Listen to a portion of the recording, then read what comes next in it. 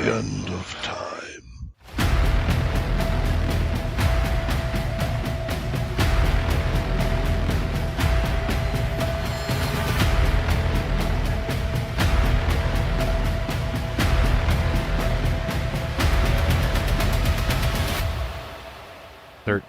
O'clock.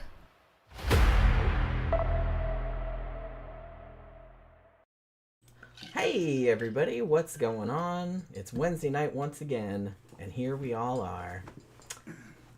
This should be a really good show. And here is Papa 77 Morrison, who is here with us, who has very generously sponsored this episode. Yeah. By giving us a very generous super chat on the last one. And honestly, because of that, I mean, I always try to do my utmost, like, with the time that I have, doing research on these. But this one I wanted to do, like, extra special because, you know what I mean, for that reason. So, and plus I had a bit longer because I didn't, like, wait for the You sent 100 for this, so it's going to, so, you know, she put a lot into it. Yeah, so I watched, like, at least 5 or 6 documentaries about this guy. I read a whole book about this guy. I listened to, like, the Time Suck podcast about it, which was hilarious, by the way, which I really recommend, where they did a super deep dive. It was, like, almost 3 hours long, and all that other kind of stuff. So this dude, I'm surprised this guy is not better known.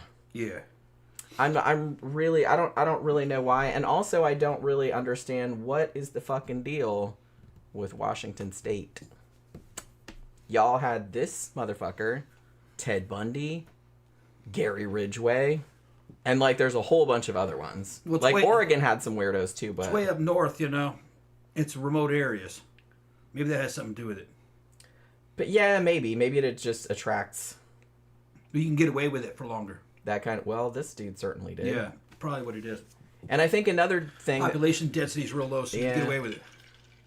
And I think another thing that fascinated me about this guy was that, and a lot of people pointed this out about him, is that he was just so average. Like, I know that it's like a lot of people, and I don't know, some people get pissed off about that. It's like, what do you expect serial killers to look like? They look like everybody else, you know what I mean? They even made a fucking joke about it in the Addams Family movie. But, like, this dude was, like, just the epitome of, like, the average American white guy. Like, he didn't stand out in any way. Nobody really noticed him being particularly exceptional at anything. He was just a good helicopter pilot. Well, yeah. Like, he was just a regular-ass dude. And he had a family. He had a wife. He had 5 kids, 4 daughters, and a son. And he was out at night doing this shit. Yeah. And he got away with it for years and years. Like, he started in the 70s. And then there was actually, like, a big gap. I don't think there was a gap. But, I think he was doing some shit all that time. But then, like, the next one that they know of that he did wasn't until, like, the late 80s. And then in the 90s, there was, like, a huge... Like, he did a whole bunch of them, like, in a really brief, like, a 2-year period, like, before they caught him. It was hookers, right? Killing hookers? Yes. Yeah. Almost all. Except the first 2. Like, the double murder that he did. Okay. That wasn't... And one of the women he killed, I don't think she was a full-time sex worker. I think she was mostly just had regular jobs, but just had fallen on hard times. So I don't know. It's like, you know what I mean? But then I've seen some sources that she wasn't. I don't know. But this was a crazy, crazy fucking story. And like I said, I did a really deep dive on this dude because I found him, like, really fascinating. And the thing about him is that he has not really... He confessed to a bunch of murders that they didn't know that he did, like, just as a plea bargain. So they were able to, like, find, like, you know, close some cases and stuff after his confession. But he never really seemed to specify, like, why he did what he did, or I don't know if he just doesn't really have that much insight into his own behavior, or if he's just one of those motherfuckers that doesn't want to talk. He's definitely not one of those serial killers that wants to, like, brag about it. You know what I mean? So I'm not really sure what that says about his psychology. The book that I read about him, which is actually really good. It's on, if you have Kindle Unlimited, which I do, you can read it for free. And it was called The Spokane Killer, The Life of Serial Killer Robert Lee Yates Jr. by Jack Smith.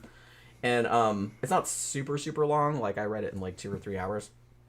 But it does kind of, like, a deep dive about stuff. But it mostly focuses on the victims and the investigation, because he says in the book, he's like, this guy didn't really say much about why he did what he did. And he had kind of an interesting MO in the way that, and I think there's probably a reason for this, but he wasn't one of those serial killers that seemed to get off on like torturing women beforehand, because spoiler alert, he just shot them.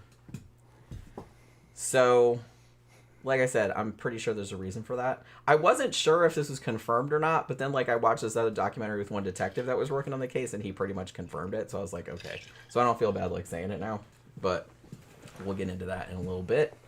But yeah, so as I said, I think this should be a really interesting show. I told Tom a little bit about this. Yeah, I'd never heard of this guy. She gave me the. I gave him a little bit of what it is I'm dealing with. A blurb. Yeah. About what kind of dude this was. Yeah, I already have an idea of what kind of guy he was. Yeah, so it'd be interesting to kind of get your... like I said, he gave me a little bit... I think Dan Cummins on Time Suck said this too. He's like, he gave me a little bit of a BTK vibe, but not as dorky.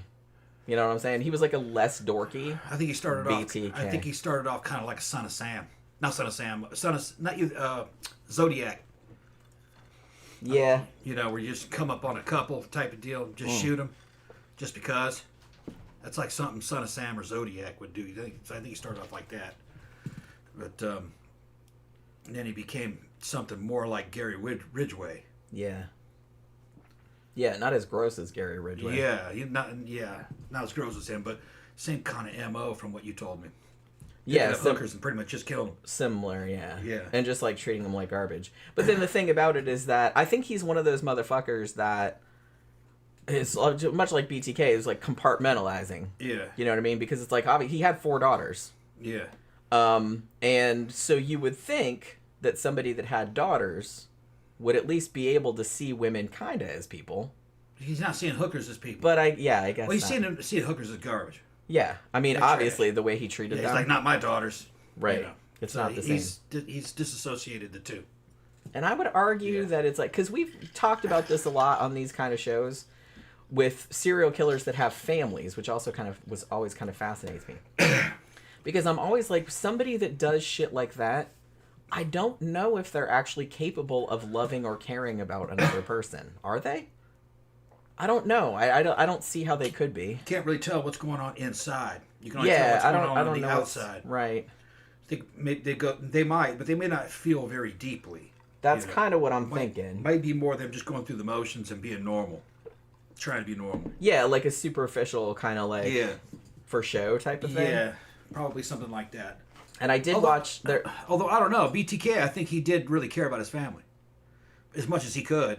I just don't know how much he could. Which maybe that wasn't very much. Yeah, I don't know. He seemed to be protective of him and care about him. I think he had just separated and compartmentalized, like you said. But just from what you told me earlier on about him, he's probably dehumanized his victims. He's just like, big these time. are hookers, Yeah.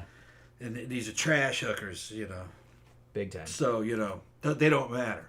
That's what he's saying. Yeah. And they have nothing to do with his family or his daughters or anybody else's. Yeah, that's somebody's daughter, but he doesn't care. Yeah, he doesn't He's just care like, well, you didn't know how to create a daughter. That's... Yeah, because look what that's how he's going, yeah. Right. Yeah. It wasn't me doing this, somebody else would be doing it. This is what you do to them. Yeah. That's the thinking. This motherfucker, after there's actually a really good, that show Monster in My Family? This was actually season 1, episode 1. They did a show about this guy, and 2 of his daughters, Amber and Michelle, were interviewed extensively, like, about him. And from everything that they said, in some ways they said he was like a regular dad, but then like in other ways, like some of the stuff they said, I'm like, I'm not really sure. Unlike BTK, who, like you said, I think he did actually care about his family, like maybe in some weird shallow way as much as he could. This guy, I'm not sure he did. Like, I don't know if he would have hurt them but I think he was just like pretending maybe. Just a superficial thing. He was doing what he was supposed to do. Supposed to have a family. Like, I don't know. He just seems like such a non-entity. Yeah. Is maybe the phrase that I'm looking for. He seems like a non-entity. Well, I'm looking forward to hear more about him. Yeah, like I said, I found this like really, really interesting. Yeah, Phantom singing Little White Corvette. You'll know what he's talking about in a minute. That's like kind of a big aspect of this case. CB said if I remember, he went with sex workers because his wife wouldn't do oral or anal. I mean, that could be. They were. But why do you kill them? They were Seventh-day Adventists. Yeah, it's like the thing. It's like, well, they're doing you a favor. I mean, you're paying them obviously, but it's just like, they're doing something nice for you. So why would you do that? Yeah, you're paying for a service. Right. I mean, that's kind of all so it is. it's not that. That's not why he was doing it. Yeah. I just think he was. If it was just about that, then he would just have regulars. He'd just be a regular, and he'd just get what he needed. But he was. That's what's weird about it. Oh, sometimes he gets sick of him. I'm going to take this one out. Because, like I said, I kind of think that helped. Yeah, because like they knew him. Like a lot of them knew him. That might have been more his thing too. Is that betraying their trust might have been getting to know him first. It might have been more savory. Maybe so. Like maybe that's what he was getting off on. The betrayal was stronger. Do you know what I mean? Yeah. And you knew what they were like, so you knew what you killed. You knew her. So you get a bigger jolt out of it. It might have been just that simple. Could have been. Yeah. I mean, I hadn't thought about that, but yeah. Now that you say that. Well, I can be very cruel. So I'm looking sense. at it I'm trying to put myself in his shoes. Well, see, that's why I ask you, because it's like, obviously you're not a serial killer that I know of. No. But, no, I'm ex-military. I mean, this family didn't know he was a serial killer either. Like, I'm ex-military, ex-101st Airborne Division infantry, fucking friends and relatives in fucking special ops, fucking Task Force 160, fucking friends that were in SF units, and fucking I did some security contracting after I got out. But weird shit when I got out. But I talked about it earlier on the forum. It wasn't that weird. Mostly in a training thing. It's just kind of weird. But so I know what it's like. I just don't know these motives. So I try to put myself in their shoes. Because I'm not motivated like that. I'm pretty kinky. You know, if I can be in Jen, make videos and shit like that. But I never really fucking got off on like fucking viciousness or that's not fucking, really part of your thing. No, I'm not into like causing pain. Yeah, you've never really been into that. I mean, and I'm not shitting on people that are, because I know people. We know a lot of people that are, and like I get it. Yeah, they're good people. They're fetish thing, But no, I was not really into that. I like fun sex, fucking hot, really hot shit. Yeah, my shit's mostly mental. It has more to do with what a woman says to me than it was what she like constructing whole fantasy scenarios and stuff like that. Like he's more into telling me what's going on and shit. Like, oh yeah. Just shit like that. Yeah, he likes stuff like that. I like that kind of shit. But so I'm trying to. This is all sexualized stuff. These guys are serial rapists. They just happen to kill the victim. They do it in different ways for different reasons. So I'm trying to see what are they getting off on. Right. And if you're saying that they were regulars and he was killing ones that he knew, he was getting off on that. Maybe. Betrayal and knowing who they were. So he knew who it was he killed. Although maybe I'm kind of spoiling something here, but I just suspected this at first, but I kind of sort of like saw it confirmed a couple times. I think also he was a necrophile. Okay. Imagine it this way. Imagine you got this fucking sick motherfucker, this kid who gets kittens, and he's nice as hell to the kittens for a long time. And then he sets the kitten on fire. Oh, please don't. And had that kitten's trust. That's what he's doing. I know. Which is a lot different than a kid who just sees a kitten he doesn't know and crushes it. And then walks on like, he didn't try to make a relationship with the kitten. Right. You know what I mean? And he didn't care about the kitten from the beginning. But the one who's petting it, it's a pet for a long time. Then he eats it or something. That's even more fucked up. So it might be what he was doing. Because they enjoy like, hey, I'm gonna make this animal or person love me and then and trust me and then I'm gonna kill it. Yeah. Like that's even more depraved. Yeah. Maybe that's what this motherfucker was doing. Although I kind of suspect, I think he was just trying to blend in. And he just wanted to kind of have a reputation of, hey, I'm a good guy, and like, you can pick me up and give me a blowjob, and it'll be fine, and I'll pay and everything like that. But then every now and then he would get, a little hair across the crack of his ass, be like, I think I'm gonna kill this one. And then he would just dump her out like garbage. Well, I'm sure he planned to kill every one of them he ever worked with. Well, yeah, maybe. Maybe he couldn't get around it, couldn't get her in the right position, or couldn't get her in the right situation to do it, or it didn't work out. Even BTK said sometimes it didn't work out. Yeah. You know what I mean? It was shit like that. Can you imagine He eventually would have killed every one of them that Holy he was... shit. He eventually was probably killed every one of them that he was tricking with. It's just that it didn't turn out that way. Couldn't always do it on time. And he's guarantee you, man, he's getting to know him because that's his thing. You know what I mean? Yeah. It's more savory. You know what I mean? If he knows her. Yeah. It's got to be what it is. Because it's more cruel in his mind. Phantom says, Robert Lee Yates treated his victims like Grand Theft Auto video game hooker. Yeah, exactly. Like, pretty much exactly that. I don't know. I never played the game. And then Camp Guy said premature gun ejaculation. Yeah.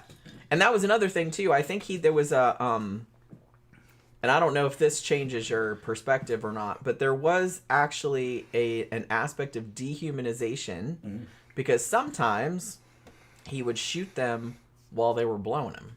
Yeah. Like, while they couldn't see him. Yeah. You know what I mean? That still falls in with what I was thinking. Yeah. And he they called him the grocery bag killer. Yeah. Although, honestly, usually when they talk about Robert Lee Yates Jr., he's actually Robert Lee Yates Jr. Yeah. I usually just see him called the Spokane serial killer, which is not a real, sexy name, obviously. Yeah.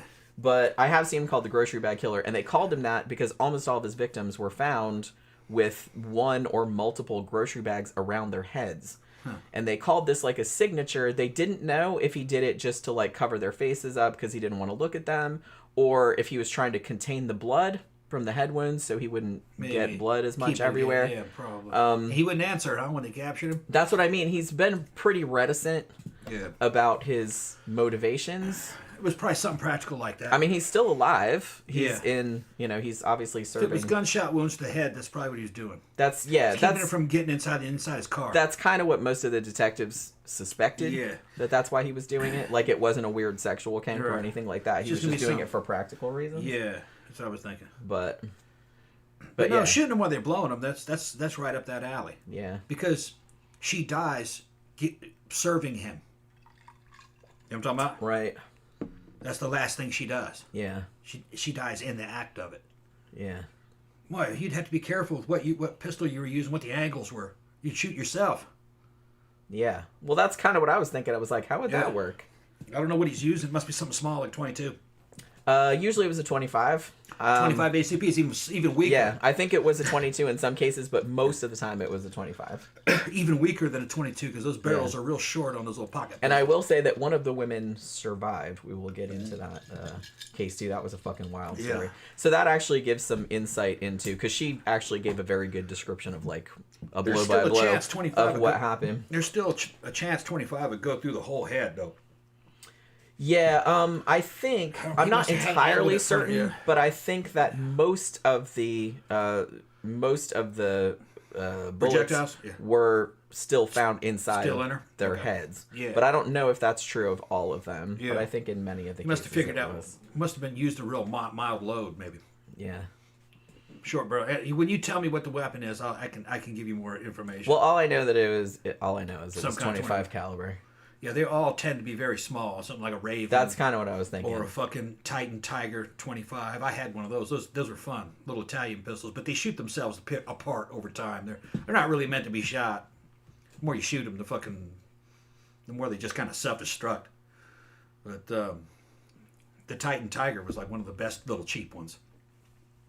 The only good one that was made, 25, would be the little Beretta Minx or Jetfire, I forgot what they called it.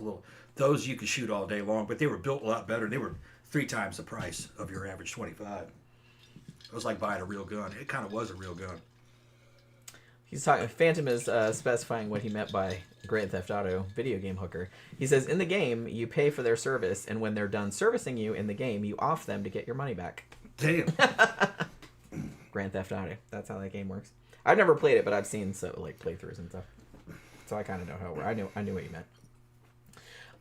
Yeah. Oh, before we get too much into, like I said, we already thanked Papa77 for sponsoring this episode. So again, thank you very much. I also want to say we have a new patron that I just found out about yesterday or the day before. Thank you very much. Amber Gerber has joined our Patreon, which you can do as well. I know most of you guys are already on the Patreon thing or on the membership or whatever. And if anybody else wants a show done, you can just contact Jen. We don't really have a set price. Papa paid $100 for this one, but if that's too much for your taste, just make us an offer, and Janet can get with you. We can negotiate. We can negotiate it. Yeah. We'll see. Yeah. What the topic is. Yeah. 100's gonna get you in, easily. Oh, big time. Yeah. Yeah. And like I said, I did a lot. I mean, I usually do a lot of research, but I did like above and beyond for this one. Plus, be thorough for. Plus, I got pretty interested in this dude also. Yeah. Yeah, and if I get drunk during the show, man, it's gonna have some entertainment in this shit too. Yeah, and like I said, we're not going anywhere tonight or nothing like that. Don't be a time suck. So we might go on for hours. Yeah. And hours. Hopefully, we got a bunch of ghost listeners that fucking chime in every once in a while, tell us how much they love this show. They listen to us while they're going to sleep or traveling or fucking, which is hilarious because we got so much shit. Like I ran out of Wang. All the Wang show programs are fucking. We did. We ran out. We watched every single one. He doesn't make them fast enough. Multiple times. And he makes those short ones. He doesn't make them fast enough. Maybe we should subscribe to him over on TikTok or something. Yeah. Maybe he does more. I think he just mostly does short shit over there. Too, yeah. Okay. Unfortunately. All right. So, Phantom said I just watched a 40-minute video about this guy. Yeah, I watched. There was a British. What's that British show called? Most Evil Killers or World's Most Evil Killers or something like that. I love the narrator's voice. I think it's called Most Evil, isn't it? I think it's called. Or no, this. I think it's called. It has killers in the name. Okay. I think it's Most Evil Killers or something like that. It's a British show, and they did a good show about him because, like I said, I love that narrator guy because I've seen like a bunch of those. And there was the Monster in My Family episode, the Time Suck episode. There was like a Absolute Crime episode. I think there was it 2020 or 48 Hour? I don't remember what it was, but there was like another one that I watched about this too. There's a bunch of them on there like about YouTube. Because, I mean, even though this dude is like not a household name in the way fucking Ted Bundy or Gary Ridgway is, it's just kind of like, I don't know. I wonder why that is. Because this dude was like, yeah, he didn't like fuck severed heads that we know of. Maybe he did. But, like Ted Bundy did. But he still killed at least 15, 16 people. And I imagine it was probably a lot more than that, which we'll get into in a little bit. I mean, I think he killed a lot more people than they think he did. But he's not talking, as far as I know. Like I said, he's still alive. He's in prison in Washington State, in Walla Walla. He probably wants people to offer him something. He'll probably talk if you fucking give him. Maybe the state gives him something. Like I said, he doesn't. Yeah, he seemed like the type of dude. He's like, well, I'll confess if the death penalty is off the table. That was how they got him to confess to some stuff. Yeah. But other than that, he doesn't seem to be real talkative about it. Like I said, he's not one of those serial killers that like wants to show off. Because you know how some of them are. They'll just they'll make shit up. Yeah. To make it seem like more badass or whatever. Yeah. Like in their mind. But he doesn't seem to be like that type of dude. And I kind of wondered, after I listened to some stuff that his daughter said and some other things, I wonder if deep down he was like ashamed of it. You know what I mean? Yeah, it was like in the closet. Because his daughter said, Amber, she said that one time, and I don't know exactly when this was, because she was like a little bit older at this time. And she said one time he said to me that she's like, all these people say, oh, they don't know right from wrong or anything like that. And she said, he's like, deep down, they really do know right from wrong. And she said he was like crying and shit, like when he said that. And then when she kind of flashed back to that later on, like after she found out he was a serial killer, which I can't imagine, like what that show, like watching those two women, I could not imagine going through that. I mean, it was a long time ago. He got caught in 2000, but them just like talking about the fucking utter shock. I think Amber was 19 when her dad was caught. And Michelle was 16, 17, something like that. And they were just like flabbergasted. They could not fucking believe it. They're like, we knew about the serial killer. Obviously, everybody knew about it. It was all over the fucking news. But it's like we never imagined in a million years it was their dad. That it was their fucking dad. And I was just like, I can't imagine what that would feel like. I just really can't. I felt really bad for them. I mean, that's got to fuck you up. You know what I mean? He has 3 other kids too. Like I said, he has 4 daughters and a son. And they were not on the show, but 2 of the daughters were. But it's really good. It's like, it's one of the saddest things I've ever seen, to be honest with you. So let's talk about this fucking douche. I kind of wanted to talk about his life, and then we'll get into like all the murders and stuff, and then I'll kind of go back and insert, hey, this was what was going on in his life, like when this was, because I try to do like kind of a rough timeline, you know what I mean? So this guy, like I said, he was a junior, so his dad was Robert Lee Yates, so he's Robert Lee Yates Jr. So for that reason, his family generally called him Bobby, because his dad was Robert, right? So his span of crimes, his first one was 1975, and then his last one was in 1998. He was caught in 2000, and initially was convicted of 13 counts of first-degree murder and 1 of attempted murder, but then later on, they charged him with 2 more murders. Now, for the first set, he got 408 years. Obviously, a life sentence. And because they told him at first, they're like, hey, if you confess, we won't give you the death penalty. However, a different county was like, well, he murdered some women in Tacoma also. So they were like, well, let us have a crack at him. And then they convicted him for 2 more murders, and they gave him the death penalty for that.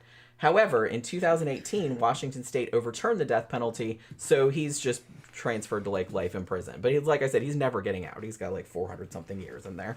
So, don't worry about it. He's not going to be fucking running around. So he was actually born in 1952. Now, where he was born is a place called Whidbey Island, and it's kind of off the coast of Washington State a bit, and it's a city called Oak Harbor. Now, nowadays, it costs like the houses on there are like $1 million. Back then, it was kind of like middle class, upper middle class. Like it's a nice area, you know what I mean? Very safe. It's just a really nice area. Now, he grew up in a Seventh-day Adventist family, which I didn't know a great deal about the Seventh-day Adventists. I knew that, like Jehovah's Witnesses, they do Saturday as the holy day instead of Sunday, like, more like the Jewish calendar or the Jewish thing. And they actually stemmed out of the Millerites. Yeah. They're actually real strict about diet. They're real focused on, like, they don't drink and stuff. And they're real focused on, like, the second coming of Jesus. Millerites ones, they would have these big meetings. They thought that Jesus was going to come.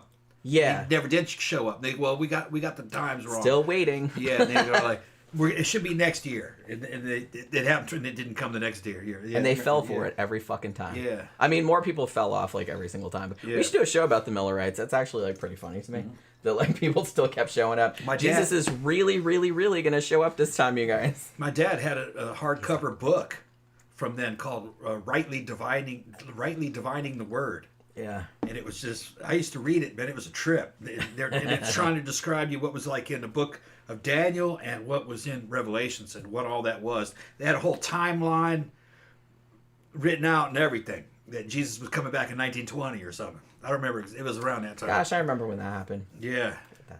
Didn't come back. Didn't happen. Of course it didn't. Yeah. The book was wild, though. It had pictures and everything. It had maps. It had pictures and everything. Yeah. Well, it had pictures of the beasts and shit. Yeah. Fucking, and that's pretty awesome. Yeah. Demonic pictures and fucking, just described, it had like pictures of timelines and when things would happen and what verses, was going to happen. And there, they had the whole thing. They thought it was a science. They had it all figured out. It's all scientific, you guys. Yeah. But see, that's what I mean. When I heard that he was raised Seventh-day Adventist, I said I've heard of that, obviously, and I kind of knew that there was some association with the Millerites, and I kind of knew a little bit about that, but I didn't really know. I'm like, what actually is their deal? Like, what do they believe and stuff? But yeah, and they're super like infallibility of the Bible, so they tend to be like super conservative, that kind of shit. So he was raised in a family like that. I remember there was something weird about the Millerites. Weren't they into free love though too? Oh, I don't know. I thought there was something like they had that down. They had some weird aspects to them.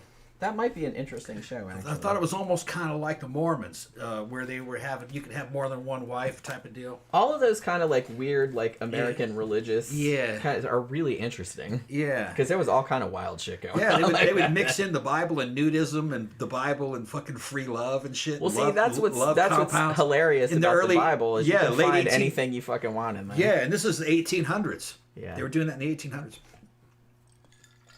But yeah. So I don't know if they all do, but I'm pretty sure they don't drink. And I think like on the like where I was reading about it, it said that they had a vegetarian diet, but I don't know if they super adhere to that. But yeah, but like I said, super into the second coming, stuff like that. But as far as I know, like his family were not like super strict or scary or anything like that. Like everybody said his family life was like idyllic. Like they were super loving and super supportive and everything like that. Nothing weird at all. However, I will say, and this gets brought up a lot when people talk about Robert Lee Yates, it doesn't necessarily have anything to do with him directly. It's just like a family thing because this happened before he was born. But it is kind of interesting and makes you wonder if maybe there's some kind of genetic shit going on. Because in 1945, his grandmother murdered his grandfather with an axe. Like I think he was sleeping from what I could determine. He was asleep and she went in there and like whacked him with an axe 4 times. They think that this was because they had 11 kids, and she was raising them on her own. He was always away working, and when he wasn't working, he was at that fucking brothel all the time. And so not only was he cheating on her with multiple women, he would also take the kids to the brothel. He'd put them all in the wagon and take them to the brothel and like park them outside, I guess. Or like bring the wagon in. Hey, watch these kids while I go bang these hookers. Bye. When was this?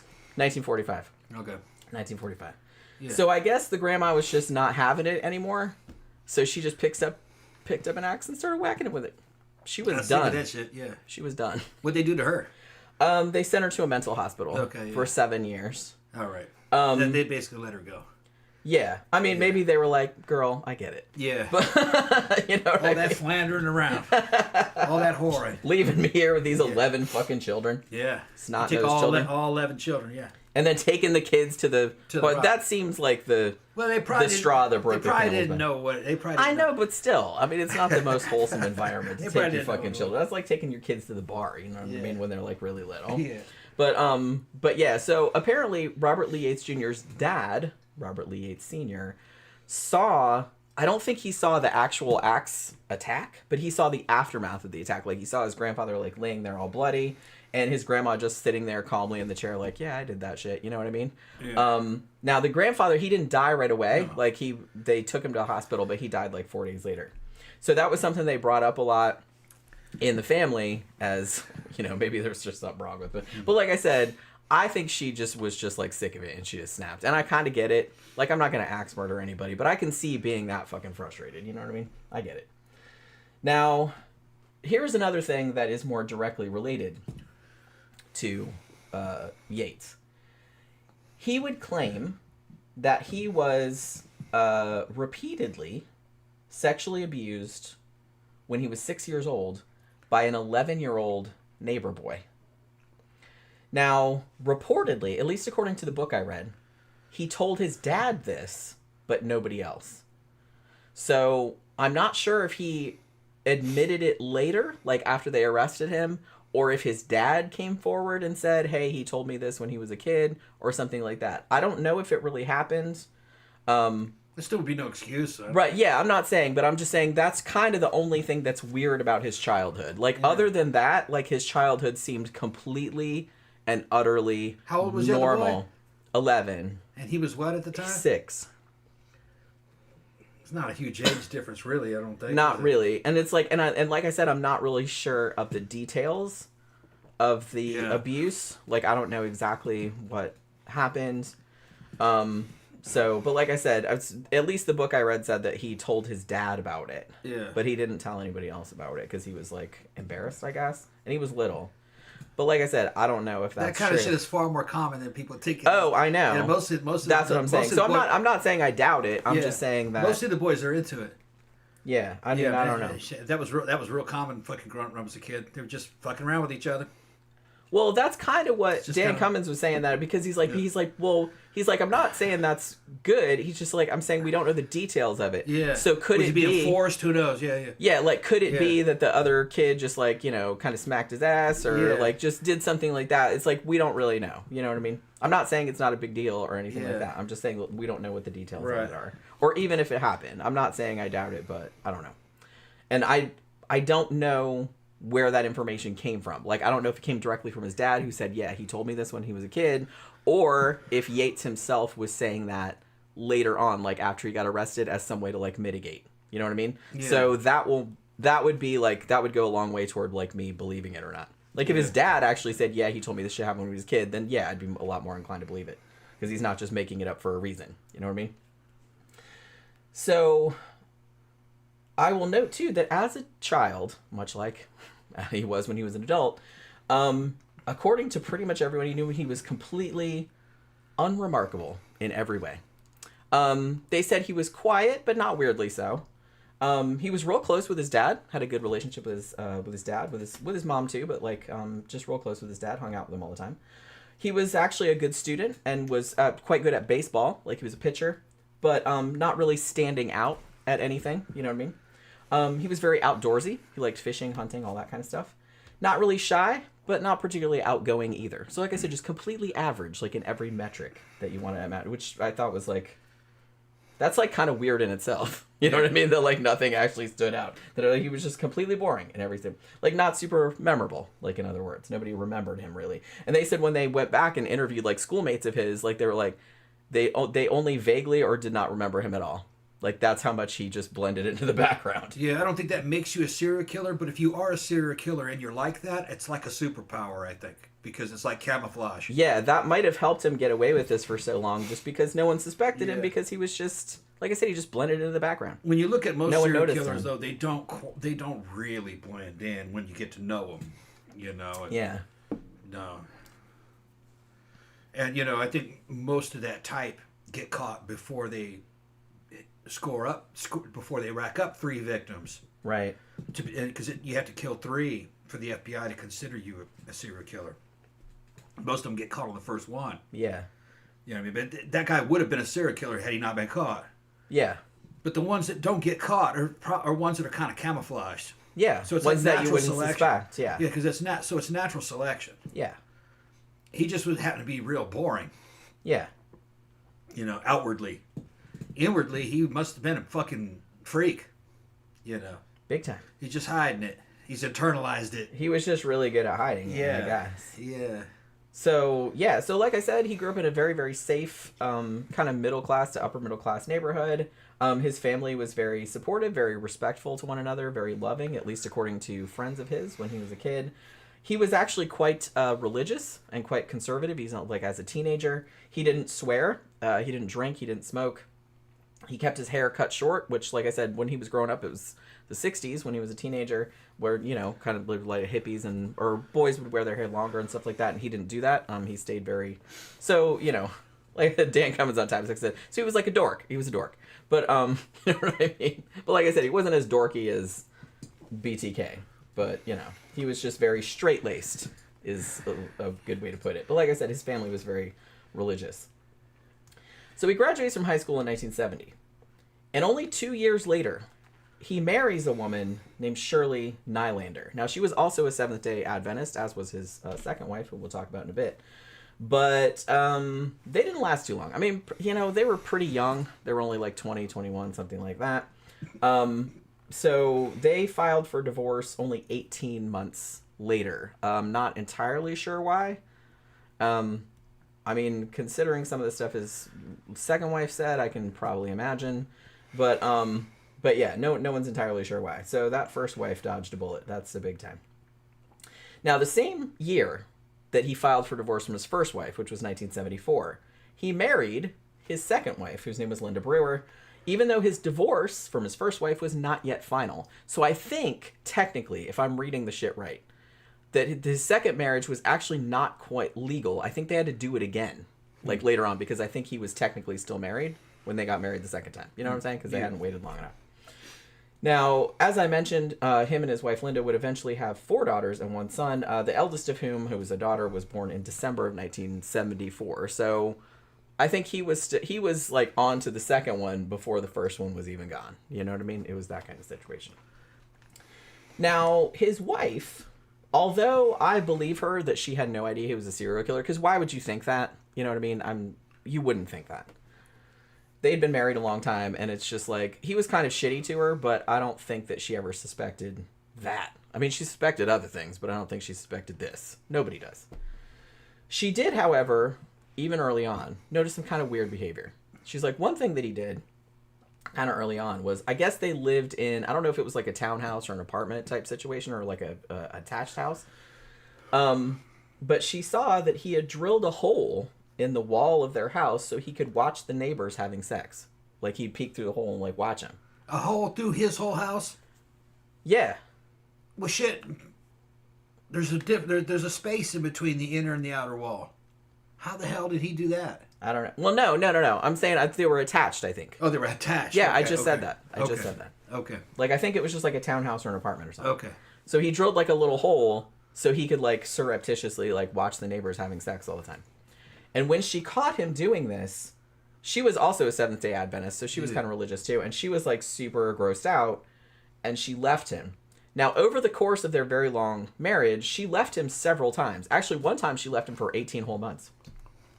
But she always kept coming back, probably for financial reasons, because, you know, they had all these kids, and it's just kind of like, you know, obviously she needed the financial support. Like, he joined the army later on, so they, like, had money and stuff like that, but she couldn't really raise 5 kids, like, on her own back in the fucking 70s, you know what I mean? So there was that. So she did keep coming back. Now, according to one of their daughters, Michelle, who was interviewed on Monster in My Family, Yates had a tendency to talk to Linda as though she was an idiot all the time. Like, he was always, like, embarrassing her and talking about how stupid she was and shit like that. Nice.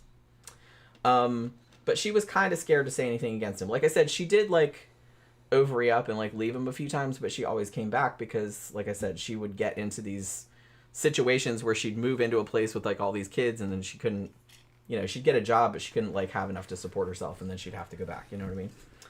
It does not seem that he physically abused his wife, at least that his kids knew of. However, he did beat his kids. Big time. Now, the kids seemed to love him when he was acting normal. Like, they said, we have some good memories of him. Like, he taught us to hunt and fish. He would take us camping every summer. You know, we would go on these trips, and it was super fun. Like, when he was in a good mood. However, when he wasn't, it was a whole different, like, they'd kind of have to walk on eggshells around him. Actually, Amber, in her words, called him a bully. Read what Seth said. What? said. Where? Oh, Seth said, I hope she told the neighbors, hey, so my husband keeps watching you two fucking through that hole near your bed. Yeah. I bet you she didn't. She probably didn't. She was probably scared too. I totally would, though. She's probably too embarrassed. I totally would, though. Yeah. That's fucking some wild shit. Because I'd be like, just so you know, you might want to spackle that. How hot could they have been? Fucking I mean, I don't know. I don't know what they look like. Maybe they were super hot. What Tom's like thinking about it. It's like, we can't see. What motivates you, man? We can't see our neighbors from. Yeah. The next house is like so far away, we couldn't see them even if we wanted to, and I'm sure I probably don't. I think we're the youngest fucking couple in this neighborhood. I have a suspicion that there might be some people with binoculars watching us when our curtains are open. Yeah, we don't really care. But I don't really One time I was hitting it, she was laying out in front of the fucking window. That was funny. And I'm like, I wonder if anybody's got like a telescope. I didn't give a shit. And I was like, I don't really care. I did not give a shit. Free entertainment. Yeah. Yeah. On the second floor. Yeah, on the second floor. All these beautiful houses and shit. I mean, I'm sure probably nobody is, but if they late. If they are, I'm not bothered. Yeah, it was like super late at night. It was late, yeah. Randa said this man sounds like a creep. Oh, big time. Yeah. Big time. It's worse than a creep, but yeah. Yeah, so there was one incident in particular, like talking about him abusing the kids, where Amber said they'd all been playing outside. And she said, I had to pee really bad, but I've been trying to hold it. I think she implied that she was trying to hold it because she didn't want to go in the house and, like, because her dad was in a bad mood. You know what I mean? I kind of got that vibe. And so she's like, I held it as long as I could, and finally I couldn't hold it anymore. So it's like I went in the house to pee, and while I was on my way to the bathroom, her dad picked her up by the ankle and shook her until she peed herself, and then dropped her on the floor on her head, and she blacked out. This was one of his daughters? Mm-hmm. How old was she at the time? I'm not sure. I mean, she was small enough that he could pick her up. So by her ankle, so she must have been pretty little. Pretty little, yeah.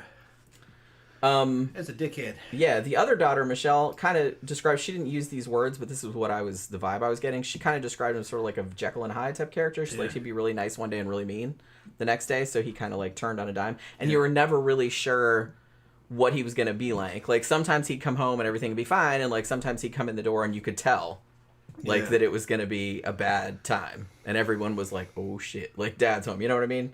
Which in its way is its own kind of abuse because you're making people like fucking neurotic, like to be around you because they never know what to expect. You know what I mean? That's kind of the... And it's not just humans. You do that to animals, fucking, and it makes them fucking crazy. Yeah. Yeah. Having worked in the animal business, training horses and other kind of animals, man, fucking, you must be consistent. If the animals don't think they can trust you, they never will trust you. And I kind of feel like the same is true of humans, too. It's like nobody wants to be around a person that you never know, like, what kind of behavior you're going to expect from them, like, from day to day. If you're going to be an asshole, you better consistently be an asshole. You just better be an asshole. 24 commit to being an asshole. Then the animals know that they should defend themselves around you at all times. Oh, this is an asshole. We know this guy. This is an asshole. We're just going to kick him preemptively. Right. You know what I mean? Yeah, they don't like that fucking off and on sometimes and sometimes no. Nobody likes that. Nobody likes that. People don't like that either. Animals don't like that either. Because, like I said, it makes you crazy. Makes you crazy.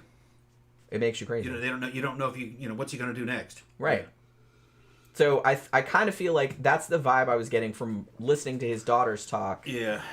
That's kind of the vibe that I was getting. Like sometimes he seemed fine, and they had home video of him. Like on some trips they'd made, like even when his son, who I think is the youngest, please correct me if I'm wrong, but when he was just like a baby, like he was like in the backpack, like up on his back. And I think the son's name is Kyle. But they were just like on little camping trips and he seemed pretty normal. I mean, just normal dad, making little dad jokes, calling one of the daughters booger nose. Yeah. Like that kind of shit. It was dad shit. Yeah. And it kind of freaked me out a little bit. You could kind of tell that he wasn't... I don't know. Maybe I'm just saying that because I know he's a serial killer. Yeah. But I was going to say you could kind of tell that he wasn't entirely... Like, it was almost a little bit of a facade, but maybe not. Maybe, like, if... Because nobody knew, like, that whole time, so maybe you couldn't tell. Maybe I'm just saying that. A lot of them are like that. I mean, BTK was kind of like that. Yeah. His family thought he was normal. Yeah. And, he had friends and shit. Yeah. He had a friend that fucking knew, once he found out, he defended him in the media. He's like, yeah, he had problems, but he wasn't all bad. He did a lot of good for the community.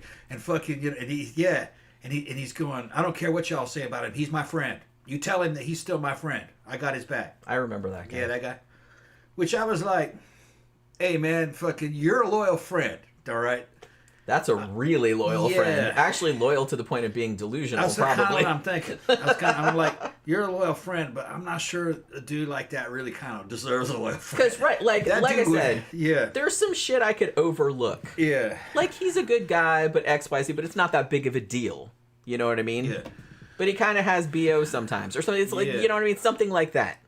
Well, the way he's an okay guy, but he's a serial killer. Those should never go in the same sentence. The way he rationalized it, he said he's got sexual problems, which is the same thing as the fucking BTK. Just he's got problems. He's got a lot of people have sexual problems, and they're not serial. He's got mental problems. Deal with your shit. That's not really who he is. It is though. It was, yeah. It was, yeah. See, okay. That's the thing that he's projecting his normalcy into this other dude. Well, and here's another thing too. I think humans have a weird tendency to think that humans have a core of being. This is who this person really is. Yeah. But even if they act in like erratic ways or shit like that, well, that's not who they really are. Yeah. Yes, it is. Yeah. That is who they really are. There's so many factors. There is no... I think it might come from like the Judeo, or maybe older than that, where it kind of comes from like the soul concept, where you have like this core identity. Judeo-Christian fucking thing. Well, I think it comes from that. The thing is, though, is that European philosophy also had that. Well, that's what I'm saying. So it might be like older than that. It's not just constrained to religion. Well, after religion too, you know what I mean? Like the Germanic philosophers, you know, Arthur Schopenhauer and Nietzsche and fucking Kant or whatever, you know, they all kind of had... They wouldn't say the soul per se, but they were talking about the soul. Yeah. They're trying to be fucking non-religious, a lot of times when they're talking, but it's still kind of a religious concept of the soul. Not really the way that, well, you can't predict what a soul is. That's one way. So many factors, man. Culture, upbringing, fucking organic fucking quality. Some people are fucking just born dumb. Other people are fucking have fucking golf ball size fucking pieces of fucking cancer in their brain. They can't be normal. Yeah. That's what I mean. So, I kind of feel like the concept that we have a core and deep down inside they're a good person. I don't really believe in that. The mind's kind of multifaceted. That's what I'm saying. Yeah, you're mostly subconscious. People are very complicated. Yeah. And I don't think that there's one identity. And then there's like all this, oh, well, they acted like that, but they're not really like that. Or they did this, but they're not really like that. I don't subscribe to that. The soul concept, which I do believe in souls, but not in the way that religion talks about souls. And philosophy. I've had out-of-body experiences and fucking weird shit like that, near-death experiences. The conscious mind is not really who you are. To give you a technological kind of like idea of what we are, the conscious mind that you think is you is actually kind of, the good analog would be like the touch screen on my tablet here. That's the interface. Really, you are the real you is what's behind that.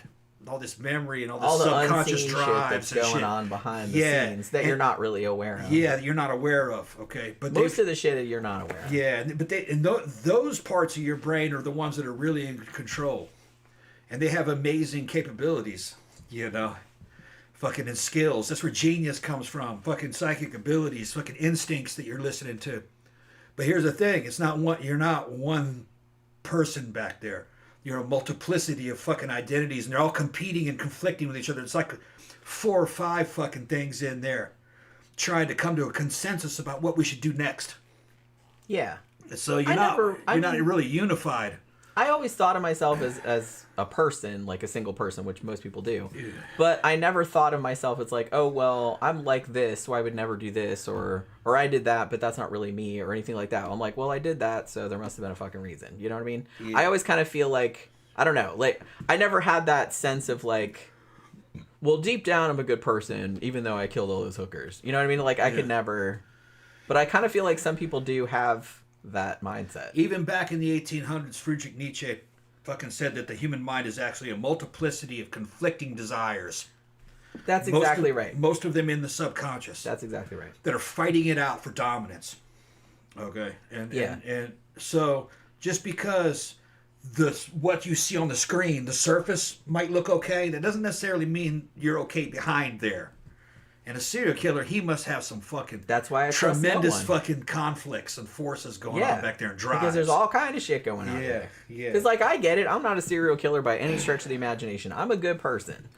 But it's just kind of like, there's shit going on in there that's kind of all over the place. So I get it. But like I said, that's kind of why I don't trust anybody either. Because, you never know who... Because how many true crime shows have I watched where people are like, hey, I was married to this dude for like 10 years and then he suddenly flipped out and started and did all this shit. Or people that were married to, like, BTK's wife or this dude's wife or whatever. It's like they're married to this dude like forever, and then they find out 20 years later that he's a fucking serial killer, that he was doing all this shit like behind their back. It's like you can't really, if they're presenting that face to you, and you don't really have any reason to doubt it, which it doesn't seem like they did, then... I mean, where are we? Like I said, you can't really trust anybody, honestly. There's a really good classic Star Trek fucking episode where Kirk goes through a damn transporter fucking accident, and he gets split into 2. One of them is the dark half, and the other one is his light side. And the dark half runs around like a criminal, fucking sexually assaulting fucking the cute women of the fucking Enterprise. He's hiding and shit. Because Kirk really wants. Because Kirk, all the dark side. And then the good guy... He's still trying to be the captain, but he just can't get the job done. He's too pussified. He can't come up with it. Oh, well, people might get hurt if I make that decision. And then McCoy steps in. He goes, "This is a fucking this is a great fucking experiment we're seeing here, Spock. A man has been split into two, his good half and his bad half, and you can see that neither one can survive on their own. What makes Jim is his dark side, and the light side is winning, kind of deal. Because we're a mixture, we're a synthesis of good and evil. Yeah, I kind of feel like everybody is, for everything, is on a spectrum. You have different percentages of different stuff, like a D&D character. Yeah. Like you have percentage of this, percentage of that, everybody's got it, but some people got lower percentages, some people got higher percentages of various things. Buddhist philosophers, some of them fucking really kind of had it down. They said it was just a mixture of yin and yang, and you're looking for balance between negative and positive, creation and destruction. You had to be a kind of a master of both. And Christianity had a hard time grasping for that because they were constantly about purity. Purity of soul. See, that is a bullshit. You can't concept. achieve that if you become if you're so pure you can't defend yourself anymore because you can't kill enemies to defend yourself. It's just not how it is. You can't make hard decisions if you're nothing but just the light side. You can't survive in the world. And fucking the Siddhartha, the fucking first Buddha, said that. He says, "Okay, I'm so good now. I got to leave. I can't live in the animal world anymore." So he starves himself to death. That's why they show him as a big fat guy. He starved himself to death, but he was fat with wisdom. Yeah. If you become purely good, you can no longer be an animal.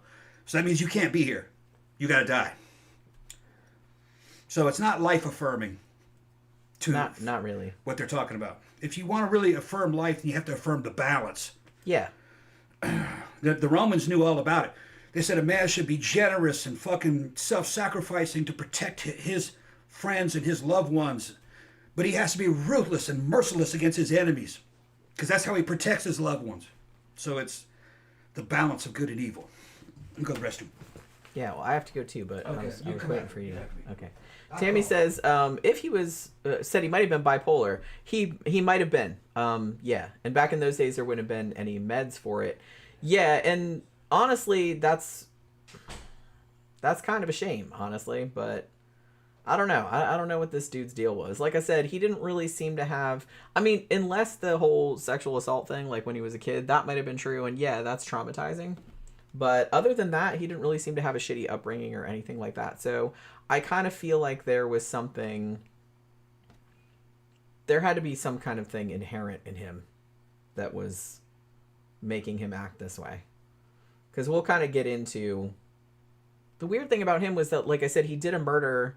early, like when he was in his 20s, and then he supposedly didn't do one for like more than 10 years, and then like there was another big gap, and then like he ramped it up like big time.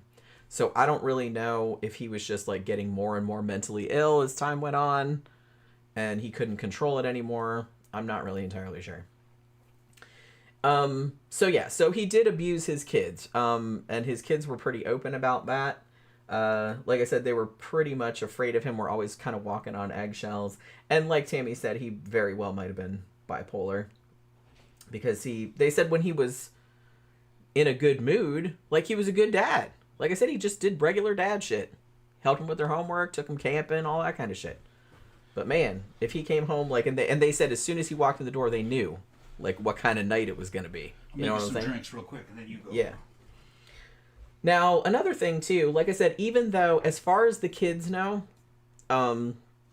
Yates didn't physically abuse his wife. He for sure emotionally abused her. That's for sure. But I don't think he very well may have, but the kids said they didn't see it. So they didn't. If he did, it happened behind closed doors. But one thing that was really kind of, I guess it's not weird, like, when you think about what his kind of personality type was. But they said, they thought it was kind of strange, like, after he joined the military, it's like he never really talked about his wife to other people. So, like, when they would have get-togethers for, you know, the Army people or whatever, and they would all, like, come to the base and have, like, you know, parties or whatever, like, everybody was surprised that he was married. Like, because he never talked about her, you know what I mean? So they were like, oh, we didn't know, you know what I mean? Another thing that he would do at these functions was that he had a habit of openly flirting with other women right in front of his wife. Which, you know, stay classy. That's pretty classy there, Bob. So, yeah. So he would do that, too. like I said, his daughter said that his big thing was just embarrassing her. He seemed to enjoy like embarrassing her, making her think she was stupid, flirting with other women in front of her, almost kind of like, hey, I could get rid of you if I wanted to, like shit like that. You know what I mean? It was that kind of shit. And she was a perfectly good looking woman, I thought. Just perfectly normal looking. So it was that. So interestingly, in 1975, shit there accidentally poured fucking real strong. That might be that might be a double. So you I'll sip it real slow. You better go easy with that. I'll sip it real slow. But it just came out. Yeah, I know. I've done that before too. Yeah. No, I said I was saying that Yates never talked about his wife, so like all his colleagues when he showed up at like an army function with her or something like that, they'd be like, "Oh, we didn't know." He was married because he never talked about her, and also he was really into like flirting with other women like in front of her face. Oh yeah. Like, did he do it on purpose? Of course he did. Yeah. I guess it was like a power move. Yeah, I guess maybe. I gotta pee. All right. All right. Let's see what everybody's talking about here. Back up in the comment section. Hope you guys are enjoying the show.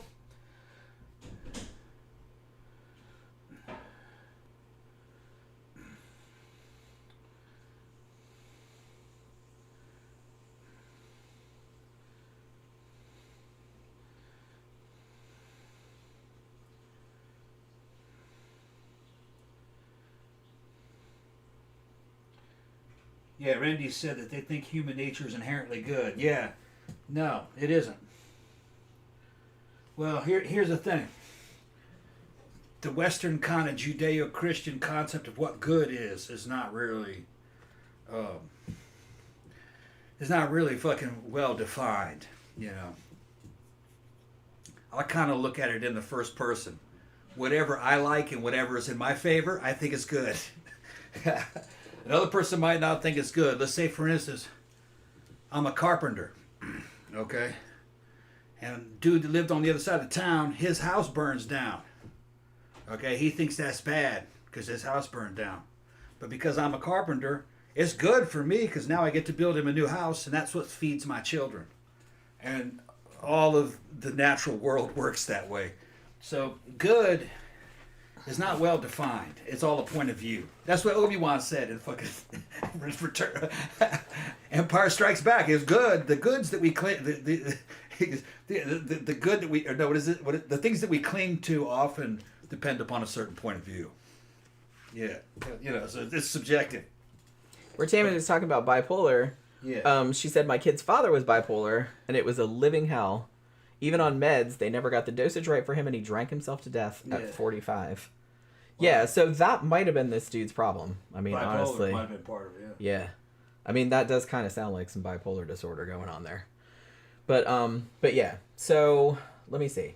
So 1975, he actually got hired as a corrections officer at the Washington State Prison in Walla Walla, which, incidentally, was the same prison he would end up at. He became a prison many guard. years later. So he was a prison guard.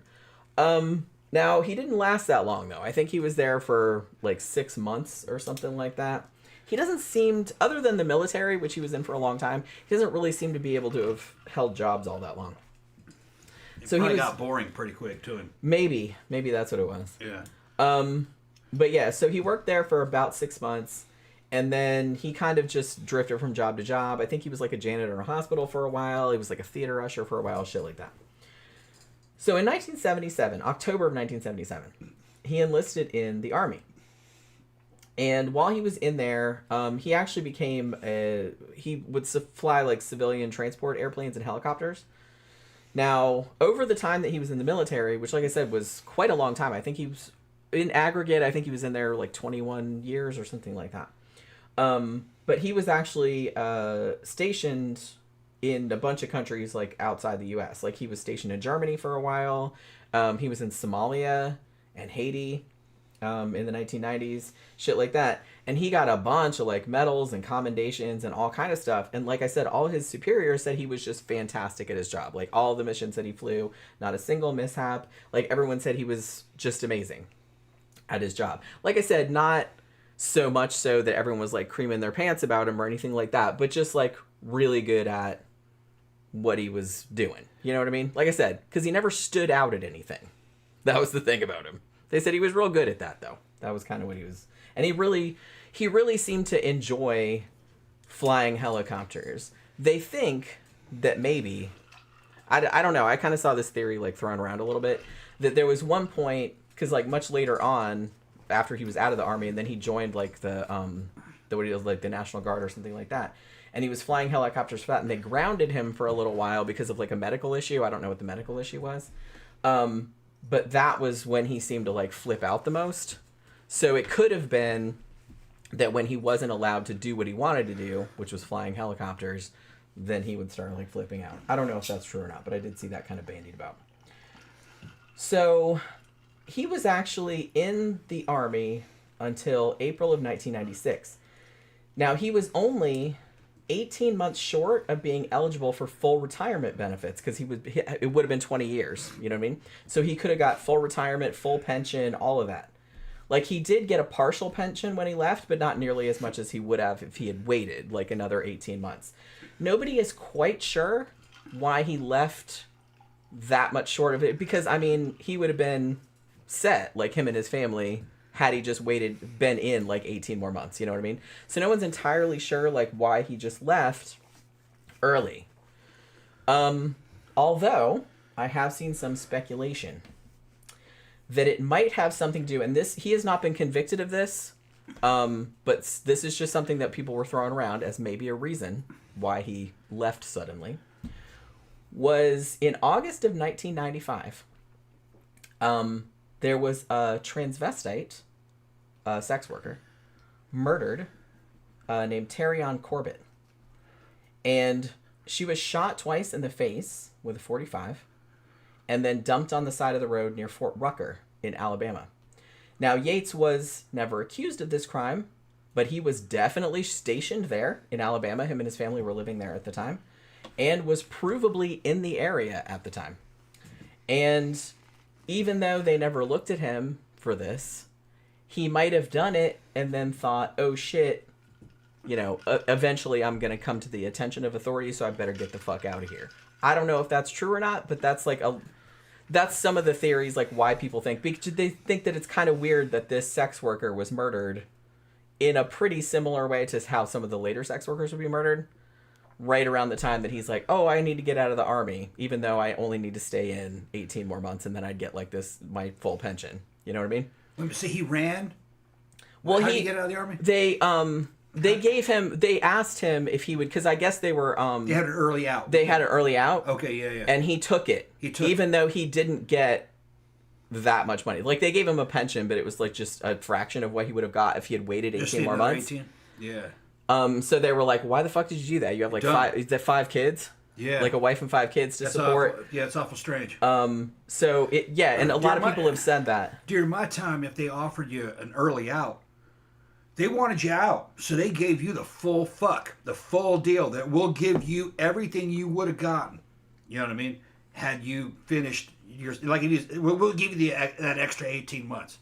You'll get full retirement. That's usually what they did. Yeah. Because they knew you wouldn't fuck yourself over. They wanted a good separation. You know what I mean? They wanted to separate on a good deal with you. Yeah. Because there was always something to the military, the Army, is that they always thought you'd be back. Because a lot of dudes returned. Yeah. A lot of my squad leaders were Vietnam guys who had returned. And fucking, yeah, people don't realize that. But Vietnam guys were in the 90s. They were squad leaders and fucking platoon sergeants by that time. And a lot of my squad leaders were also fucking Contras. Yeah, they were Contras fucking fighting Sandinistas from Nicaragua and El Salvador. And when they lost that war, the CIA sheep dipped them and turned them into American citizens and fucking offered them a job in the fucking Army. Yeah, one of my best squad leaders was Sandoval. Sandoval was a fucking Contra. He was a great NCO. Came out of the School of Americas. His wife was a fucking Contra intelligence officer who had tortured fucking dozens of people. She was badass. She wasn't in the Army, though. She was a dependent. She'd come out of the unit, we'd see her. She was cute. Okay, that's all I'm going to say. Phantom said, did Robert's first victims, the couple, yeah, I'm going to talk about them in a minute, ever get discovered? Yes, they did. Their bodies got discovered or get put on a missing persons list. They were discovered pretty much immediately. And who found the bodies? Their family did, actually, which I'll get into in a little bit, which was pretty fucking horrible. So after he left the military, him and his family moved back to Spokane, because he was from Washington State originally, and he didn't have a job lined up. So he rented a house with his, wife and their 5 kids, and he was on unemployment for several months, and then found a job at a place called Pantrol, which is kind of like a factory. He assembled circuit boards, pretty much. And then a couple years later, like in April of 1997, he wanted to get back into the military life, and there wasn't a lot of options around there, so he joined the National Guard. So there was that. He did get to fly helicopters, and I think he was also like an instructor, so he would teach other people how to fly helicopters also.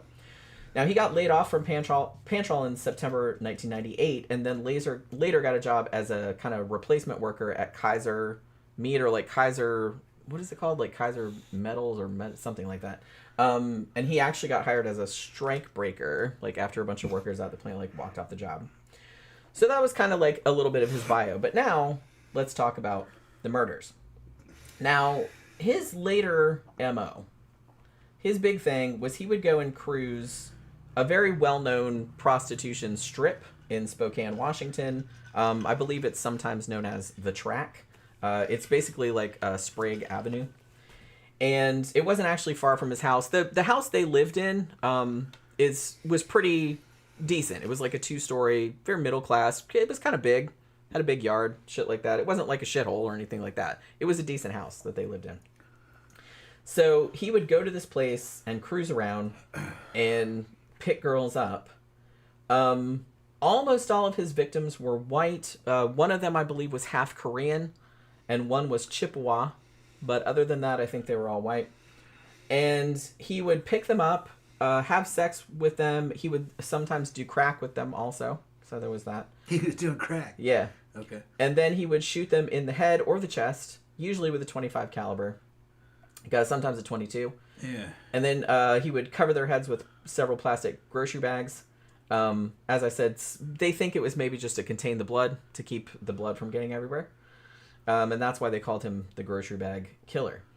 As I mentioned earlier, it's also been floated that Yates might have been a necrophile. Well, he's killing them after he had sex with them, so he's not killing them for sexual I'm not purposes. entirely sure. I think sometimes he did. Yeah? But I think there was evidence that he did some shit to him afterward, too. Well, because like I said, we'll get into that. Maybe he had performance anxiety. He just wanted a sex doll. That's kind of what I'm thinking. Maybe he just wanted a sex doll. Because this is like jumping ahead a bit, but in his, because he's in prison still, thankfully. But in one of his appeals in 2013, he claimed that he was trying to wriggle out of the death sentence he got. Like, it's a moot point now because Washington State doesn't have the death penalty anymore. But in 2013, they still did. So he was trying to get out of his death sentence by basically saying that he had a paraphilia, he was a necrophile, and he couldn't help himself. And so I think that would explain like why he just shot the victims instead of torturing them beforehand. Yeah. So it's like, so I wasn't sure. I was like, how well known is this? Because I didn't see it brought up on some of the documentaries. Yeah. And then I saw it mentioned on a couple of them. I was like, wait, is that true? But then one of the investigators on the case did confirm, like on that Monsters in My Family episode with his 2 daughters, that there was evidence of necrophilia in at least one of the cases, and he implied like maybe more of them. He said sometimes the semen would be found in the mouth, the vagina, and the rectum, and they think that some of it at least had been deposited after death. Yeah. So they think that he was a necrophile. And he did, like I said, he did admit it in 2013. I wasn't sure if that was just because he was trying to get out of the death sentence and he was just saying that, or if that was true. But then, like, when that investigator said that, I was like, okay, maybe they did have evidence of that. And well, they just it makes didn't sense that that's probably what it is. I said, well, that explains a lot, like, about his MO. You know what I mean? Yeah. He's got performance anxiety. He doesn't want to be watched while he's having sex with a strange woman. He evidently doesn't have problems with his wife because he's got kids with her. But in a pinch, he wants a new experience with a new woman. but it's a stressful situation for him. So he kills her, so he can have some privacy. Yeah. While so he has she's sex not with looking her, at him. because Yeah. she's not there. Right. Right. Yeah. Like I said, that would explain a lot. Right. Because he seems like that type of dude. And then he can go into a world of fantasy and make it what he wants to make it, and she's not there to protest. Yeah. Because we talked about this before, like Yeah. we've talked about this with other kind of necrophile killers, Yeah. where a lot of them do have performance issues with living women, and it makes them feel better to have a woman who was just alive a minute or two ago. Yeah, she's still warm. Yeah. So you can pretend it's a real woman. The cells are all still alive. Right. Yeah, she's got cellular activity. But she's not judging you. But yeah, she can't judge you. I'd like to know how big his dick is. I don't know. Nobody ever said. A lot of times it's a sign of a fucking little dick, motherfucker. I kind of feel like if he had a really little dick, that would have come out by now. Because look at what everybody said about D'Angelo. D'Angelo, you know what I mean? yeah. He was hung like a hamster. Right. So I kind of feel feel like... He like... was the most dangerous one, though. I kind of feel like when that's probably one of the reasons why. Yeah. But I kind of feel like if it had been unusually small, I think that fact would have come out by now. D'Angelo was a dangerous man, though. Very dangerous. Well, yeah. If he was on my trail, I'd be worried. Yeah. And I'm a professional, but so is I would too. But so is he. He had military and law enforcement experience. So he was good. Yeah, I mean... So in a way, respect. Him and the Iceman Kuklinski. Yeah, but even though I think half of his shit is bullshit, but he was still a dangerous man. But the thing about Kuklinski is that he was just a contract killer. Yeah. Like, it wasn't personal. He was like I said, he's still murdering people. That's bad. But I was just saying that it's not really the same. You wouldn't want either one of them. He wasn't doing it to get off on it. He was just doing it because somebody paid him to. You wouldn't want either one of those dudes. I don't want trail. any of these motherfuckers on my trail, no matter what they look like. You know what I mean? No thanks. Yeah. I just want to not get murdered. Thanks, please, and thank you. But yeah, so even though I saw it brought up on a couple of different things that maybe he was a necrophile, it seems like it's not super common knowledge. I don't even think they mentioned it in the book that I read about him. But I did see one of the investigators on that documentary say that there was evidence of necrophilia. That was like pretty much all he said. So I was like, okay, so I'm not crazy then. Like I did see some people bring that up. And like I said, that would explain a lot about his MO. Another thing, and he would generally, like I said, he treated these women like they were complete trash. He would just shoot them in the head, put the bags over their head, and he would just dump them. And he didn't seem to be real careful. He was at first, because I kind of feel like serial killers, and him in particular, they seem to get more and more emboldened as time goes on and they don't get caught. So I kind of feel like he would dump them like in kind of remote places, but not that remote. Like you could tell that he wanted to, because most of them were found within a couple of days. You know what I mean? It wasn't like they were way out in the woods and nobody found them for years. You know what I'm saying? Yeah.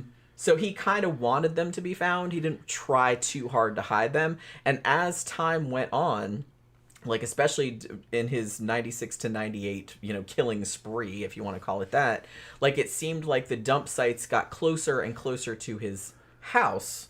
So he was getting bolder and bolder as time went on. Or lazier and lazier. I think that's probably could be that too. What it is he didn't get caught.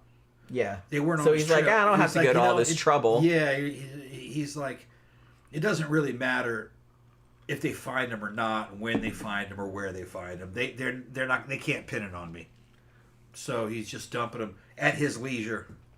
That's what he's doing. So he's just like, whatever. Yeah, if they haven't killed me after, or if they haven't caught me after all this time. So what he's doing is he's become low effort. Yeah, it could be just that. Yeah. Like it might not even be getting bolder. It might just, like you said, it might just be getting lazier. And imagine if you were to track the time in which the bodies are deposited, they get nearer and nearer and nearer to his home, so it's like a fucking bullseye coming in, pointing right at him. I was gonna say in this case, almost exactly that. Yeah, like I said, we'll get into that in a little bit. So it's not bold. What it is it's fucking lazy. It's just lazy. Although I think in this, like I said, I don't want to spoil it, but he's underestimating. In this instance, he's overestimating himself and underestimating the cops. Don't they all though? Yeah. That's the thing about serial killers is that as stupid as a lot of them are, like some of them actually are intelligent. And this guy, everybody said this guy was actually like pretty intelligent, but they always think they're smarter than everyone else though. But they're not. They're thinking that the police agency is totally inept. Because like, well, they haven't caught me They by haven't now. caught me yet, man. I fucking got So fucking wow, racked up I must be 13 a of them. fucking Albert Einstein over here. Yeah, I racked Albert up Einstein. Yeah, these is dudes are serial fucking killing. incompetent, so it doesn't matter. That's what he's thinking. They all do think that though. They all get super cocky. Yeah. Which, like I said, I kind of get it. If you don't get caught after a Yeah. long time, you're like, "Woo!" I'm just like, I must be like a fucking genius, you know. But I mean, you're not. It's just like it's hard to catch somebody, especially somebody like this that's killing sex workers and doesn't really stand out as anybody interesting. You know, yeah, that's going to take a long time to catch you. That's just just the logistics of the situation. Now, as I mentioned earlier, I think one of the reasons, other than him just being like a completely vanilla, boring ass white dude who didn't stand out in any way whatsoever, I think another thing that helped him get away with his shit for so long was that he was a regular with the prostitutes in the area. And so they didn't really have any reason to not trust him. Like, you know, because he would obviously not kill every prostitute that he picked up because he did it all the time. So a lot of them, like, got to know him. And a lot of them, when they talked to them later, they said that he was very respectful to them. He always paid. He wasn't a shithead about that. He never hit them, like, which sadly a lot of the clients do. He was never drunk. He was never belligerent, nothing like that. There's like, he was always pretty nice and he always paid. It's like very unlike their usual clients. Like, he wasn't a dickhead. So they, like I said, they had no reason not to trust him until, you know, he pulled this crap on him.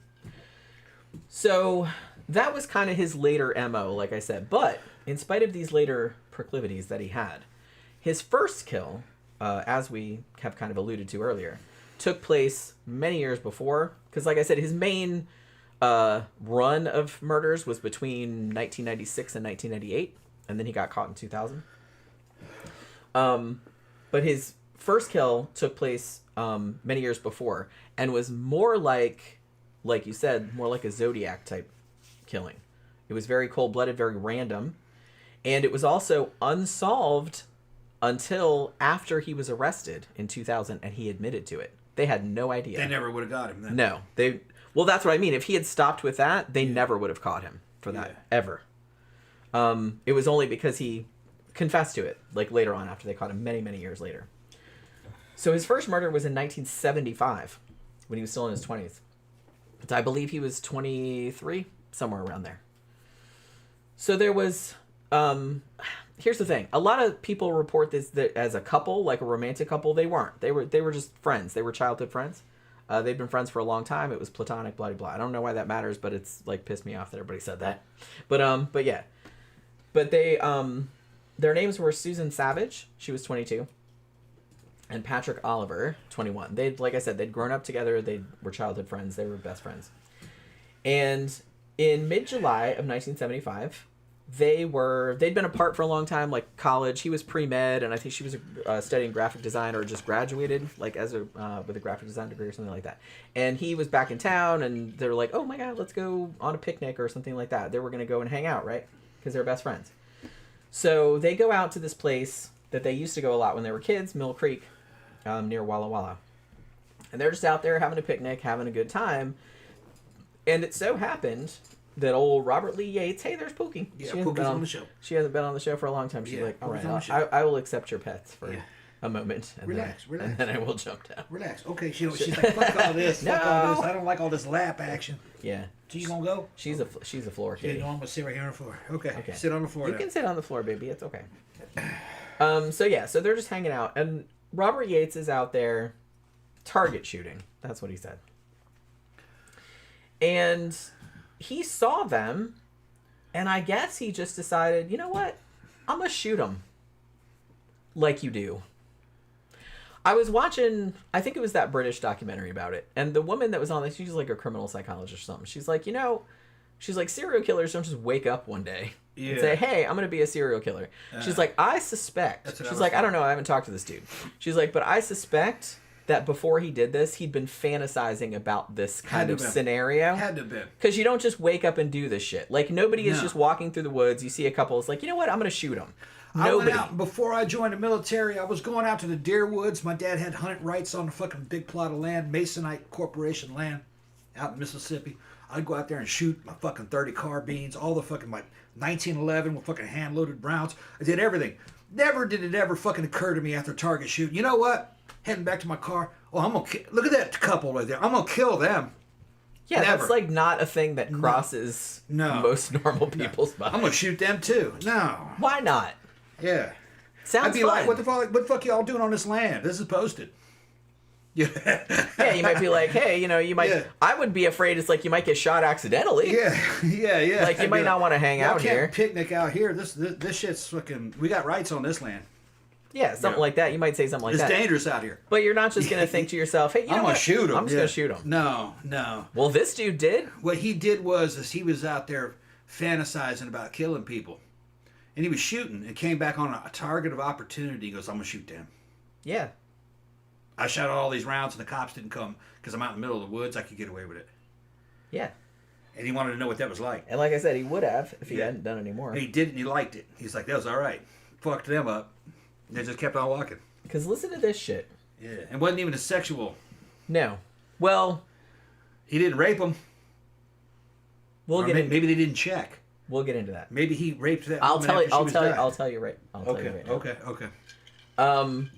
So how they found them? Okay, so Patrick, the guy, he was actually shot because Robert Yates, he shot them from afar. I don't think they saw him. Right. Or they only saw him right before he shot them. You know what I mean? Rifle. Because I'm not really sure what it was, but they said that Patrick was shot through the arm and then it went into his shoulder. So he was obviously, so he must have seen the dude with the gun and be like that, because it went through his arm and then went in his shoulder, and then he was shot in the chest. So it was a double tap. Like right in the heart. It was a pistol. He was up close then. I'm not really sure. Like I said, I don't know. I thought that it was, the way they were talking about it, it sounded like it was from kind of far away, but I don't really know. It might have been a Zodiac thing where he just came up on him. That's what it sounds like. Sounds like he came up on him. Walked up on him and shot him at close range. And then Susan... But I don't know the caliber, so... I don't know either. Yeah. And then Susan was shot in the head. I believe behind one of her ears. See, that's done close range. That's an execution shot. After he killed them... She must have been hiding. After he killed them, he took Susan's clothes off from the waist down. Yeah. And then tore her blouse open so her breasts were exposed. Yeah. And she wasn't sexually assaulted, but at the scene, one of the cops said they saw a substance on her body, but they didn't really note it or say what it was. And then at the funeral home, they washed it off without really saying anything about it. So I assume that he probably jerked off on her. He jerked off on her, yeah. And then what he did was he took her body, which was mostly nude, except for her shirt, which was torn like that, and he put it on top of Patrick's body, which still had his clothes on, almost like he wanted to humiliate them. Yeah. Aw, thank you very much, Papa77. Gave us a super chat. Thank you so much for doing this show. Come on, guys, some love. Show some love. I will get it started. Yeah, great show so far. Thank you very much. Yeah, we got a long way to go. But we got a long way to go. Yeah, we're still only 1/3 the way. Yeah, that's probably about 1/3. Yeah. But yeah, so it seemed like he did that. So it was sexual. Yeah. Well, that's why I said you said it wasn't sexual. I'm like, okay, it was sexual. Like I said, I don't know what that substance was. But I kind of feel like I kind of feel like the people that said that were probably I think he probably jerked off on her because they had a witness later that said, because I'm gonna say, and this Phantom asked about this earlier, who found their bodies. What he did was after he took her mostly naked body and put it on top of his clothed body, like I said, he wanted to humiliate them, and then he had this old tarp and an old tire and some brush and stuff, and kind of just half-assedly put it over their bodies. And then later, their families got worried about them because they're like, where the fuck are they? They said they'd be back by now, and they were kind of trying to put their heads together, where would they be? Where would they have gone? Because they didn't really say. And then one of I think it was his aunt, I want to say Patrick's aunt. It's maybe they went to Mill Creek. They used to always go there when they're kids, remember? It's that was a spot they always used to go. Maybe we should go check there. And they went there, and they saw Patrick's car, and they found the bodies. Or at least they saw the covering, and they saw, feet. And then they called the cops. But can you imagine? That was, their relatives found them.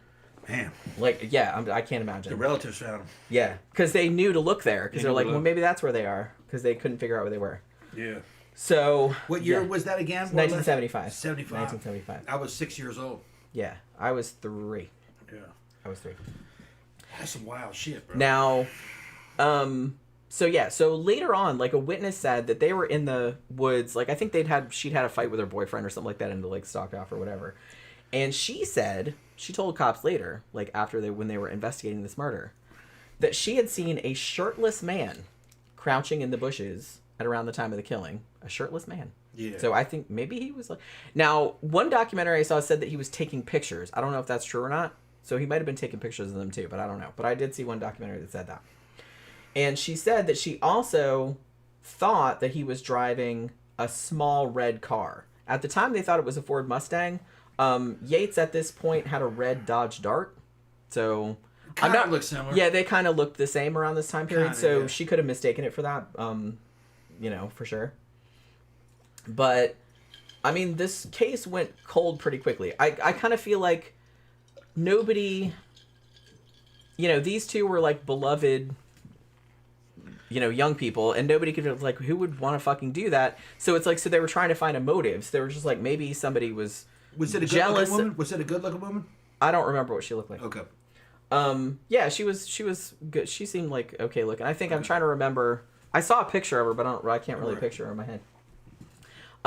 So they were coming up with stuff as maybe there was like some kind of love triangle, or somebody was jealous of them, or maybe they were trying because Patrick was pre-med and he had just done like a study abroad thing, like he was in Paris, I think, and he had just like come back and they're like maybe he got tied up with an international drug ring or some kind of shit like that, and somebody bumped him off, like it seemed like they couldn't conceive. I think at the time they did kind of say, or maybe this was some random sicko, which, ding, ding, ding, that's what it was. But it's like, I kind of feel like they were focusing on other motives because, like, that's what you do. So we're trying to solve it. So like I said, they didn't solve this. This was unsolved.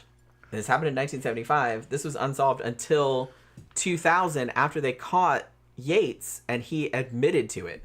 And they were like, oh, well... Okay, we didn't know that's how that was going to go. He gave him a freebie. Yeah, I mean, so he admitted that he had done that. But that was his first one, 1975, when he was in his 20s. 23, I think he was. Damn. Now, yeah.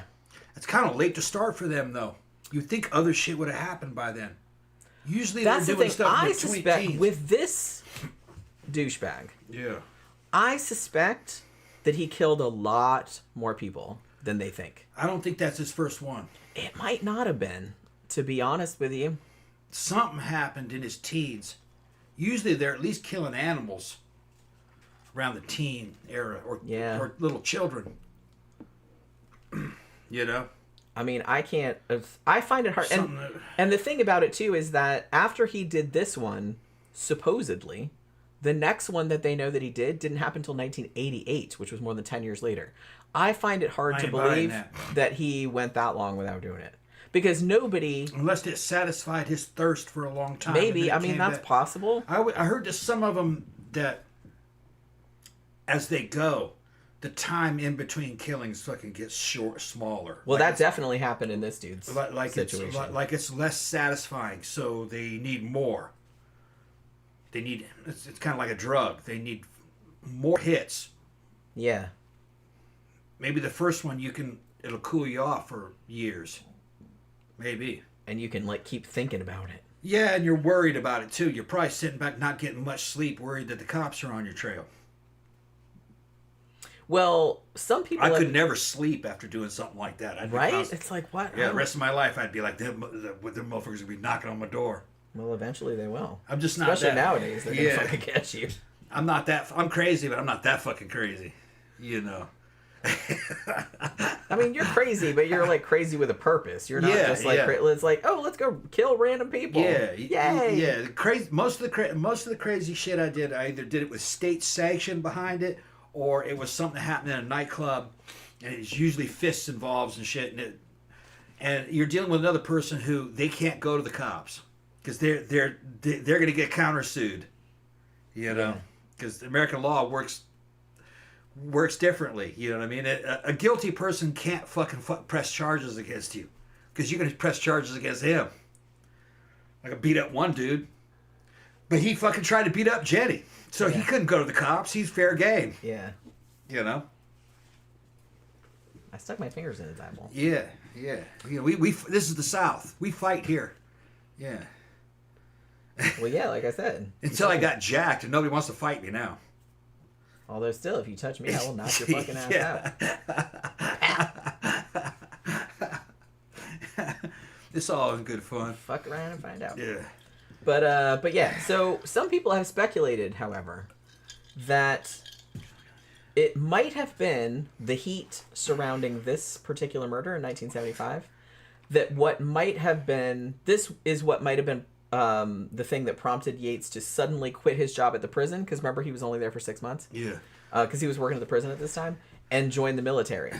So even though he wasn't even like a blip on the radar for the cops, like obviously they didn't know he existed, but he might have been feeling guilty about it, and it might have made him feel better to like, I need to get the fuck out of this area, so I'm going to join the military and like go overseas. Because like I said, he went overseas and stuff like that. So I don't know if that's the case, but it does seem like the timing of it is kind of, because when they started investigating this murder, he was suddenly like, oh, I quit, I'm going to go join the army. You know what I mean? Yeah. That seems a little fishy. So I think that's probably what it was. So now, the next murder that they know was him didn't happen until 1988. As I said, so that's a big gap. I kind of feel like there was some other shit going on in there. So a couple days after Christmas of 1988, they found a partial skeleton of a 23-year-old woman named Stacy Hahn. Now, she was found near Big Lake. She had been missing for several months. I believe she was last seen in like early July in 1988 in Seattle. So she's believed to be the first sex worker killed by Yates. Like I said, I don't know if that's the case. I kind of feel like there's probably a lot in there. Now, interestingly, Stacy Hahn was first, because they didn't know who killed her until after they caught him in 2000 and he confessed to it. So for a long time, they had her listed as a possible victim of Gary Ridgway, the Green River Killer, who was also active around this time period and was also killing sex workers. So they thought for a long time that that he had killed her. But then after they caught Yates in 2000, he said that he had done that one too. What's weird is that he goes from killing just a couple who were just having a picnic to hookers. That abruptly. It just doesn't sound See, right. like I said, I don't think it's abrupt. I think there was a bunch of shit. Because when he was in the military, he joined the military in 1977. Yeah. And he was stationed in Germany for quite a while. Yeah. He was, and I will note that authorities in Germany, during the time he was stationed there, which was actually quite a long time, there are, I believe I read that it was 26 unsolved murders that were kind of similar to like what he did. So he might have been, he did admit that he visited sex workers in Germany while he was stationed there. And you see, before I go over, and you see, it might be a different situation. He might not want to admit to anything in Germany under the fear of being extradited to Germany. Right. See, so that might be... It might be that. Although I think they probably wouldn't bother at this point because he's already in prison. Yeah.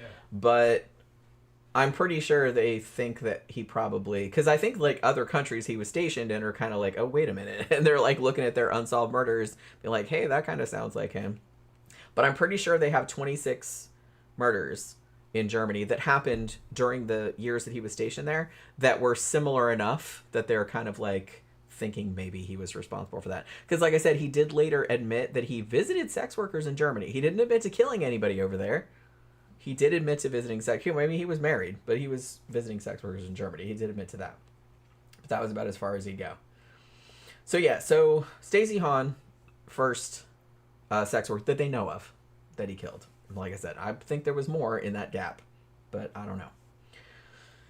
And then the next one, there was another gap after that, because that was 1988. And then the next one that they found wasn't until June, like mid-June of 1996. And that woman was 38 years old, and she was named Shannon Zielinski. And they found her body. She had been shot in the head, and she was found partially nude. Most of the bodies were found partially nude or fully nude, and because he had just dumped them outside, and most of the time they hadn't been found for several days, in most cases, the bodies were very, very decomposed. So much so that, like, animals had started to eat them. In some cases, they couldn't even tell, like, what race or gender they were at first because they were so decomposed. So, yeah. So they found Shannon Zielinski near a school bus stop, actually, like, in the woods. And she was, as many of the victims were, very, very decomposed, as I said. And like I said, partially nude or mostly nude, like most of the victims he found. Like I said, he didn't really seem... He kind of half-assedly hid them. What he would usually do, he didn't usually bury them or nothing like that. He would usually dump them and then, like, just throw some shit over them, like some brush or a tarp or some shit like that. Hold on, let me say something to Phantom. Phantom says, but being in prison in Germany is probably a cakewalk. Yeah, it would be compared to the United States. But the thing is, though, is it'd be far away from his family. He probably wants to be in his state where his daughters and shit are. Although I'm sure... Even though they, I don't know if they see it, visit him or not, but he probably doesn't want to be away from home. Amber said on the document, on the Monster of My Family, which I think was from 2015, she said that she visited him in prison one time, like not too long after he was arrested. Mm. And she said one of the victims, who we'll talk about in a bit, she said all he would admit that he is was that he had hit one of them. She said he wouldn't say that he'd killed anyone. He's like, yeah, that one. He's like, yeah, I hit her when it's like, yeah, I feel really bad about it and stuff like that. But he wouldn't say that he'd kill any of them. Yeah, that bitch is full of shit. Yeah, I was like, he didn't want. This dude is like a fucking piece of work, man. He didn't want to admit it to his daughter.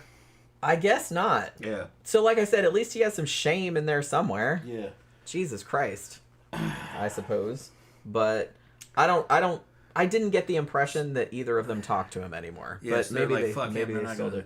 I mean, he might be holding on to the past in his mind. You know what I mean? It's like, oh, it's gonna turn out okay. They're gonna let me out of here. Because look, I was like, my dad's not a serial killer that I know of. If I found out my dad was a serial killer, I don't talk to my dad that much anyway. But it's just like, if I found out my dad was actually, if I found out if any of my relatives are serial, I'm not talking to those motherfuckers anymore. Yeah. I'm not one of those. Oh, he's a good person, except he's a serial killer. Fuck that. Yeah. You're a serial killer. Yeah. That kind of friends. That eclipses pretty much all of it. Like I said, you can have flaws, you can have faults that I will forgive up to a point. Yeah, being a serial killer, that's way past that limit. Way past.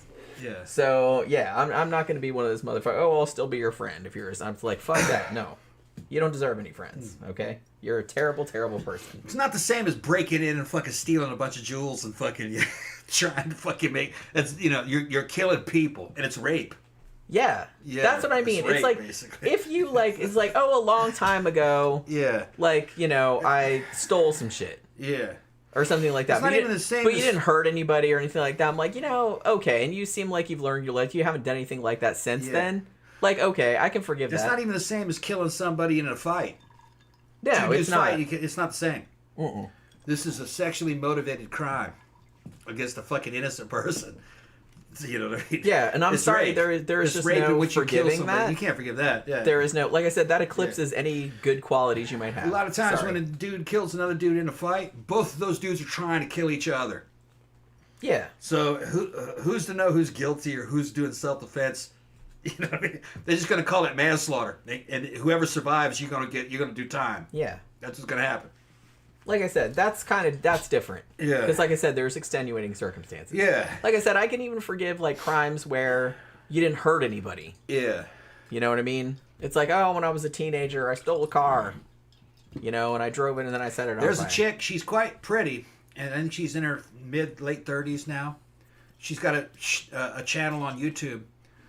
She did like 7 or 8 years in prison for stealing a ring, like a diamond ring. And she fucking laughs and jokes about it. I forgot the name of the channel. I just kind of like stumbled into it. But you look at her, you'd never suspect that she did any time. She looks kind of like a model. Yeah. And she kind of like laughs about it. Yeah, it's dumb. I stole a fucking ring. That's what I mean, some shit like that. She lifted the ring. Yeah, she did like 5 or 6 years. Like I said, you didn't hurt anybody. Yeah. It was an expensive ring though. So? It's just a thing. It's just an object. Yeah, well, grand theft. I know that. There's a certain amount of time for it. But no, what I'm saying is the property, law is not going to fucking they're going to give you time. No, I know. But, well, you should get a little bit of time. That's no threat to me, You should get a little bit of time. Yeah. I'm talking about in the context of, she should be punished for that because it's still, that's fucked up. Don't stealing do that. people's shit, yeah. But in the context of, would I be friends with that person? Yeah. If you just did some dumb shit like that, like a few years ago, it's like, I did some time, and it's like, you haven't done it since then I don't have a problem, but I'm not going to look askance at you or nothing. Yeah, I wouldn't. I got friends that done time. It doesn't matter. Me too. Right. So it's just kind of like, it's really not that big a deal. Like I said, it becomes a different situation when you've actually, like, hurt people, or it's like, even if you didn't hurt somebody, but it's like, well, I held up a liquor store, like, with a gun or something like that, then you're kind of you're on thin ice. You're on thin ice there. I've known guys that've done that, but it was always fucking drugs. They're drug addicted and got kids and fucking shit. I know that. Their wives drug addicted and they fucking trying to come up with money. I would almost be more... You're going to do 6, 7, 8 years for that. I would almost be more sympathetic to somebody that robbed a bank and they didn't actually have a weapon, but then they like just had a note. It's called a note job. Yeah, that they had like something like that. I'd be like, well, you didn't intend to hurt anybody, obviously, so it's just... They had an old man that was used the master of the note job. I don't know if they ever caught him. I remember that guy. Yeah, I don't know if they ever caught him. He'd ride in on a bicycle. That's right. I remember that guy. Bicycle. Wasn't there like a fucking documentary? I don't know whatever happened to him, but they estimated they have him on camera. I was kind of like, go, dude. He did like all right. He did at least fucking like a couple dozen of them. I don't really care if people rob banks if they've got money. As long as they don't hurt anybody. He wasn't getting a whole lot of money. He was only getting like between 5 and 10,000. Because like I get it. He was getting like between 5 and 10,000 for each one. If I had the balls, I'd probably do that too. But he wasn't going for the vault or anything. He was just going for the tellers. He's like, look, I just need some money for the next couple months, okay? Right. Which, like I said, I get it. He'd do 7 or 8 of them a year. Yeah. So he was making probably 80,000. That was like his job. That was his job. Yeah. Like I said, I'm not. If you're not hurting anybody, I'm not really that Yeah, it's still illegal. Yeah, you should probably do some time if they catch you. You should do time, yeah. But I'm not super concerned about it. No, we're talking about people. On the social level. I'd still party with him. Yeah. Like I don't have enough money for him to steal me, and he's into banks. Like I said, I want him. You're not hurting anybody. Fucking, my friend, fucking Larry the pimp. He was fucking an old New Orleans pimp, and he was too old to pimp. He was hanging out in the fucking goth club and shit. He was in his fucking late 50s then. Maybe it might have been early 60s. He couldn't survive anymore. He did a couple note jobs. On like the second or third one, he got fucking popped and went to prison. But that was his retirement plan because he was going to be homeless anyway. He didn't care. I get it. He didn't care if he was going to go to prison. Because at least honestly, I have a place to be. I have a lot more respect for you if you just do a note job. Yeah, he had somebody who's doing note jobs. Because you don't intend to hurt anybody, obviously. Oh, Larry. Larry was cool, man. He told me about Blackula. Yeah, he was the one that Yeah. I told the story already. It's a great fucking movie. Yeah, he told me about Blackula. Gallant Fox says, I tore off a do not remove label from a mattress. How you like me now? Yeah. You motherfucker. Yeah. Burn in hell. You got to do some serious time. Yeah. I heard that those do not remove things. It's like, I know everybody jokes It's not about for those. people. It's not for people that buy the mattress. No, it's for like employees and shit at the factory. Yeah, like don't tear them off. Like, but when you have them in your house, obviously, you can tear them off. It's fine. They don't care what you do. I'm sure everybody knows that. But it's like everybody makes jokes about that because it's so funny that shit's still on there. But yeah, talking about like crime. But yeah, like I said, I mean, obviously this shouldn't need to be said, but serial killer, it's a little beyond the pale. Randy says she wouldn't. I don't want to hang out with you. Randy said that. Well, yeah, he didn't want to admit it in front of his kids because they'd look at him. I kind of feel like But the thing is, though, is that they know he's lying, so then they look at him real different. It'd probably be better if he's it's like, bro, that's gonna happen anyway because they had so much evidence against this dude. Yeah. That it's not like they could say, oh, well, he really didn't do it and he got railroaded, because I know that some families are in denial like that. This dude, they had so much fucking evidence, you could not deny. He would have probably done better with his daughters had he go, yeah, I got serious problems. I couldn't fucking control the shit, and I had these weird fucking things. Like I said, you're still a serial killer, but at least you fucking admit it. Yeah. That would be like a 1% better. Yeah. Than just lying about it. Yeah, you better just fess up, man. I can't pay it back. There's no way I could fucking make up for it. It's just some weird shit that was going on in my head. I'm fucking fucked up. Like I said, it doesn't make it right. Right. But it at least makes me hate you 1% less. Yeah. At least you know you're fucked up. Yeah. I kind of feel like this dude maybe knows he's fucked up. Oh, yeah. He knows he's fucked up. But I think on some level he knows he's fucked up. He knows he's fucked up. But yeah. So yeah, he knows he's not like other people and puts more ice in I guess so. So Shannon Zielinski, yeah, that was June 14th, 1996, they found her body. And then there was almost a year before the next one. Because the next one they found, and actually they found 2 on the same day. I don't think they were killed the same day, but they found the bodies on the same day. And the same day that they found them was August 26th, 1997.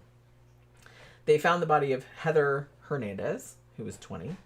And she was found in a lot, like full of weeds and stuff, in Spokane. Now, they thought that she had been killed. She was shot, like all the victims were. And they thought it was probably 5-ish days earlier, like before her body was found. Now, she hadn't been in the area too long. She'd been arrested a couple times for, solicitation and shit like that. So she was kind of known to the cops, but she hadn't been in Spokane that long. And sadly, she didn't last that long there either because she got killed, like, pretty much immediately. Now, on the same day, August 26th, they found another body. And this was Jennifer Joseph. She was only 16 years old. They found her in a field. She had been shot in the head, also in Spokane. Also at the scene, police found a brown hair belonging to a white male and also a brown towel. Now, this girl, she was half Korean, and she came from a military family. And from everything that I could see about her, she'd been really kind of the model student up until, but then she kind of fell into, hanging out with the wrong crowd and getting into drugs and stuff like that. And she ended up, her parents divorced. She dropped out of high school and moved to Tacoma and then started using meth. And when she started, engaging in sex work to support her meth habit, she started using the name Jennifer Kim, and she told her clients she was 19, but she was actually only 16. And she had also only shortly just arrived in Spokane. I believe she'd only been there about a month before she got killed. Now, I will note that at the time she was murdered, Yates's daughter, Michelle, who was interviewed on that program that I was talking about, was also 16 years old at the same time that her dad... Yeah. Killed a 16-year-old sex worker. And she was visibly upset by this information, like Michelle was. Yeah. She's like, I was 16. He's got that shit compartmentalized. He didn't see her. He didn't see her like that. Well, yeah, and like I said, that's the same thing with BTK, because he had kids too. But no, he didn't see him as the same thing. That's so weird to me, that you can put people into these, people and non-people. I know some people do that, yeah, I see it all the time, but that's just so weird to me. It's kind of like socioeconomic class. Oh, this bitch is a hooker. Hooker-ass drug dealer. I can't see people like that. I just can't. Yeah, fuck her. And he probably doesn't. He doesn't know she's 16. He probably believes her. Yeah, she told people she was 19. She probably could pass for it, especially if she's on meth. I don't know, man. I saw some pictures of her. Yep.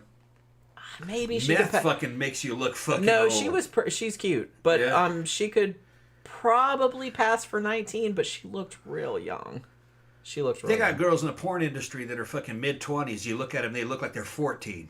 I read they got that a lot of the other sex workers did not like this girl because she was, one, real young, and two, she was half Korean. Okay, yeah. And they said they resented her a little bit because she always had customers. Yeah, she stood out. It's like she would, get out of a car and then she'd immediately be picked up. Yeah. And so they all hated her a little bit. Yeah, player hate. Yeah, which is kind of fucked up. She's popular on the street. Yeah, which is kind of fucked up to think about because she was a cute girl, but it was pretty fucked up. Just think, man, fucking had their internet existed back then, she'd have had to do less tricks and make more money. She could have a profile on fucking Trist. I mean, and only have to worry about one dude at night. I know. So many things the internet made better. Yeah, internet changed all that shit. But that's just still out there, man. Fucking, I saw videos of fucking Paloma Avenue out in California. They Paloma Drive or Avenue, I forgot. Yeah, they're still walking. Street prostitution. They're walking around, fucking barely dressed in fucking slut shoes and shit. Yeah. Broad daylight. It still exists. Yeah. In fucking the comment section, haven't these bitches heard of the internet? Well, the thing about it is that if you fall that far into poverty, one, they might be homeless. Well, the gangs and control not have them, too. access to. So Well, no, it's they're like, not homeless. They're not homeless. They have fucking maybe living nice in a, clothes on and shit. Well, yeah, they're probably living in a fucking motel. Like I think they got pimp or houses and pimps. I don't know. They got pimps. something. It's just a whole thing. Yeah. Jeff Yard said, I had a former roommate who confessed to me that he held up a liquor store as a teen. He is now a family man with 2 kids and is living the American dream. Super awesome guy. People do grow up. Yeah, like if you did something as a teenager, if it's not super fucked up, then I'm willing to forgive it. Because teenagers do stupid shit. I didn't do super stupid shit when I was a teenager, but I knew some people that did, and they grew up okay. Like, and they were normal. I mean, if it was something like, hey, like abusing animals or like some really fucked up shit, yeah, that's like a different situation. But doing something like that... Yeah, and like I said, you didn't repeat the behavior. Yeah. Then I'm not gonna hold it against you, honestly. If it was just like a teenager, because like I said, teenagers are stupid. Even young kids do stupid shit. They do. I threw a rock at a bunch of pigeons and killed one of them, and I felt guilty as fuck. I was just throwing. Well, the the rock. fact that you felt guilty. Yeah, I was like, oh man, I didn't really. Because a It. lot of boys do shit like that. Yeah. Like I said, the thing that distinguishes it is, do you keep doing it because you got off on it, or do you just be like, man, that was fucked up, I'm not doing that. I didn't throw it directly at it. There was a fence in between me and a bunch of pigeons, and I picked up a fucking big old piece of concrete when I was a little kid, and fucking tossed it over the fucking fence at the and it landed right on one. Oh no! And I was like, oh. I didn't know it was that terrible. Yeah, I didn't realize it would be like that. And the fucking dead pigeon underneath the piece of concrete. I would honestly. Yeah, I was traumatized. I was like, oh. I would never get over that. Yeah, I was like, oh. I would never get over that. I was about maybe 7. Yeah. I would never get over that. I got over it. Even if it was like an accident. You're a kid, yeah. I would still be thinking about it now, like 40 years later. I remember it happening, but I was just like, yeah, shit happens. Other animals eat them all the time. I know, but it's just kind of like, I don't want to be the cause of that. You know what I mean? It's just kind of like... I'm just trying to get them to fly. You know what I mean? Fucking, I tossed it in an arc way up in the air, and it came down and landed on one. Crushed it would never, honestly, even as a kid, it would never occur to me, because even as a kid, I was like, those animals are just doing their animal stuff. Yeah. I'm not going to make them do something for my entertainment. Yeah. They're not here for my entertainment. You weren't a little boy. I'm going to make them fly. Fucking. Like, that wouldn't occur to me. Yeah. I'm just going to let them fucking be pigeons. You know what I mean? Yeah. Who am I to, like, fucking tell them what to do? And so I didn't really have that mindset. I know a lot of kids do, but I didn't. Yeah. I would have never. So yeah. Now, one thing that did kind of stem out of this, and I don't know if they knew this until a little bit later, and here's where Phantom singing the White Corvette song comes into play, is that Jennifer Joseph had last been seen getting into a white Corvette. Pretty distinctive vehicle around this time period.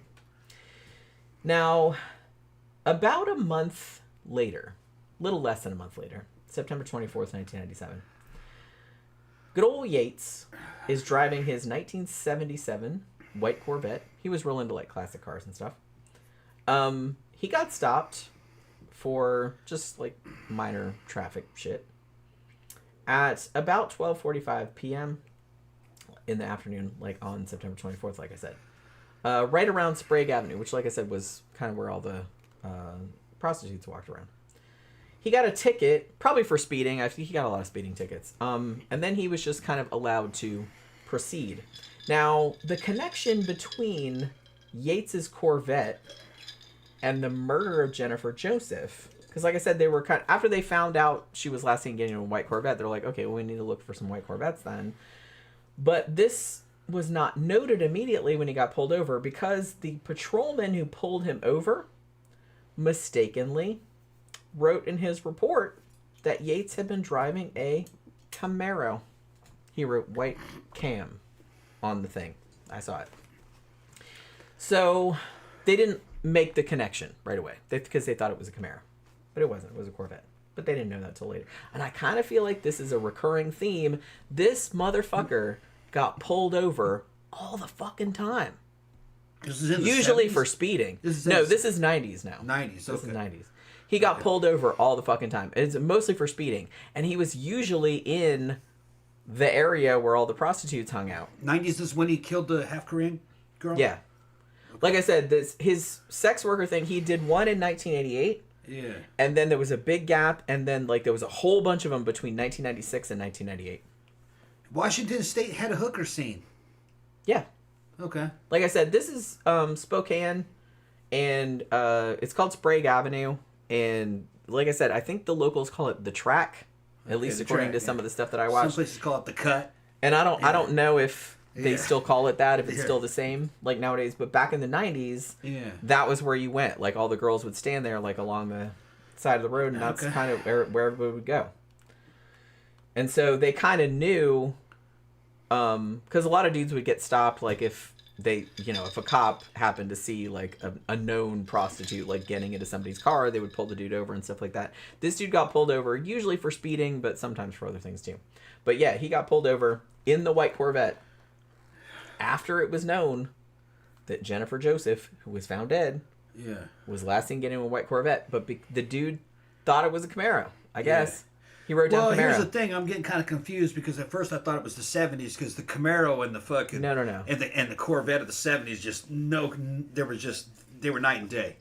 But in the 90s, yeah, a person who wasn't a car dude could mistake a fucking Corvette for a Camaro. Yeah. They were just wedge-shaped, kind of. Yeah. And long. Yeah, that's probably... So, yeah, it'd be easy to make that mistake. Yeah. That's the thing. It's like, yeah, it's easy to make that mistake, but it kind of cost a lot of people their lives. Maybe. I mean, maybe they wouldn't have caught him. An American anyway, but... so-called sports car. They weren't really sports cars, but yeah. They weren't even really high performance, but they looked like they were. Yeah. Yeah. But they kind of looked the same. He apparently loved that fucking Corvette. Yeah. He was like in that shit all the time. So on November 5th, just a couple months later, 1997, they found the decomposed remains of 29-year-old Darla Scott. Now, she was buried in kind of a shallow grave, like near a golf course in Spokane. Obviously, she was a sex worker, had a history of drug use. She had also been shot in the head. They thought that she had probably been killed a couple months prior, like in September or October. Now, later in November of 1997, Yates got pulled over again in his white Corvette. And he got pulled over about 2.5 miles from where Scott's body had been found only a couple of weeks earlier. So I don't even think they gave him a ticket at this time. He just got pulled over and they were like, hey, don't do that again. And they just sent him on his way. So like I said, I kind of feel like this happened a lot. Like he kept getting pulled over and then for whatever reason, they just didn't make the connection. Because at this point they knew that it's like, hey, like all these sex workers are turning up dead. This is probably a serial killer. So they were kind of on the lookout. And they knew that Jennifer Joseph had last been seen getting a white Corvette. So that was a lead that they were following. But it just didn't seem like they were making the connection. You know what I mean? Maybe it just didn't happen enough times. I don't know. So the next one that they know of happened in early December 7th of 1997. And they found the body of 24-year-old Melinda Mercer. Now, she was actually found dumped in a field. She had been shot, obviously, like all of his victims were. And she was in Tacoma, Washington, which is about a little less than 300 miles from Spokane. So he's going a little bit out of his comfort zone, I guess. So she had been shot a bunch of times and had 4 plastic bags over her head. Like he would layer them. And they were all from, because where the bags were from, like, because some of them were from, you know, Kmart, and some of them were from the grocery store, and some were for this and that. So they were trying to, like, stake out the stores, like, trying to see if they could see where this fucking dude was coming from, like, where these bags were. But yeah, she had 4 bags over her head. Not all of them had that many, but she did. Then you go back to the half Korean girl who was 16, claiming to be 19. I got her right there. No, that could pass for 19. Yeah. Yeah, that's who we're talking about. That's her. Yeah. Jennifer Joseph. That's Yeah. her. If she told me she was 19, I'd believe her. Yeah. But she was only 16. She was only 16 though. She was only 16. Yeah. I just wanted to double check on that. No, that could easily pass for 19. Yeah. Yeah. What's that? I don't know. It's just that. No, I just wanted to know. Okay. Like, what did she actually look like? I mean, she still looks did she pretty really young. look? She looks like she could be 19, 20. You could tell me. Yeah, she you could could tell pass me for 22, and I would go, yeah, probably. She could probably pass. Yeah. I mean, she obviously did pass. Yeah. Or people were willing to take her she at her word. passes. I'm looking at her, man. You would think maybe if she could tell me 21, and I'd probably believe that. Yeah. Okay. Yeah. By the photo. Just go by the photo. Yeah. Maybe in person it might be different, but probably not. Yeah, like I said, I never saw her in person, so I don't really know. Here's a fucked up detail that Mr. Yates revealed when he was at trial. He said that Melinda Mercer, even after he had put the bags over her head and shot her, that she had chewed through 2 of the bags before she died. Weird. So she was struggling to get out. And I was like, oh my god, that's fucking horrible. The reason that he fucking said that. She was suffocating. Yeah. But and there were 4 bags. And for some reason she couldn't move. She must have been paralyzed. Yeah, I'm not really sure. Like, I'm not sure of the logistics, like, when exactly he put the bags over their heads. Like, did he put the bags over their heads before he killed? I kind of feel like not. Because sometimes I feel like, considering, which we'll get into in a bit, but, like, the one woman who survived, the story she told, it seemed like she was just doing the thing, and then he just shot her. Yeah. So it's not like he was putting the plastic bags over their head before he shot them. No. You know what I mean? He was doing it after. They did it after, and that was so he could handle the body. So I guess body, she wasn't dead. He was probably putting the body in the trunk, and he didn't want that shit all over his trunk. And then he dump them. All right. It'd probably easier to clean up the cabin. With a 25, there may not have been that much blood, because there's not a lot of energy there in a 25 ACP, especially out of a short little barrel like that. I mean, a 22 has more a lot of the times. So it's more mild than a 25 is actually milder than 22. Kind of a John Joseph Browning designed that back in the fucking, I think might have been the early 1900s. It was kind of a fucking aborted cartridge to begin with. But yeah, no, he's doing it after. So he's having sex with him, and then before he puts him in the trunk, he covers the head up, which means that she was unconscious while he was doing. That's kind of what I was thinking. While he was doing her Sounds thing. like nobody's gonna like, hey, can I put some plastic bags over your head? I'm like, no. No, bullet went through her brain, and she was fucking. She was unconscious for a long time, but not dead. Yeah. Then he covered her head up with the bag. He probably thought she was dead, but she was actually just unconscious. But she was still alive, yeah. She probably was not breathing very deeply. Jesus Christ. Then when she was in the trunk, she regained consciousness. She was trying to get out. But she probably couldn't move for some reason. Either she wasn't tied, so she must have been paralyzed. Yeah. And the only thing she could do was try to chew through the fucking plastic. She wouldn't have lived either way. She didn't, but... She wouldn't have lived either way. But she must have been paralyzed. If not, she just reached up and pulled the fucking plastic off. Yeah. You know, it doesn't take any strength. Now, maybe she never really regained consciousness. Could have been that she just fucking instinctively... It might have just been an instinctive... Started chewing on it. Yeah. But like, it's suffocating. That image, when I read that, I was just like, I don't know why that stuck with me. So that's like, I was like, oh my god. She had a massive head injury. She had a bullet go through her brain, so she was probably... That really bothered me. She was probably paralyzed and unconscious. Yeah. But like I said, you know what I mean? The brain is a multiplicity of things, you know what I mean? And the subconscious may have been trying to chew through the fucking plastic because she's young, you know what I mean? Fucking will to live, you know? Young people have a very strong will to live. I know. I fucking survived fucking damn near fatal injuries from motorcycles and shit, comas, and come out of it. And young people fight to live, and that's probably what happened. Yeah. She's probably never really fully regained consciousness, though. Probably. I mean, I kind of hope for her not, sake. for her sake. Yeah. Papa77 said, I'm so happy that Jenny is pronouncing all the town names right.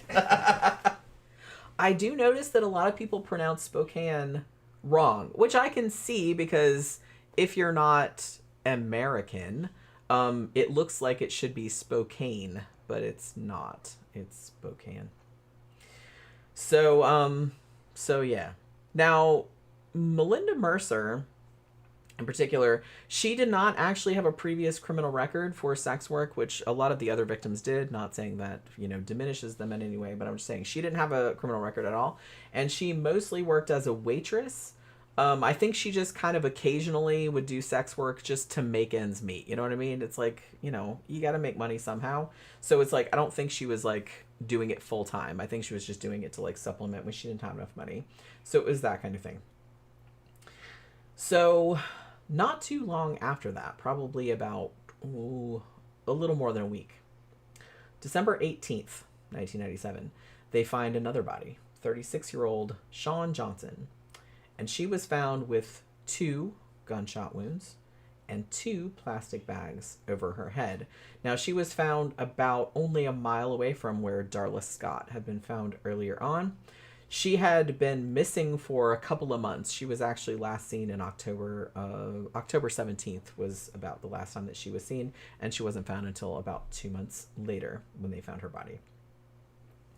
And then, only a couple of days after, and in fact, the day after Christmas of 1997, they found 2 bodies together. And these were the bodies of 39-year-old Sean McClanahan and 31-year-old Lori Wasson. And they were found kind of stacked on top of each other, like in a gully. They had both been shot twice in the head, and their heads had both been wrapped with 3 plastic bags each. Like he put 3 plastic bags on each of their heads. Now, Lori Wasson had last been seen November 3rd, so she'd been missing almost 2 months. She had a 12-year-old son, and she had become a heroin user, but she was trying to get out of it, but she had kind of fallen back into it, and so got into sex work to buy heroin. And same thing, Sean McClanahan. A lot of these women, the sad thing about it is that some of them were trying to get out of sex work. A lot of them, it's just, they just fell on hard times, but, bad circumstances, or they got into drugs or something like that, and they just kind of ended up like this. I mean, they didn't fucking deserve this, you know what I mean? So Sean McClanahan had actually been missing for a little more than a week at this point. She had last been seen at December 18th, and then they found their bodies. By the way, Victor shows up. Yeah, I saw that. My gay gangs are starting to show up. Where the fuck is Zach? Yeah, he's not here. That's my main gay. Victor's my secondary gay. Yeah, secondary gay. My secondary gay, yeah. He's second in command. James Knapp says, they're just easier targets. Cops often don't give a fuck about sex workers. Yeah, I kind of feel like that's largely the case, even though like a lot of cops say that that's not true. The way the investigations go, I think it's a little bit true. I'm going to defend the cops. The cops will get a conviction wherever they can. The thing is, though, is that ladies of the evening of this type fuck with fucking 6 to 10 dudes a night. It's just harder to catch. You can't fucking... You don't know who she's been with. Right. So it's real hard. They know from day one. They're like, you can't catch the killer by conventional means, because these girls are fucking 6 to 10 dudes a night. Now they do have some slow nights, but so normal investigative techniques don't work. So a lot of times the cops are kind of demoralized. They're like, there's nothing we can do till we catch this dude red-handed. Yeah, like maybe it's kind of like overwhelming for them too. So it's a lot easier to catch a girl from the suburbs who's on her own. She's like, there has to be some connection, right? Yeah, it's going to be somebody she knows. It's going to have somebody that has access to her. It's a lot easier to catch them. But if some chick jumping into random motherfuckers' cars fucking 6 to 10 times a night. It is a high-risk profession, big time. And like I said, a lot of women if you go to sex work, girls, if you go to sex work, don't do it that way. Jesus Christ. Do it off the internet, vet them before you go. It's still not safe doing it like that, but it's like a lot more safe than this. The biggest risk is to fucking jump into random motherfuckers' cars and start blowing random motherfuckers for some pimp. That's just a stupid way of doing it. Well, like I said, a lot of these women are in situations where they don't really have they don't have any resources. Choice, you know what I mean? So it's not like they have any options. Yeah. So they just fall, like I said, women like this, they just fall and it's because of desperation. Yeah. It's nobody chooses this, really. Right. And I've done tons of research and know what this does psychologically to women and socially and everything. And, I've said it before in this, I would never want a daughter to ever enter that trade. But I have noticed is that women that already have children and that have already been married and they're in their 30s, maybe mid-30s, survive it a lot better because they already have well-formed identities and they run it more like a business and they don't take it as personally. And they already have lived a normal life. Yeah. If you do this shit from a young life, from a young time, it's a lot harder for them to readjust into society and have a marriage and a relationship. Because you did that during like formative years. You did formative if you've already like had kind of a normal life. Yeah. And then like later on you get into it, it's just kind of like, I think it's less. It's a lot easier on them. Yeah. Because they don't take it as seriously. Yeah. And the penalties aren't as great. And they're almost always, those women that are doing that are doing it because they got kids to feed. Yeah. And they want to live a decent life, and they're kind of crowdsourcing a man. They can't get one man, so they're going to get a bunch of men. Yeah, paying for like crowdsourcing. Which, like I said, I'm not bothered by that at all. I don't. Yeah. Like I said, everybody got to fucking eat. Everybody got to fucking feed their kids. Yeah. And however you got to do it, you got to do it. And if she's in her mid-30s, she's an adult. She's hopefully she's intelligent enough to fucking protect herself and to know what's going on and to know who she really is. Because you have to put that aside. You're playing a role. Yeah. So, like I said, these women, it's kind of a different situation because it seems like they've kind of been fucked by life. Drug addiction. Like their whole lives. And they kind of fell into this through desperation, like I said, and then they ended up in this fucking situation, which nobody wants to end up in. So, the next one was a couple months later. Not even a couple months later, actually. It was early February of 1998. The next one was a 41-year-old sex worker named Sunny Oster. And she was also found shot to death, same as the other victims had been. And this was back in Spokane again. She had 2 kids. She had last been seen in October, so she'd been missing a few months. And pretty much, as far as I know, all of these women had been reported missing by somebody, either their families or friends or something like that. So these women were missed. You know what I mean? People were worried about them. And especially as news of the serial killer started to spread, I kind of feel like, especially among the sex workers, I kind of feel like they knew some bad shit was going on maybe before the cops did. Or they were kind of taking steps to protect themselves before. I mean, to an extent where, I mean, they still got to make money, obviously. So it's like you have to mitigate the risk, you know? But they knew something was going on, so they were like watching out for one another. But bad shit was still happening, obviously. But they knew what was going on. So she actually, this is kind of sad because Sunny Oster, she had been a drug addict for a long time. And she had just finished a rehab program. And literally like the next day, I think it was, she disappeared. And then they found her body like a couple months later. So the next body they found was April 1st. 1998. And this was 34-year-old Linda Mabin. She was also known as Barefoot Linda. And they found her in Spokane, only about 100 yards from where the bodies of Sean McClanahan and Lori Wason had been found, like in that gully, like I said. She had been shot once in the head, had 2 plastic bags over her head. And they also found a used condom lodged in her anus. They didn't find it at the scene. The coroner found it. Yeah, he lost it. Yeah. Yeah, it went in there and he couldn't get it out. Yeah. So they were like, woohoo, DNA. Yeah. You know what I mean? So this was one of the big things. Yeah. I mean, this dumb motherfucker left DNA on at least 8 of the victims. So. He's just bold. Dumb. That's what I mean. It's like, I think he was kind of like, thought he was a lot smarter than he was. I don't know if he just didn't care or if he thought he wasn't going to get caught because he hadn't been caught. Might have been some kind of underlying self-destructive thing to him where he, in a way, wanted to get caught. It might. Well, his wife thought that. Yeah. At least according to one of the daughters on the documentary that I saw, she said that their mom had said, she's like, as it got closer to like when he actually did get caught, she's like, I think he wanted to get caught. Must have been. Because he was getting like really sloppy. Yeah, he must have been. Because a dude that didn't want to get caught would say, this body can't be found. There's DNA up in her. And I got to hide this one good. Yeah. But nah. This dude didn't care. Yeah. He was fucking kind of committing suicide at this point.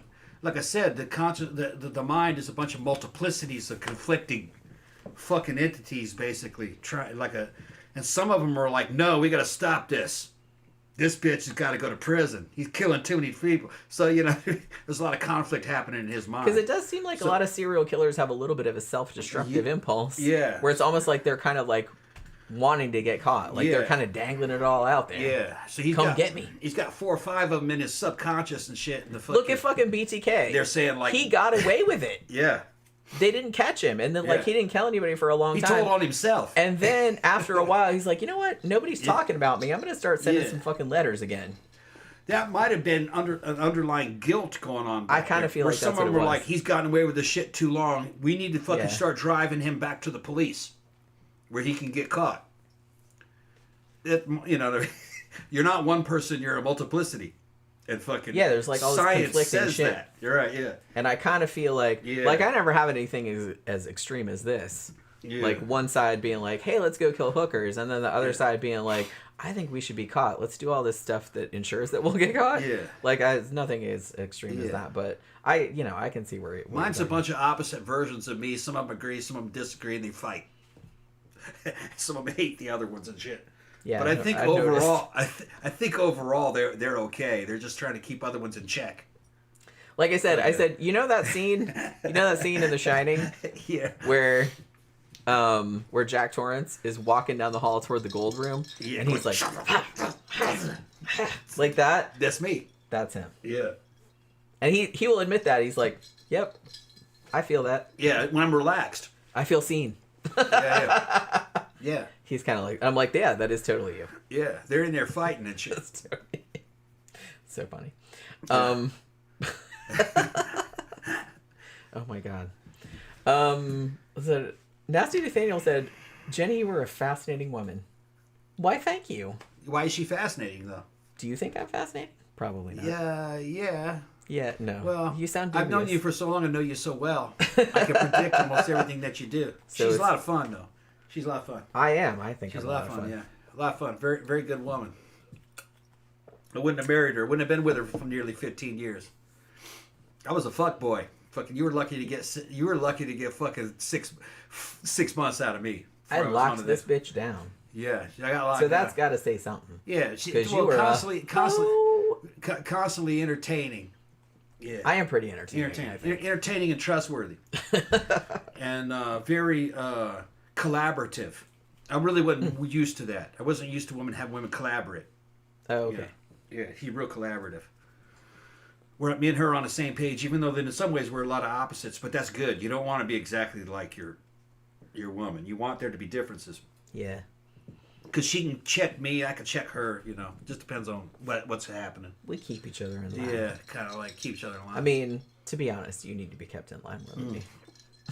Yeah. I don't really go out of line. Yeah. But I offer things that you don't have, though. That's true. Yeah. It's just, That's true. Yeah. That's one thing. You're very, like, outgoing, and I'm really not. Yeah. You're, like, really good at that. Real physical. And I'm not really good at that kind of stuff. And into mechanics and shit like that. So you, like, make up my shortfalls. I'm a lot more streetwise than Jen. Even though Jen's fucking getting a lot better over the past 15 years. I don't know about streetwise. I'm just, like, I trust no one ever. So I don't know if that's, like, streetwise or not. But, you know. I see motive. You know what I mean? I don't care about motive. And I always tend to be right. I just don't want to I can just think of a person and I can just look at a person, I can understand their motives. Yeah. Okay. Phantom says, on the bright side, at least Robert is using protection with these whores, the way he spelled it, and not infecting his wife, just saying. Yeah. That's probably not what he's thinking. I don't think that's... Cause, to be honest, I don't know a lot about this dude's psychology, okay? But I don't think that consideration for his wife is high up on his list of priorities. I'm pretty confident saying that. He's trying to keep his DNA protected, I think. I think that's part of it. And then he sees them as dirty, too. So he's protecting himself. I kind of think it was more himself protection. Yeah. Like, I don't want cooties from these gross ass. Yeah.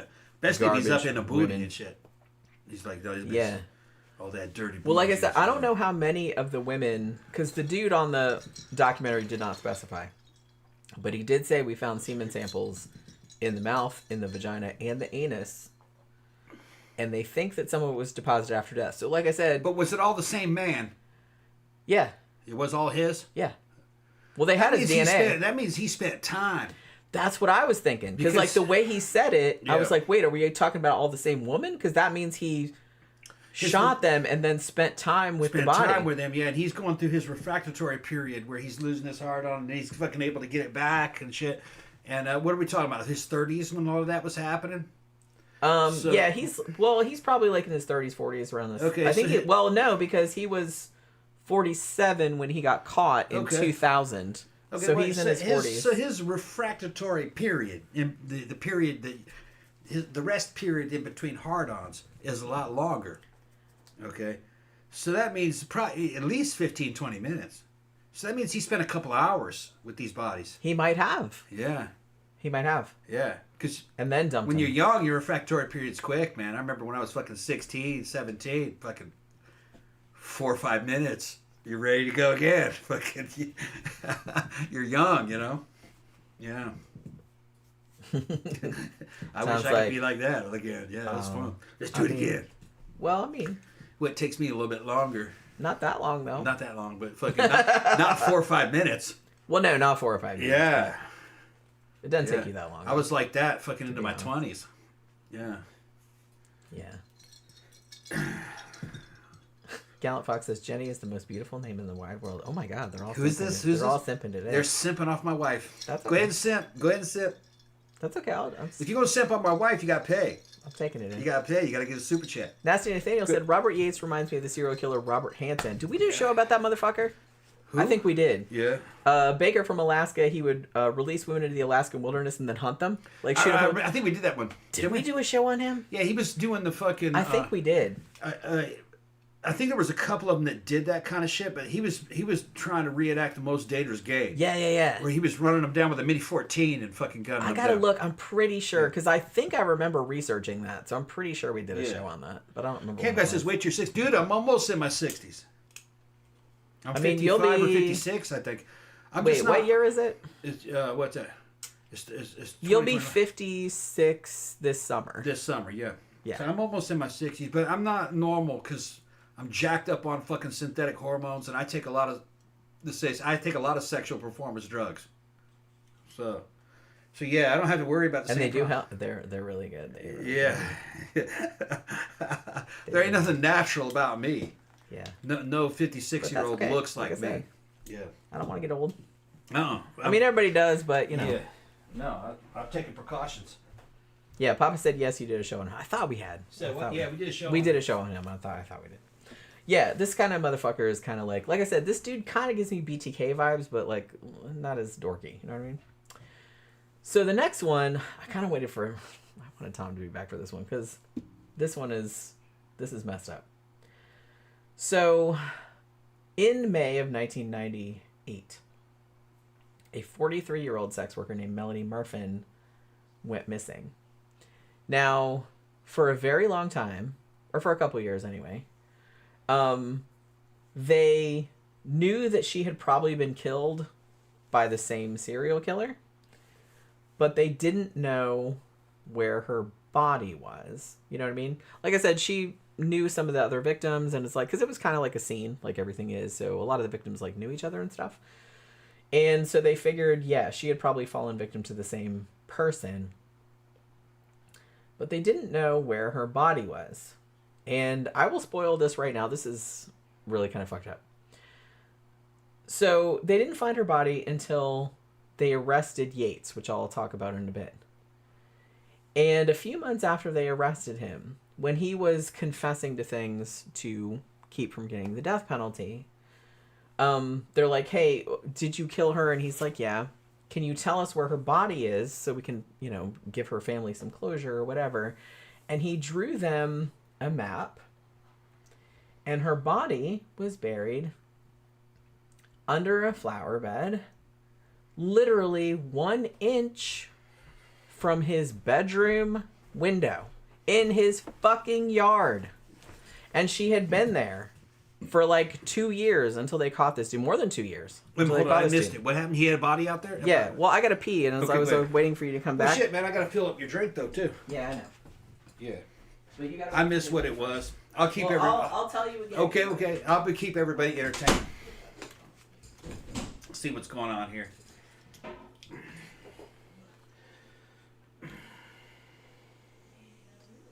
Phantom saying her body was outside the bedroom window. It's a secret window. Mort Rainey style. Wow. Okay, I'm gonna have her fucking come back here and tell me that again. Yeah, Papa 77 says we did a show on a dude. All I remember about that dude is that he had a Mini 14 rifle, which I had one of those one time. I actually had the Mini 30, which is kind of a sucky rifle looking back at it. And he would strip them naked. This is, I think, in the 70s or 60s. I don't remember. He'd strip them naked and let them go out in the woods and fucking let them run. He'd give them a little bit of a head start. Then he'd hunt them down out there in the woods and shoot them. That was his thing. Which, that's some bizarre shit when you think about it. I mean, that's not even sexual. I don't remember if he did any sexual things to him, did he? Who? The dude that was hunting the women with the fucking Mini 14. I don't think he did, honestly. What did? Yeah. He just stripped Man, them it's been naked and let them go. And they would It's been run a them down. while since he. Yeah. I think he just kind of got off on. Them being helpless and him running from him and Yeah. him shooting them. Weird shit, man. That is fucking weird. Yeah. Yeah, I feel like it was a while back that we did a show on that dude, but I distinctly remember. I don't remember all the details, but I distinctly remember like researching that guy. What a fucking weird. Like, where do these fucking people get these ideas, man? I can't. I think this is why I'm like fascinated by true crime, even though I would never do anything like this in real life, obviously. But it's like I'm just fascinated by why people do this. Like, why does that even occur to you? And look, I'm a horror writer. All kind of fucked up shit occurs to me, like in a fictional context. Like, I never think to myself, hey, I'd really like to do that in real life. Like, you know, because I've written some pretty fucked up stories, but I would never. You know, it's a story. It's fictional. I would never do that in real life. But it's just kind of like, I don't really understand why. Like I said, I think I've kind of felt better. I don't know if that's the word. But when I read that BTK book, where he wrote all those letters to Kathleen Ramsland, and the way his mind worked, I was like, was so alien. Like, it was so interesting, but it was like so alien to like what I was like, what? Like, does...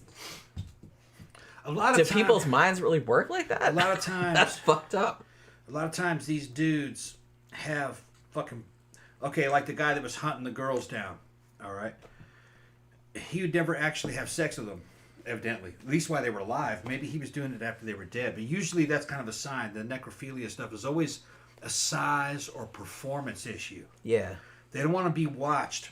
They don't want the woman to be there when he. And I has feel sex. like serial killers Because- that shoot their victims, Yeah. I kind of suspect most of them are probably Right. necrophiles. And they don't want the victim to see them because they're afraid of being made fun of. Yeah. All right, their shit's too small, or they're not fucking. Or they can't get it up or whatever. Yeah. Now, here's the thing, man. They got some little dick motherfuckers out there, and it fucks them up. There's a channel you should watch. It's called fucking. What was the name of that channel? It's a It's got a bunch of porn stars on it and hookers and shit, and a guy who's a British porn producer interviews them.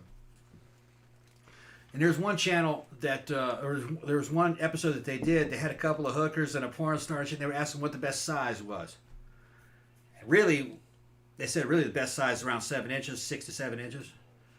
But then one or two of them said, yeah, but we had boyfriends that were little dick motherfuckers that were tiny, but it didn't matter because they just loved the shit out of them. Yeah. So just because you're fucking small, that doesn't mean it's hopeless. Well, like I said, women Dudes- are a lot more... Women are not the same way. They're not like men. No, they're not. And We're a fuck- lot more forgiving of Yeah, shit if you're and- cool in other ways. Yeah, fucking and this is like Physical shit doesn't matter as this much is to a us. hardcore porn star, okay? And she's like, I don't know what it was. She's like, I like big dicks and this and that, blah, blah, blah. And she goes, but I don't know what it was about this dude. I was just fucking crazy about him. He was little. Right. But there was just something about him that just turned me on. I thought it was the fucking best sex of all time. Yeah. So it was. I get it. Yeah. So it it. was. Women don't break it down to just one thing. Guys No. are very much focused on body parts. Man, her titties. Man, that ass. You know, Yeah. it's like that. They're women they're are very not. they objectify. Yeah. Women tend not to do Yeah. that. Women don't quite do that.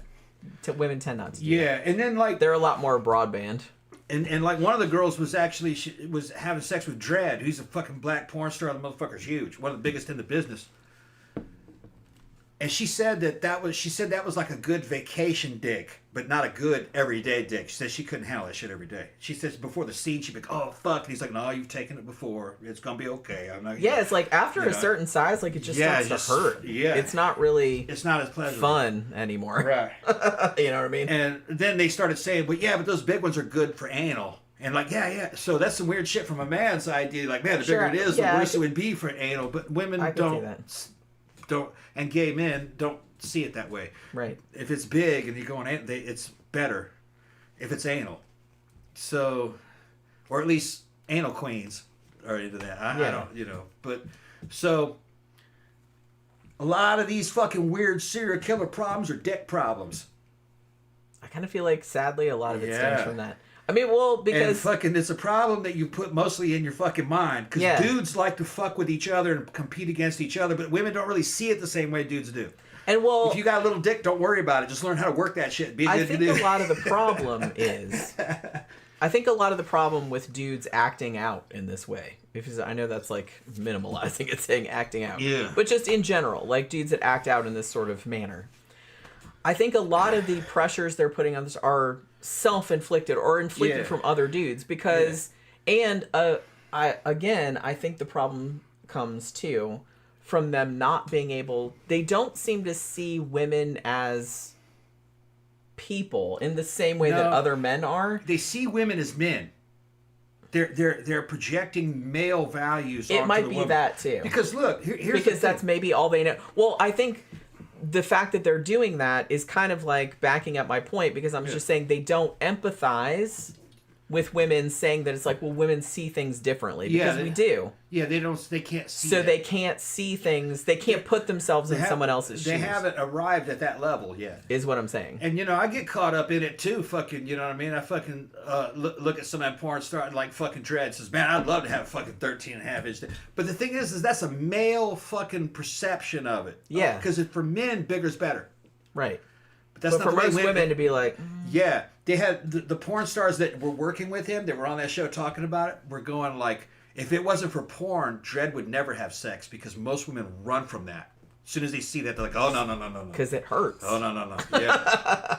So they said that the porn industry was a godsend It's not fun. for Dredd because he probably wouldn't be having any sex Yeah. with that.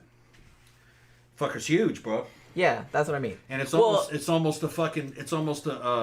a negative. That's at what I that was point. trying to say is that It'd be great in the gay scene. Gay dudes would be all about it, but he's not gay. that's what I was trying to say Yeah. is that I think a lot of dudes' problems stem from not being able to see things from a women's perspective. Yeah. You're seeing things from a dude's only perspective. It's like, oh, well, I would like that. So Yeah. that must be the way women want it. But we're not the same. Yeah. Like, we don't see things Yeah, the no same matter way. how big you are, you wish that you're bigger. I'm big, pretty big. I got it on, me and Jen do video. We got it on video. I'm about fucking 7 inches. And for a 5'6" dude, it looks fucking huge. Okay? And I'd like that shit to be 9. But women wouldn't really like it to be 9. It would look good on camera. It does look good on camera. I It looked admit good, that. yeah. But But they really said when I see they like that- between 7 and 6, 7 and a Yeah. half, maybe 8. Some girls like a little like bit bigger. maybe average or a little above average. Yeah, but that's above average. Average, I think, is really global average is probably like 4.5, 5. I thought like it was 5 or 5.5. 5, something like yeah, that. probably global. But like I average, said, seeing things in porn and doing things in real life are two completely different yeah, things. what it looks like on camera and shit. Like shit that looks good on camera, but like if you think about doing that in real life, I'm like, no thanks. I don't want to be subjected to that. Yeah. That sounds like it would just be like not a good Yeah. time. So I think Not a good at the time. heart of the serial killer problem, I think it's a dick problem. And I think they have fucking fucked up sexualities. Very few of them were ever reported of being massive dudes. It's an inadequacy thing. Yeah, whether real or perceived. Perceived, a lot of it. I think a lot of it is perceived. Yeah. I think, like I said, a lot of it is them doing the number on themselves. Yeah. And probably they need some therapy, obviously. The dude hunting down the women, he was hunting them because he was embarrassed to fuck them. At least Now, while they were somebody alive. said earlier that he was doing shit with them before he hunted them. Oh, he did? But like I Okay. said, I have to go back and look because I I don't go back remember and all look. the It's been a long details. time. Yeah. Nasty Nathaniel said, I'm a gay man, and I must say that dick size has never been a big thing with me. Small, medium, large, doesn't matter. Who said that? I like a man, Nasty Nathaniel. Okay, yeah. I like a man with a cute face and a nice smile. Yeah, face game is fucking... Honestly, yeah. you know, as a woman, I don't really have a type. I just kind of go with people's like vibe. Yeah. And I don't know like ahead of time if I don't know you, what might be attractive about you. It's like you might have a cool like look, you might have a cool like the way you dress is like cool like aesthetically. You might have a cool thing going on. You might be like really into horror movies. You might be like really funny. There might be like a million things. And it's like I'm not a real physically oriented person. Yeah. Like, so that's not really the first thing I notice necessarily. Like, other than just your whole outer thing. It doesn't really matter all that much to me. It's not really a big... I mean, yes, you have to be sexually attracted to the person that you're with. But there's a lot of things that go into that. It's a lot more complicated. I kind of feel like dudes, it's a lot simpler. Like, women, it's a lot more complicated. There's a lot of other factors... Speaking of the gay... Speaking of the gay thing, fucking last time we were at the club, fucking Spanish gay dude, he was just a little twink and shit. Maybe I forgot about him. He was adorable. He had an awesome accent. He was from Spain. He's from Spain. And he was visiting. He's from Spain. He looked we like... didn't know him, but he just like came up he and was started like talking. on par with a very young Keanu Reeves. He's like in his 20s. He was like super young. He came up and he goes... he was dancing right in front of us and shit for a while. And then trying to get noticed. Trying to get noticed and shit. So I just said, "Hey." But he was like super. He was cute. And he came back over. I got him on Facebook. I can show him. But he goes, "I am looking for a man like you." It's like you. So yeah. And so I'm straight to the fucking. I tried to hook him up with Toby. He says he's not here. I'm showing him pictures of Toby. He says he'll be here tomorrow. He's like, he's like twice. And then she goes, "You are so fantastic." He said to me, "It's like I wish I could be as fabulous looking for a as man you." like you." And this is when I'm married. Oh. Oh. But he knew we were fucking right next to each other. I told you when you were in the bathroom, he came up to me and he said, "I wish one day I could be as fabulous as you." Yeah. He was from Spain. He's gonna be here another fucking 2 weeks, I think. He was adorable. He's gonna be. Maybe we'll see him like Saturday. We'll see him again. Yeah. Because we were gonna go out again on Saturday because we went out Friday night and that's when we saw him. Yeah. It was like come tomorrow night. Like that's when all the other people that we know will be here. But we didn't. We were too tired to go and I didn't feel that good, so we didn't go. I was trying to hook him up with dudes. And then he fucking made a move on some gay dudes that happened to be there at the time. To his credit, he got shut down. He was very not obnoxious, no, but cool. he was very assertive. Yeah. Like if you, he was straight like, up. Hey, he was straight up. He was straight up. I'm looking for some. Because there's a gay couple that that is at Memento all the time. Yeah. I don't know their names, but they're there all the time. And he kind of went and hit on one of them. Yeah, they're kind of like punk rockers. Yeah, and they were like, "No, that's I mean, they were nice and everything, but I mean, he tried to nail that one. He's way younger. Yeah. He looked like a kid. Yeah. To me. Yeah. Like he looked like he was in his 20s. Real strong accent. And he had a very sort of, but I like that though. He was like, That's funny. He was like super funny. I totally forgot about that. Maybe I'll find him. I'll show him. I'll show him. But yeah. I know the gays want to see him. But yeah. So hopefully I can I'm only like a little more than halfway through this stuff. Okay, so go ahead. Please don't do the thing. Okay, so you went to the bathroom and you missed this whole thing, and this was one of the things that was the most fucked up about this whole situation. So I apologize for people that already heard this, but a woman named Melanie Murfin, who was 43, she went missing in May of 1998, and they knew that she probably had fallen victim to the Spokane serial killer, but they didn't find her body for more than 2 years. They didn't find her body until after they caught this douchebag. 6 months after they caught him, and he was giving confessions so he wouldn't get the death penalty because he's a little bitch, he drew a map to where her body was. Guess where her body was? Where? It was buried right under his fucking bedroom window. Damn. In his fucking yard. Under a flower bed. Wow. And he put her there when his wife was sleeping in the bedroom. Wow. Right there. Like a foot away. Like in the middle of the night. Did he say? And his why he did daughter's that? room was like right there. Nobody knows why he did that with that one particular. Like, why did he bury her at his house? Yeah. And not the other ones, he just dumped him by the side of the road like garbage. Yeah. And like fucking threw shit on him. But this one, he brought her back to the house, dug a hole. It wasn't deep, but like dug a hole under the flower bed, and put her there. And she was there for a couple of years. And, like, the kids were like, man, we played in the yard. Man, that's fucking wild. Like, you know, him and his wife slept in that room, like, literally a foot away from where this woman was buried. And there was a body there the whole time, and nobody knew. That blew my fucking mind. And nobody knows, like, why that particular victim, that he brought her back to his house and buried her there. Because he hasn't said. So I'm like, what the fuck? What is going through his head? I don't know. Now, around this same time period that he killed this woman, he sold his famous white Corvette to a woman named Rita Jones in Spokane. And subsequently, he started using mostly a 1979, because like I said, he was into kind of classic cars. So we had like a 1979, it was kind of like a black van with like some 70s looking like orange stripey shit going on. And he had kitted out the inside as kind of like a mobile sex motel. He built like a bed in there. It was a whole, yeah, like I said, super classy, this motherfucker. Yeah. He had access to some other cars too, like through his work, because a couple times he would take those. But mostly he used his sex van. You know what I mean? His fucking sex van. I mean, if your husband has a sex van, because here's the thing. If your husband, I'm not blaming his wife here. I know she knew nothing was going on. But if he buys a van and he's like, you know what? I'm just going to build a bed in the back and I'm going to do all this other kind of stuff. I would be suspicious. I'd be suspicious. I found him. You know what I mean? Ricardo. Oh, there he is. Yeah. Okay. Yeah, that's him. That's him. Hey, Ricardo, I'm going to let all the gays fucking drool. Oh, shit. What the fuck, bro?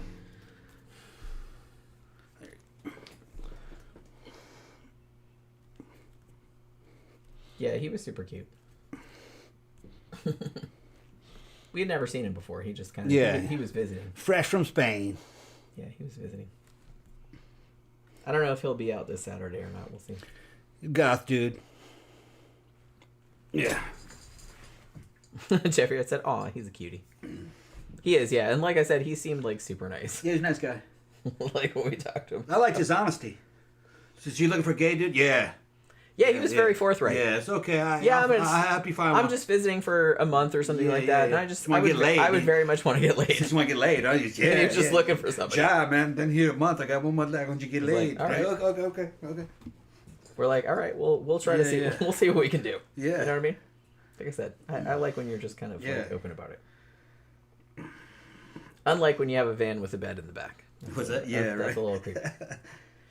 So, yeah, like I said, I'm not blaming the wife here. It just seems like if you came home and it's like, hey, I just bought this van, and it's like, hey, look, I'm going to put a bed in the back and all this other stuff, and I'm just going to go out for a few hours. I'm not telling you where I'm going. Bye. You know what I mean? I'd be a little suspicious.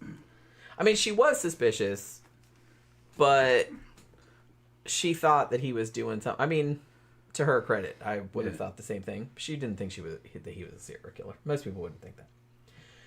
So the next victim that they found was a 47-year-old sex worker named Michelin Durning. Now, this was July 7th of 1998, and she had been shot once in the head. This was also in Spokane.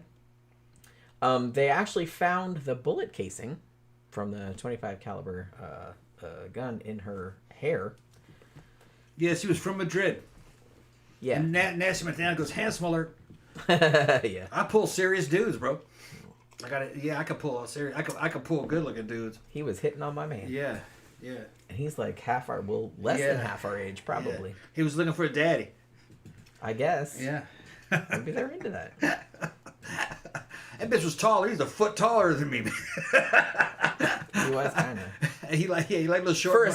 For a second. None like you. I mean, like we were drinking a lot. I was just like, we could bring him home with us. Let's see what happens. Yeah, he was fucking running around with the gays and shit. I know, but that would have been fun. You're always talking about bringing girls. Make a video, yeah. Let's bring a dude home once in a while. See how that goes. But we'll see how the night takes us. I'm just saying. Let me see how it works out. You're not averse. But yeah. Just whatever's in the moment. Yeah, depends whatever. Depends on my mood said. at the time. Yeah, it's all good. So, yeah. So they found this bullet casing like still in her hair, like she had been shot in the head. So they found her. She was naked, as most of the victims were, and he had covered her up with like a hot tub cover, like partially. Now, where her body was found was in a vacant lot, and it was right next to Pantrol, that company where he worked. So it seemed like he was, like I said, either getting more brazen and or lazier as time went on. Because this was like it was like literally a field next to the factory where he worked, where he dumped this body. Now, Yates was interviewed at this time, as were all the other employees, as that's standard investigative procedure. But really nothing made him stand out to investigators at this point. Like I said, that's kind of a running theme. Like, he never really stands out for anything, honestly. Now, here's something kind of interesting, because this is a woman that, thank God, got away with her fucking life. This is the woman that fucking survived. So on August 1st, 1998, a woman named Christine Smith comes in and files a police report. Now, the police report she filed was for assault and for robbery. She told the cops that she was a sex worker, and that while she was given a dude a blowjob, he had hit her in the head. Now, initially, she thought she'd been stabbed. She only found out she'd been shot in the head much later. I believe it was 2 years later. She got in a car accident, and they did an x-ray of her head. And then that's when the doctors found bullet fragments in her skull and were like, were you shot at some point? And you don't know about it? And she's like, and she thought back and she's like, oh shit. Like, she didn't know. So this is the story that she told. She said, I got picked up by a dude who was driving a 70s model black van with orange shit on the passenger side. And she said inside the van, there was like dark brown vinyl seats. It was like a wood framed bed with a mattress on it, like in the back. Like I said, it was like a mobile sex motel. That's what he made it up. Like I said, keep it classy. And the wife knew? No, the wife knew that there was a bed in there. Okay. But I don't remember I think he gave her an excuse. Yeah. He's going to camp out of it. As to why. His camper. Yeah, it's like, so you can sleep while he was at work. like long hours. I have to nap. I think that was exactly the excuse that he gave. Yeah, you knew exactly. Yeah. Dudes know how to do excuses. Yeah, it's an excuse. Yeah, Definitely. Sometimes I get tired and I have to go to my van and take a nap. Yeah. That's not why. It has nothing to do with picking up hookers, fucking. That's not why the dude has a bed in the van. Saving money on hotel costs. Yeah. Chicks aren't that dumb. Yeah. Which it all sounds like really ridiculous. But yeah. So yeah, she said he had that. And she said the dude was, a white dude. She said he was about 50 years old. He's about 40. He was like 45, 46 at this time. She said he's about average height, 5'10", about average weight, 175 pounds. Medium build. Didn't look super extraordinary in any way. She said he had kind of average length blonde hair, no facial hair. She said his face was kind of pockmarked, but that was about his only distinguishing feature. She noted that he didn't seem nervous at all. She said that he wasn't drunk, he wasn't belligerent. He seemed respectful, respectable, like, he didn't stand out. Like I said, he just seemed like a normal, okay dude. So they kind of like talked about price or whatever. And then she says, hey, drive to this parking lot behind this clinic or whatever. I guess she normally took people there. And then she said once they parked, she said that he told her that he was a helicopter pilot with the National Guard, which was true, which, okay, so I guess he's like showing off. Now, because everybody knew at this point that there was a serial killer, she asked him point blank, are you the killer? She asked him. And he said, No, I'm an Army veteran. I have 5 kids. I would never do something like that. That's why you should never, ever trust what people fucking say to you. So they get to the parking lot, and he gives her $40, and she's supposed to give him a blowjob. So they go to the back of the van, like where the bed is. He pulls his pants off, and she starts giving him a blowjob for like 5 minutes. But while she's doing it, he can't get an erection. He's not rocking up. Which, like I said, this whole story is kind of like backing up the whole necrophilia thing to me, because it just seems like he's under too much. It's performance anxiety. Because she's giving it like a blow, like 5 to 7 minutes. It says 5 to 7 minutes. She said that's a long time. That's a long time to be giving somebody a blowjob and they're not getting hard. Yeah, usually only a minute or so. So I don't know if she was thinking, what the fuck is going on here, or whatever. I don't know. She was like still trying her hardest, you know, because like I said, he paid her the $40. She was going to see it through to the end. But she said about 5-7 minutes into it, he wasn't getting a hard on. And she's like, and then all of a sudden, she said, he hit me over the head with something, but I don't know what he hit me with. Because like I said, she's giving him a blowjob, so she can't see what he's doing back there. She said that he hit her so hard that she was almost like knocked out, and she fell backward and like was almost kind of going in and out of consciousness, kind of. Yeah. And then at this point, she's like, I'm pretty sure he said, give me my money back. And then she's like, I need to get out of here. So she went to the side door of the van and was trying to get out, but there was no handle because he had removed it.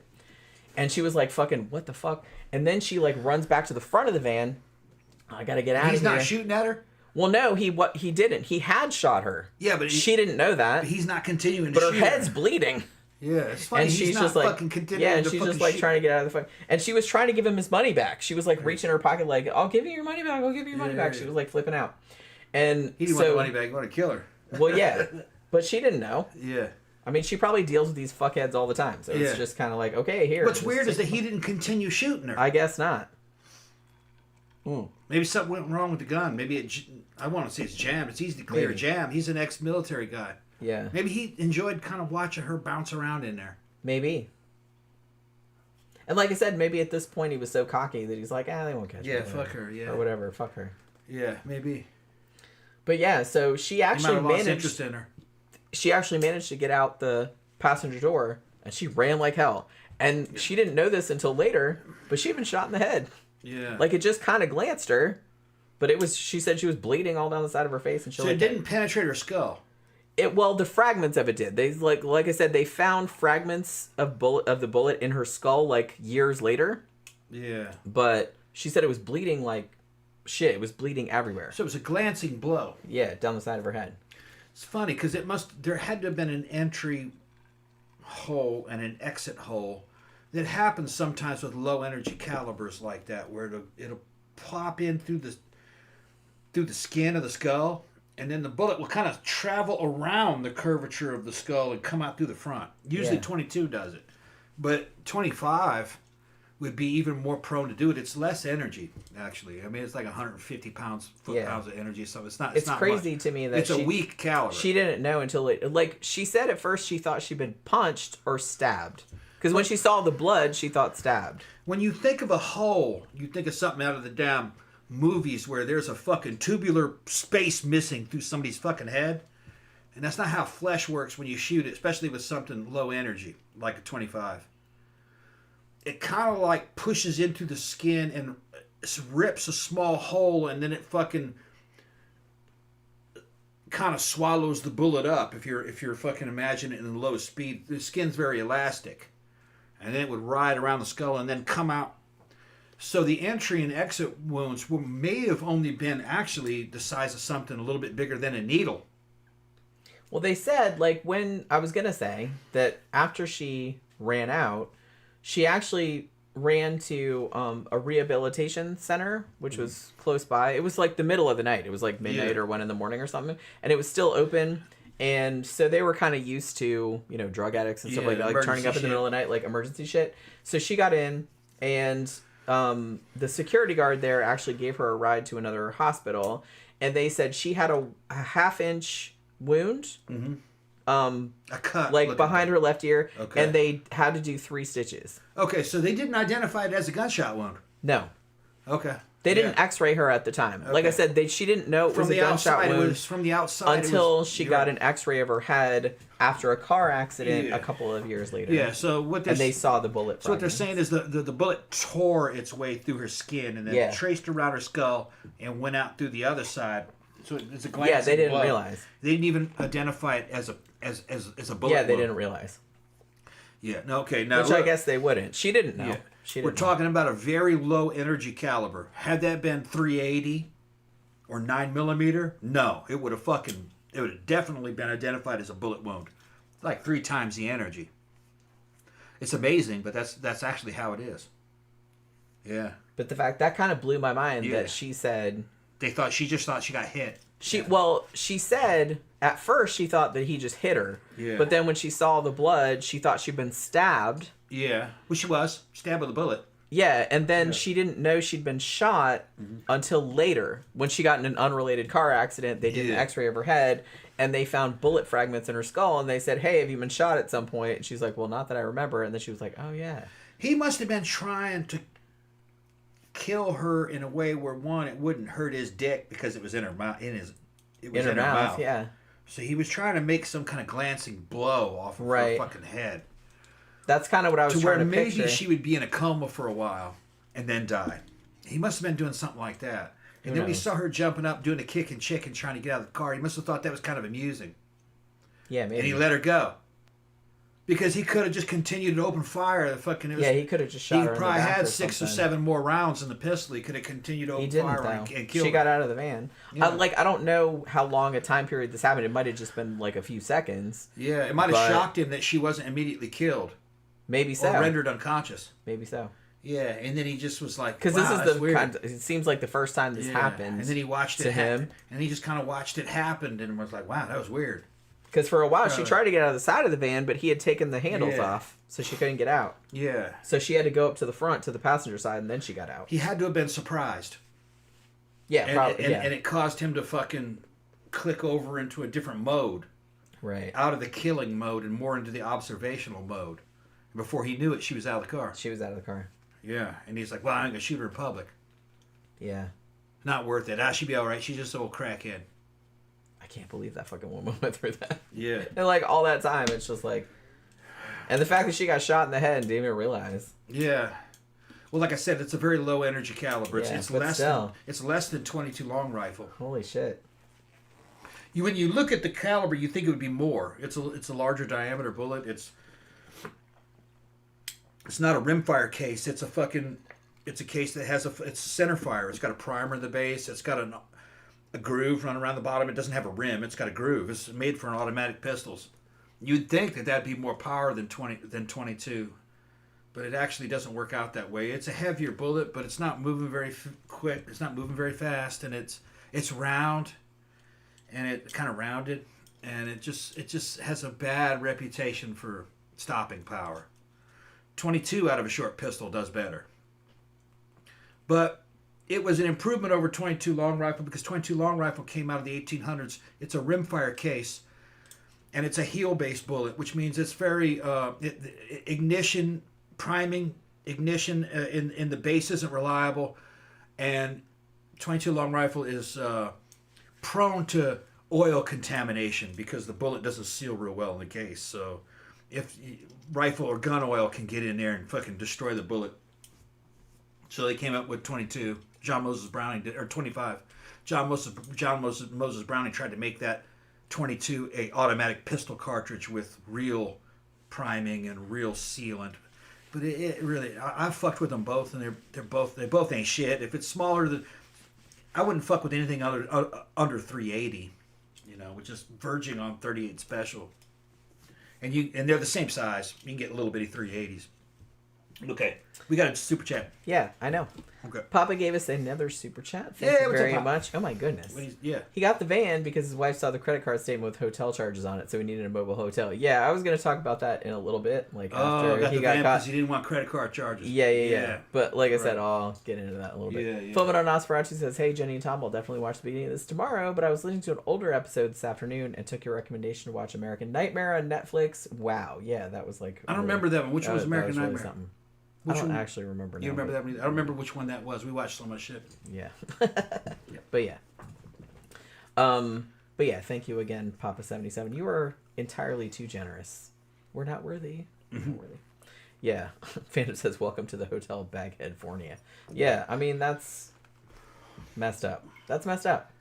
So, yeah. Oh, like, don't apologize. I was going to say, yeah, I had that, like, later on in my notes, because all of the stuff that the wife found out about, I don't know. I know she didn't know anything. She really didn't. And, like, the cops didn't think she knew anything either.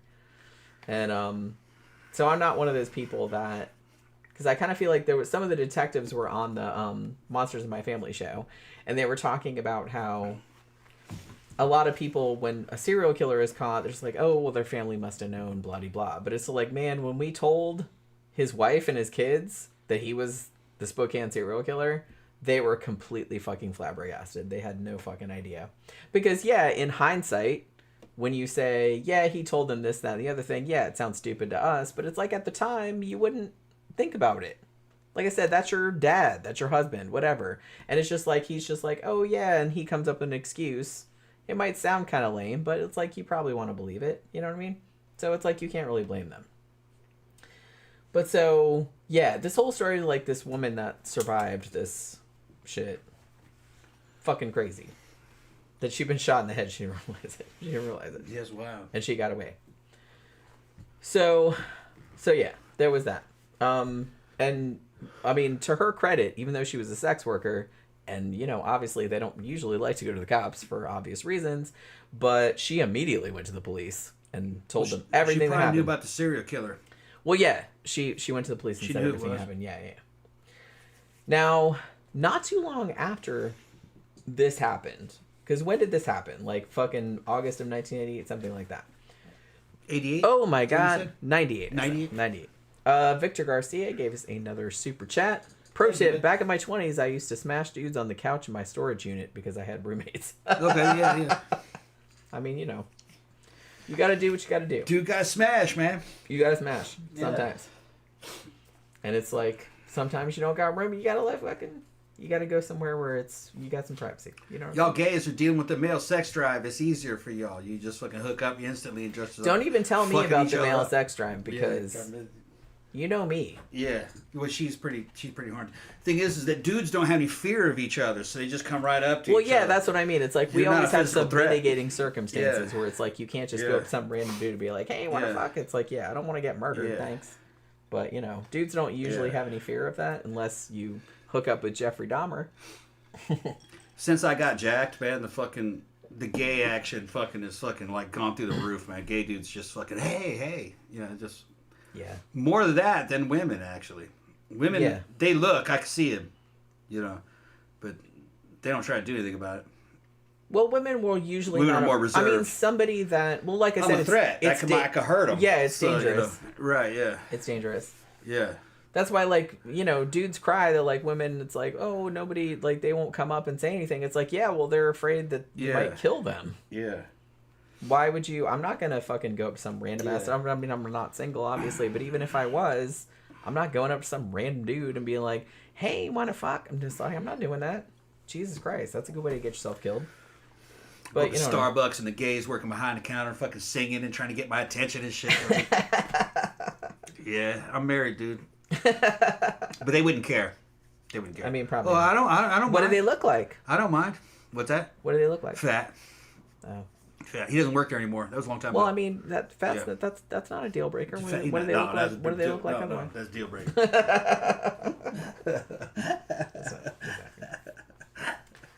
Just like Dom DeLuise. One of these days, because I never go to that Starbucks, so I always wonder. That was the close one over here. Oh, okay. But he hasn't worked there in a long time. I don't think I've ever been to that Starbucks. No, I took you there. Didn't I? Did you? No, you Near took Five Guys. You took me to the. No. Oh, I took you You've to the never other taken me to that one. one. Yeah, I took you to the other one. So I'm always like, I wonder if I went there, Yeah, what about it? what would they tell me? Nothing. Because you're there all the time. Oh no, she thinks I got girlfriends. No, I'm just teasing. I don't. I'm just kind of like. I don't. No, I don't go. I go there and fucking. They know me. I'm a legend there. they do. Fucking. But I don't really talk to them, and I think that's what helps. The less I say, the fucking more they just fucking. Because you're mysterious. Mysterious, yeah. Because I listen to my headphones and shit. Yeah. He's just like listening to Iron Man. Yeah. That's what he messaged. They remember me. It's Where like, you been? You know that kind of shit. I've been working. Oh yeah. Yeah. You took me to the farther Starbucks. Yeah. But I don't think I've ever been to that close. We'll go to it. We'll go to it if you want to go. I don't think I've ever been to that. Yeah, close it's one. good. The one by Five Guys? One by in front of Five Guys. I don't think I've ever Across the been- street from McDonald's. Yeah, I've never been to that one. Fucking, we went to that fucking that. We place. went to the one by our old house. Yeah, what was the name of that new burger place? We're gonna go tomorrow. Culver's. Culver's. That shit was fucking good, man. Yeah, we can go there tomorrow. Yeah. Oh, wait, we get more super chats, or is that an older super chat? No, that's Victor. That's what I Okay, was saying. okay. All right. Saying he used to smash dudes on the couch. That's right. in his Smash storage dudes on the unit. couch. I mean, you got to do what you Gay got got to a do. gay. Yeah. Well, like I said, Yeah. people got to smash. You know what I Yeah. mean? I get it. I get it. Yeah, Dom DeLuise's Pizza the Hut. Right, right. Exactly. Yeah. Papa says, my wife and I really enjoy the show, and it's only money. I will just Yeah. make more. That is, like, seriously, we don't deserve you guys.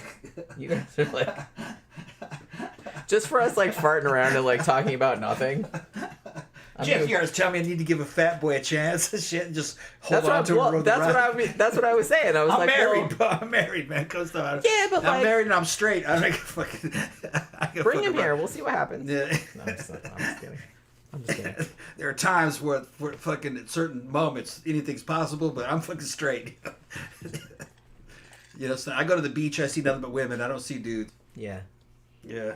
So, Well, like I said, I see everybody. yeah, but Jen's bi, Kind so of, because yeah. I'm bi, so Yeah. it's like everybody's certain on. people stand out. Everybody's on the menu. Certain people stand out. Yeah. Well, I've fucking got a whole course in the analogies and shit. You know, a bi dude goes to the beach, and the women stand out, pretty much all of them, and then some of the dudes stand out. That's kind of how I feel. about That's it. like that. Yeah. For me, I don't see any dudes. I just see women. Now, if I see a dude who's jacked and shit, I'll be like, yeah, he's looking good, yeah. But it's not really a sexual thing. It's just like, yeah, I hang out with him. He did a good job, you know. Honestly, if I look at people randomly physically, which I don't usually, yeah. that's not. I don't Yeah. know. I don't usually pay attention to people generally, but if I did, it would probably be 90% women I was looking at. Yeah. Well, women are more beautiful, actually, and I think women fucking kind of understand female beauty, you know. Dudes that are in the fitness thing understand male beauty, but we don't see it emotionally. They have gay dudes that do in the scene, but we see it more fucking analytically. It's kind of like looking at a fucking sports car or a high performance muscle car, something like that. Oh man, that dude's fucking calves, man. That motherfucker's awesome. Look at it, you know. It's that kind of shit. Yeah. It's not like we want to fuck him because of the calves, you know. Just man, I want them calves. You know, you want that calves. I on will yourself. fuck that whole man. Yeah, just yeah. Because of Well, the those gay abs. dudes are like that, which I understand it. You know what I mean? Fucking, but the straight guys are going just looking at dudes' calves, going, "I want them calves." You know, how'd you do that? You know, it's like it's just that kind of shit. Yeah, Victor said I'm always looking at dudes and girls with big boobs. Yeah, yeah. Well, shit. I'm looking at like I said, I'm looking at 90% chicks, Yeah. big boobs, small boobs. It doesn't really matter. It's like their whole vibe. Yeah, Jen likes the gestalt, whatever the fucking end. And maybe result a is. dude randomly if they stand out, but a lot of them don't. You can never really predict what kind of guy she's like. I've seen her fucking look at dudes, man. He's cute. I'm looking at the dude, and I go, he's cute. Dude, I don't Like, even know. Yeah, so that dude look like I don't even know. Well, like I said, that's why I say I don't have a type Yeah. because I'm like one of those sit back and like wait motherfuckers. Yeah. And it's just like if somebody like walks across my field of view and I'm just kind of Yeah. like, I don't like that. Yeah, well, Like it might not be anything some that I guys could have still- articulated beforehand. Yeah, some guys she'll point out and I go, yeah, that's a good one. You know what I mean? Like the fucking dude she was dating when me and her were just friends and shit. You know, he was a good dude. Fucking, you know, fucking.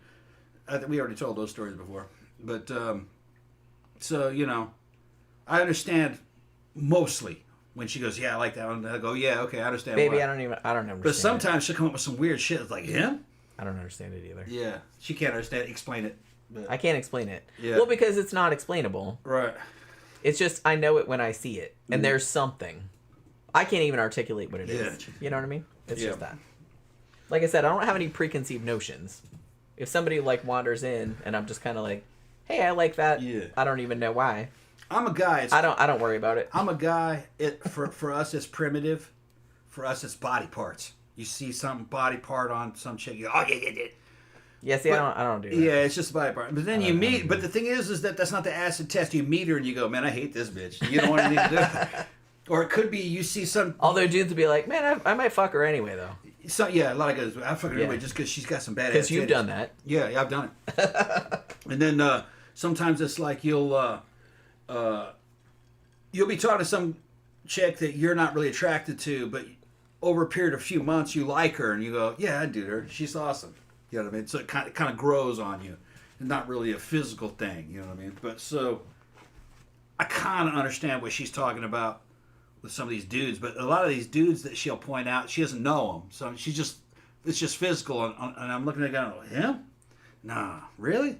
Well, sometimes it's not necessarily just It's just what physical he's in the sense wearing of body. and shit. It's usually like what he's wearing or Like how how he's shit- dancing or Yeah. just the way he carries himself or something like Yeah. that. It'll be something Yeah. like that. Like I said, I don't really Yeah, have me and for those of you new to the show, me and Jen were friends before we started going out. We were friends for a couple of years, I think, before yeah, we were a almost thing. 2 years, I think it was. Yeah, Almost so 2 fucking, years. we were dating other people and shit. So I'm not real. I don't get jealous or anything. I people are people.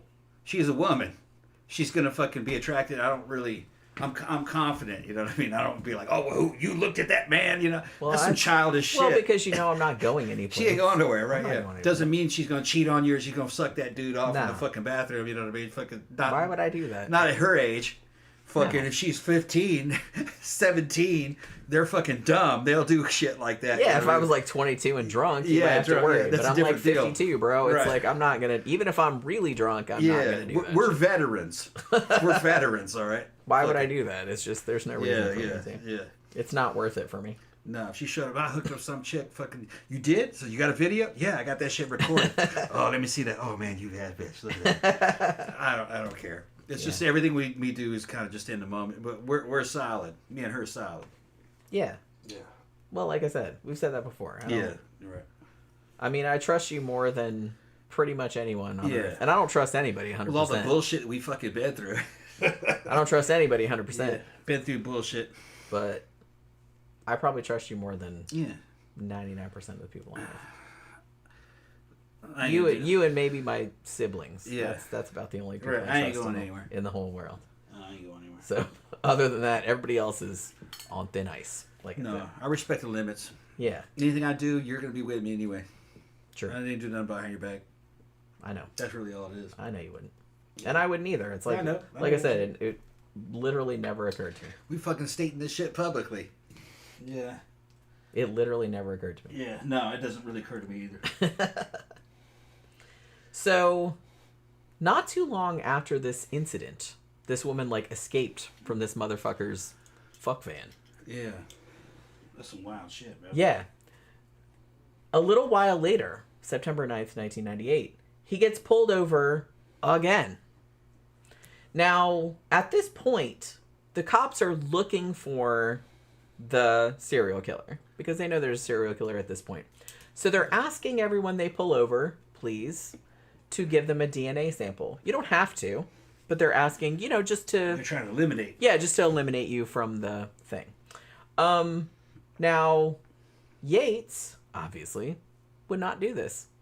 And I don't think he got indignant about it, but he was just like, I think that was too extreme of a request for a family man like myself. Is that what you said? Yeah. Something, wow. something to that effect. And they let him go. They should have put him on a list of suspects, though. So I mean, they did, but not until Yeah, later. right. Like, to me, that seems like a little suspicious. You know what I mean? Like, I'm not saying, obviously, it's your constitutional right. If you get pulled over and they say, hey, give us a DNA sample, obviously you have a right to say no. But if you say no, they also have a right to be like, that's a little bit sus, and we're just going to, like, look at you a little bit more closely. And I get it. I get why they do that. But the fact that he just, like, pulled out the family man thing, and he literally said that was too extreme a request to ask him for a DNA sample, I'd be like, oh, you fucking did it, motherfucker. You did. So October 13th, little less than a month after this pullover, October 13th, 1988, they found another body, Connie Ellis LaFontaine, who was 35 years old, and they found her in a ditch in Tacoma, which again is about 300 miles away. Now, she had been shot once in the head, had 3 plastic bags over her head, like many of the other victims did. She had actually started out as a hairdresser working in Spokane, but obviously had fallen on hard times, got into drug addiction and stuff like that, and ended up being a sex worker. And she was actually, she had kind of a shitty, like her son had died and she was waiting for a heart transplant, so not really in the best place in her life, you know what I mean? And like I said, this was the sole Native American victim. She was Chippewa. It was kind of sucky because she had 3 kids, and 2 of them were dead. Like, one of them died of SIDS as a baby, sudden infant death syndrome, if you don't know. And the other one had died of, like, a heart condition at 11 years old. So she was not really in the best place, and then she got fucking murdered. So, you know what I mean? There's that. Now, in November, early November of 1998, this motherfucker gets pulled over again. And this time he's driving a newer car, a Honda Civic. And the cops pulled him over because they had seen him pick up a known prostitute. And her name was Jennifer Robinson. When they pulled him over, they asked him about it, and he gave the very stupid and story that they probably heard a million times. Oh, she's just a friend of mine, and I'm giving her a ride home. And the cop on the fucking documentary I saw, it's like, that's what every single dude says when you catch them in a car with a prostitute. She's just a friend of mine, I'm giving her a ride home. She's not a hooker. I didn't even know she was a hooker. And she's like, yeah. He's like, yeah, that's what they all say. And that was the story that he gave. He's like, I work with her dad, and he said that I should give her a ride home. So that's what I'm doing. But I guess they let him go because he wasn't doing anything technically at the moment. But they did write it down. Yeah. Like, so they kind of logged that. You know what I mean? Now, as I mentioned before, because a prior victim had been seen getting into the infamous white Corvette, which he had since sold, they were kind of like following a lot of leads in that regard. Like, they had a whole list of dudes that owned or once owned a white Corvette, and they were cross-referencing that with a list of people that they had picked up along East Sprague Avenue, like picking up prostitutes. You know what I mean? That was like a cross-referencing list they were doing. So, in this endeavor, Yates' name came up, obviously, because he had owned a white Corvette and was picked up, along that area, in that area. And so when they picked him up, it was kind of like flagged in that area. And then they found out later that he had been cited earlier, like in September 1997, like he'd been caught for speeding, like in that same area. So they thought that was kind of interesting. Now, around this time period also, about 2 days after he got pulled over with the prostitute, on November 12th of 1998, one of his daughters, Amber, called the police after a domestic dispute and told them that her dad was hitting her. Now, the incident, as she described it, went as follows. So Yates was helping the younger daughter, Michelle, with her homework. And Michelle, at least according to him, was just not getting it. And he was getting agitated and started calling her stupid, and she started crying. And then Amber, the older daughter, told him to shut up, rightfully so. And he basically didn't like her mouthing off to him, I guess. And he went over there and started beating on her. Damn. So she managed to get away from him and kind of lunged for the phone. I guess she was going to call the cops. He pulled the phone out of the wall. So How old are they at this point? She was like a teenager. Okay, teenagers. At this point, yeah, they were. So he's they probably were in his 30s at this point. Late teenagers. 30s? Well, he's 40s. He's 40s. Okay. At this point, and I think they were teenagers. Amber was older than Michelle by a few years. Mm-hmm. And I mean, Amber like sticking up for her sister, being like, "Hey, shut up! Like, don't talk to her like that." And then he started beating on her, like for saying that. And so she actually managed to get away from him and ran out the house, and ran to her friend's house, and she called the cops. Like, good for her. And then the cops came, and she went with the cops like back to her house. Now, for this incident, Yates was charged with misdemeanor assault, which seems kind of bullshit, but whatever. Maybe he didn't damage her too much. Maybe not. Like I said, I don't know like what the extent of the beating was. But it does seem like the cops showing up at his door, even though they didn't really arrest him at this time or do anything like, super egregious to him, maybe kind of finally scared him straight, because there were no more murders after this event. Now, later on in January of 1999, he was actually told that the misdemeanor charge for hitting his daughter would be dropped if he didn't do anything else like that for 2 more years. Which, again, seems kind of, hey, you can wail on your kids all you want, just, like, don't do that again, okay? And we won't, I don't know, that just seems kind of bullshit, but whatever. He got away with, like, so much shit. Now, note also that right around this time, that Yates had, as I mentioned earlier, lost his job at Pantrol. Everybody was getting laid off. And so he got temp work at Kaiser Mead Aluminum as a strikebreaker, as I mentioned. It was like a temp job. Now, according to later statements by his wife, money was very tight around this time period. And she was very troubled by Yates making unexplained cash withdrawals from their account, which she noticed at this point. She, at first, suspected an affair, as you would, mainly because some of the receipts that she found, like credit card receipts, were for this very well-known sleazy sex motel. When she asked him about it, I can't remember the name of the motel, but Dan Cummins, who does the Time Suck, he's from this area, from Spokane, and he's like, everybody knew that motel. That was the sex motel, like rooms by the hour. You know what I mean? And so, her mind didn't jump to hookers? Well, she thought affair. Hookers. That's what she thought. Yeah, I don't think she initially thought hookers. Yeah. But she definitely thought he was fucking around. Hookers are not an affair. Hookers are hookers. Affairs, well, you got another girlfriend. Well, I know that. But it's still kind of the same thing, Oh, it's a thing, but it's just another thing. Well, yeah. You would think that you'd get in more trouble. But maybe, I don't know, maybe some women might be more tolerant of it because it's not a relationship. But no, you're still fucking you're fucking a dirty, I mean, you're having sex with a dirty fucking woman. I think I would be, I'm trying to think He's talking about street hookers. I would be equally pissed off if it was hookers or if it was an affair. I'd be slightly more pissed if it was an affair, but I'd still be like equally so it's not quite enough to kill you with an axe like his grandma did. I'd still be that mad of either thing. The worst would be just like a low-end street hooker, because they're dirty.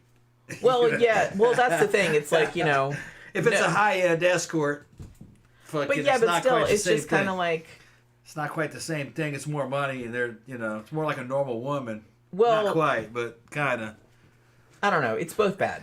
Yeah. Like I said, they're both bad. If you're doing it behind somebody's back, it's bad. Yeah, for the same reasons and for different reasons. Like I said, if it's hookers, then you have the added thing of like, you might be spreading STDs diseases, or something like that. So you get that added thing. I mean, you could still get that if they were having an affair. Yeah. Because you don't know who that usually other bitch the is. affair is another married woman. Right. That's usually what it is. Like I said, that's not really high risk in terms of disease. And in some ways, from a physical point of view, hookers are worse. No, much worse. Yeah. From an emotional or marriage point of view, probably like an affair is worse because it's like, there's a whole emotional attachment there, and it's just kind of like, so it's bad, but just in different ways. You know what I mean? Okay, we see eye to eye on that. Yeah. That's what it is. Now, the thing about it was that because when she said, why are there all these credit card receipts for this sleazy sex motel? Oh, well, I just like to go to the hot tubs there to, like, soothe my muscles, like, after my long work She day. bought that like bullshit? Well, I think she kind of wanted to, maybe. Yeah. She was maybe a little bit cowed by this point. But yeah, obviously he was spending all the money on crack and on the sex workers, obviously. Yeah. That's a bold fucking lie. That's what I mean. That's this a bold dude. fucking lie. That's dudes just come not up even with the credible. Dudes come with the stupidest shit. That's like just- when you that's get a caught, fucking lie. at least fucking admit. Yeah. Give us the fucking Yeah. satisfaction. Just I'd be admit like, it. Yeah, I go down. We're there. not dumb, okay? It's like we know. Yeah, I go down there. We know what you're doing. I would Just say, admit it, I would please. say, yeah, I go down there every now and then to get blown by some fucking red. That's what I mean. You know, like I just said, blow off steam. don't piss on my leg and tell me it's raining. Yeah. I know what you're up to. Yeah. I just want you to fucking admit it. Yeah. You know what I mean? Yeah. Don't give me some Have fucking some story. respect. Like, right. Have some fucking. That's what I mean. It's very disrespectful. Yeah, Like I you're mean, acting like I'm an idiot. Yeah. Like I don't know exactly what you're fucking Right, doing. right. Don't come with some stupid story. I don't want to hear that. Right. Just tell me. Yeah. But it's just kind of like, yeah. So he comes up with so, I just like their hot tubs. Even though this is a very obvious sex motel. Like Dan come and said, man, back in the day, we used to joke about it. Yeah. Like that's how well known Yeah. this was as like the sex motel. It was in the middle of the cut. like in this area. Yeah. Like in Spokane. Because he grew up there. So it's like everybody knew this place. I So can't it remember the name of So it. it wasn't even real boyfriends and girlfriends going there. It was just a hooker hotel. Pretty much, yeah. Yeah. It was just like one of those. was a hooker. And there was like hot tubs. That's kind of their big thing. Like they Yeah. had hot tubs in every room or whatever. Yeah. But it's like, no, I just like the hot tubs. Yeah. Whatever. But like I said, she knew that he was having an affair. She knew. But she wasn't sure about that. She didn't think it was a serious See, murder. he left it hanging like that. She didn't believe it. She thought it was an affair. He should have just fucking come clean and says, no, I go down there and the hookers blow me. Every now and then. That's what I mean. And then at least she's not worried about an affair. I mean, that's still kind of an affair. But That's not an affair. Yeah, like, no, it's not exactly. It's not, yeah, it's not an affair. Because then she's worried about him leaving her for another woman. He's not going to leave her for a hooker. Yeah. You know. But like I said, you might get some... But he was fucking some probably, you know, banana he disease. was fucking going balls deep in him, though. You know what I mean? Fucking... So he'd still be lying. He's not just getting fucking blown. He was also fucking dead bodies. So And fucking dead bodies, yeah. Pretty sure. Yeah. Like, I don't think he ever told anybody that, Yeah. but pretty sure. I wouldn't fuck with any of those straight girls. Pretty sure he was But dead. if I did fuck with one, I would just allow myself to get blown. I'd never fucking go in that snatch. That's just fucking filthy. There's no telling. Well, like I said, Even with a fucking rubber. Hell no. you don't really know. That's public fucking shit, man. And those girls are all drug addicts. You can't fucking trust fucking their hygiene. Fuck that. Mm-mm. Yeah, I mean, I don't know. Like, and it seemed like The a ones lot he's of, talking about. Yeah, Yeah. I think. like I said, and it seems kind of sad because like a lot of them just fell into it because of desperation. You Yeah. know what I mean? But it's like, They're not really professionals when you actually think about they it. were drug addicts. They're They drug were, addicts, yeah. they just got into it because of that. Yeah. Kind of fucked up. But so she actually confronts him. It's like, hey, why is all this money missing from our account? And basically his answer was, hey, shut up and get a job yourself if you're so worried about it. That's basically what he said.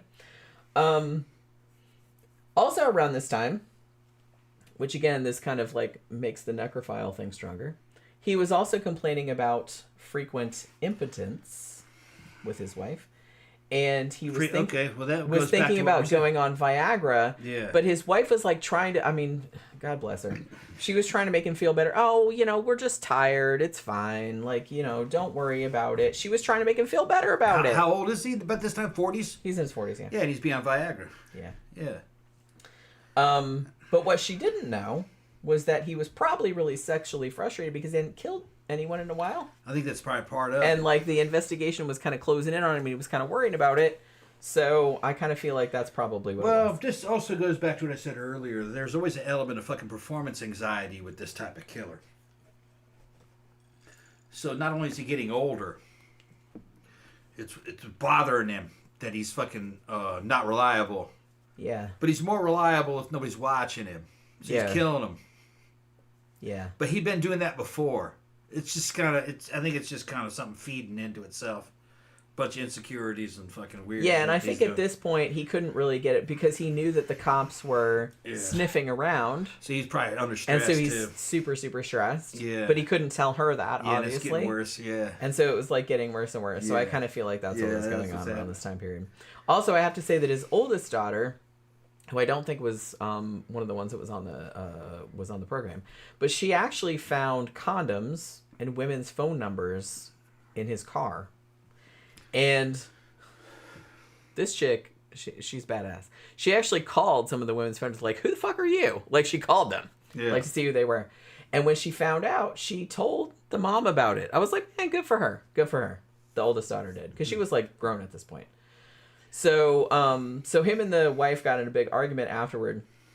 And then, of course, Yates, like, denied everything going on. So, like I said, I kind of feel like Linda at this whole time kind of just thought, well, he's just, like, screwing around with a bunch of different women, which she didn't love it, obviously, but it's just kind of like, she's like, what's she going to do? She's got all these fucking kids and she can't go anyplace, kind of, because she doesn't have any money. Probably why he does it. Yeah. He knows she can't go anywhere. Yeah. And like I said, I don't know what he did to her really behind closed doors. I mean, she seems to have been pretty, like, cowed or, like, emotionally kind of fucked up by him, it seems like. Well, he's been with her for how long at this point? They got married in 1974. And this is, like, 1998. So almost 20 years. Yeah. Right? And they have, like, 5 kids together. 5 kids together. So maybe he's just not really feeling it for her. She's not hot like she was. So that's part of his problem. All those kids and 20 years of time. The hookers are giving him kind of like fucking novelty, you know, they're news and more exciting, even though there's very shallow, you know what I mean? It's just like, oh, yeah. But then he's having these impotency problems, and so he kills them. So, yeah. You know, so I kind of feel like probably that's what it is. But like I said, I think after the cops showed up at the door, after his daughter reported him for beating on her, I think he got spooked. Yeah. Because he didn't kill anybody after that. Right.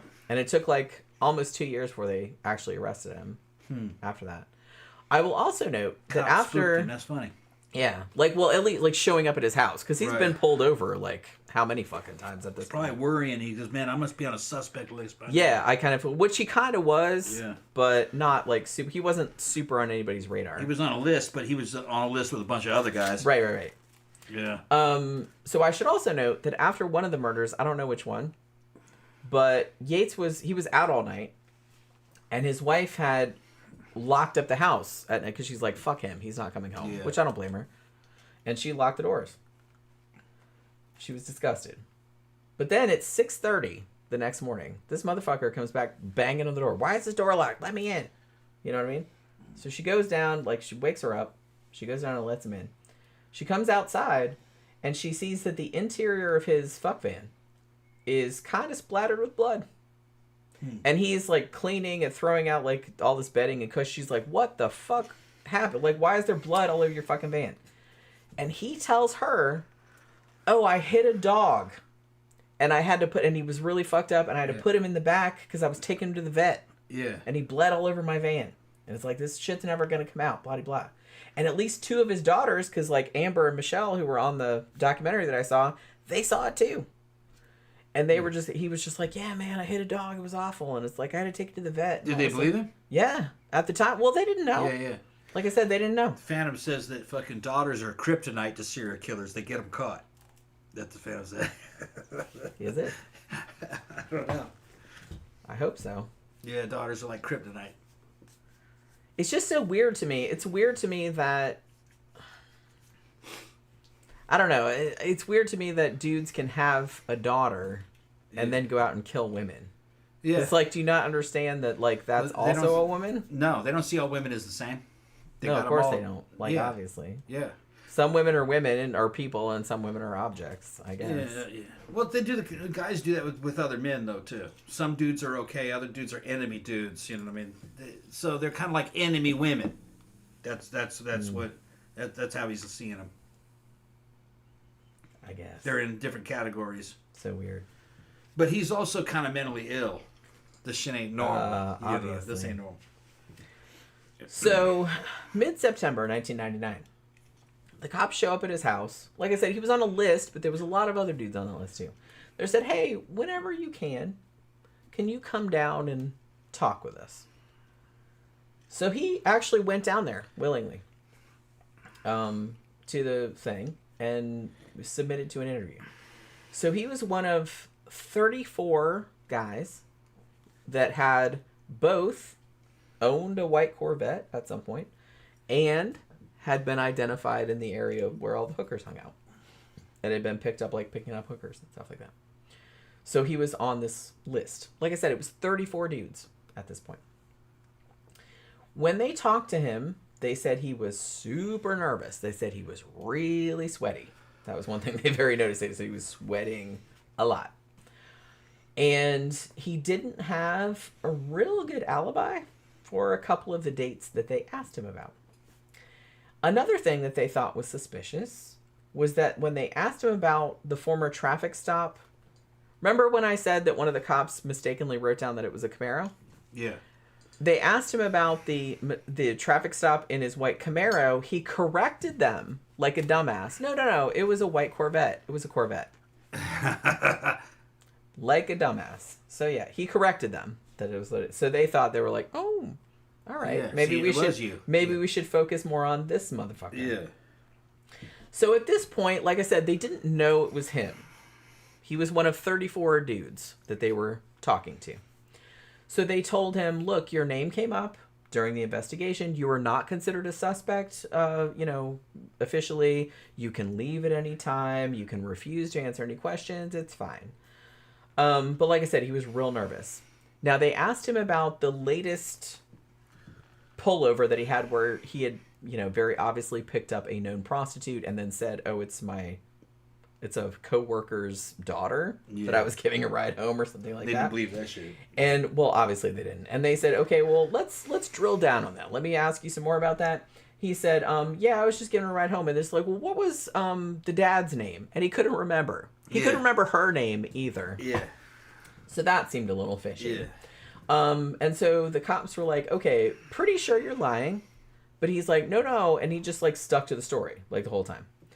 And they're like, well, you used to own a white Corvette. Did you not? He's like, yeah. But he's like, but I sold it. And then they asked him for a blood sample. And he's like, you know what? I'm going to have to ask my wife about it. I'll get back to you on that, he says. Why does he need his wife's permission to give a blood sample? Yeah, I'll get back to you on that, he says. So they let him go because at this point, they didn't really have anything to hold him on. So the next day, they asked the girl that he had been picked up with, Jennifer Robinson. Yeah. They was like, well, what's your side of the story? She says, okay, I got in the car. He says he would give me $20, give him a blowjob. Mm-hmm. But then the cops pulled us over. And she said, and then he said, say I'm I'm the daughter of a coworker or something like that. Made up this whole story.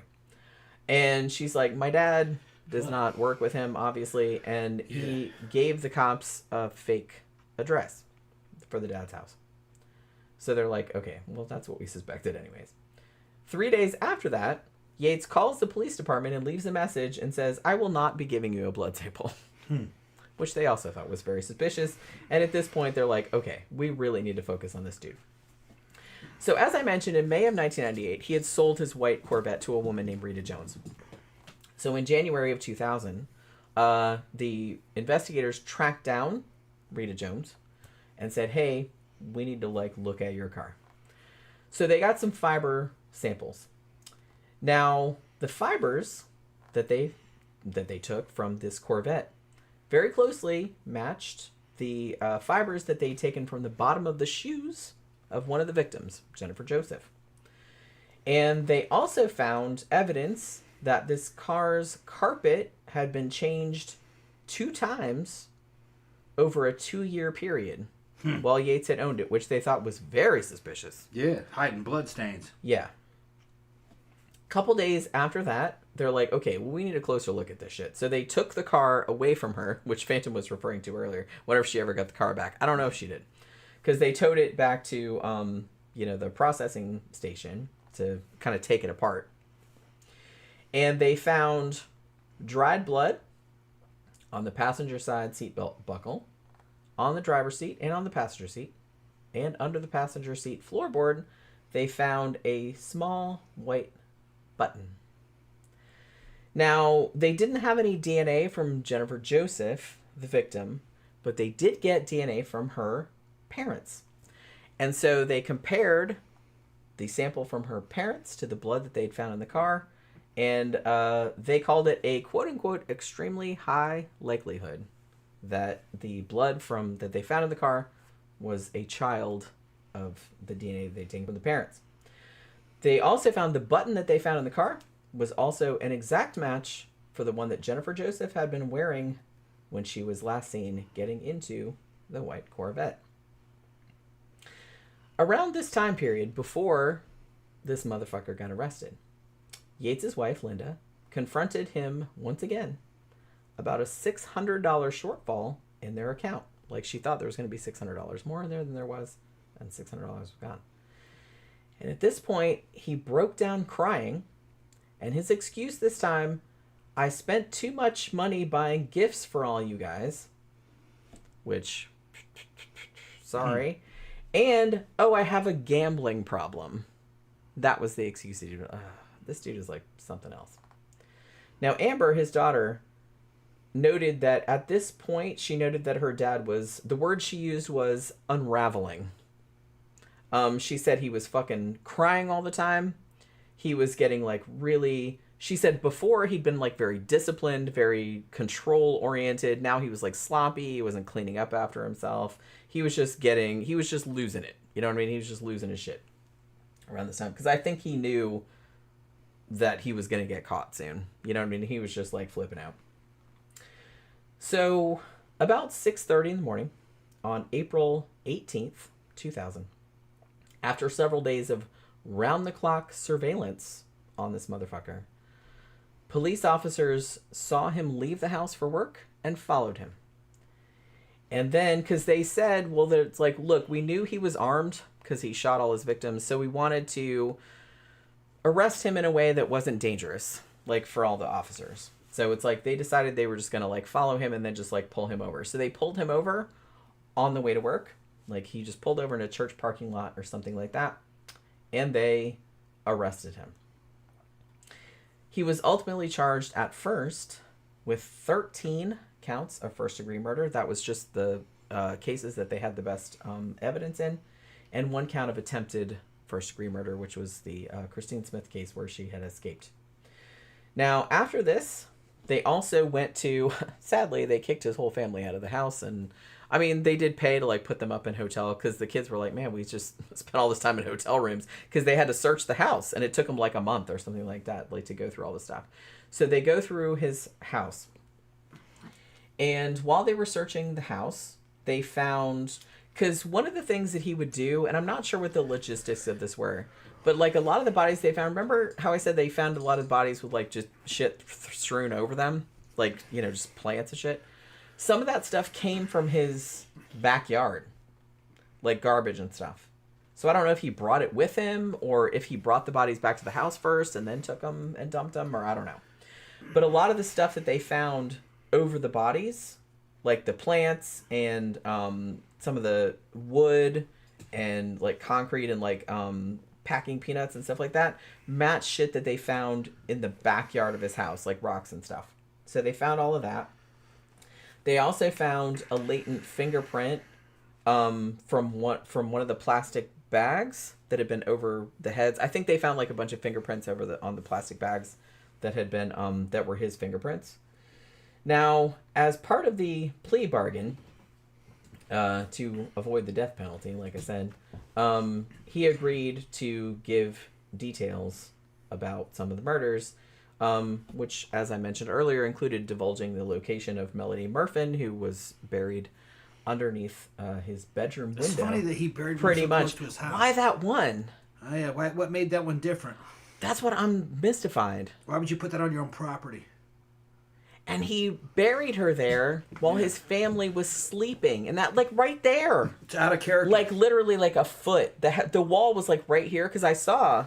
Maybe it was just, like I said, low effort. Yeah. Because on the documentary, they went back to, I mean, obviously, other people live there, and it looks a little different than it did when they lived there. But the girls were there, and they said, you know, this is where their room was, and this is where Michelle's room was, and this is where the body was. And it's like, it was right fucking there. It was, like, literally an inch from the wall. He buried her during the day? I think at night. Because everyone was sleeping. Oh, everyone okay. was sleeping. All right. That's weird.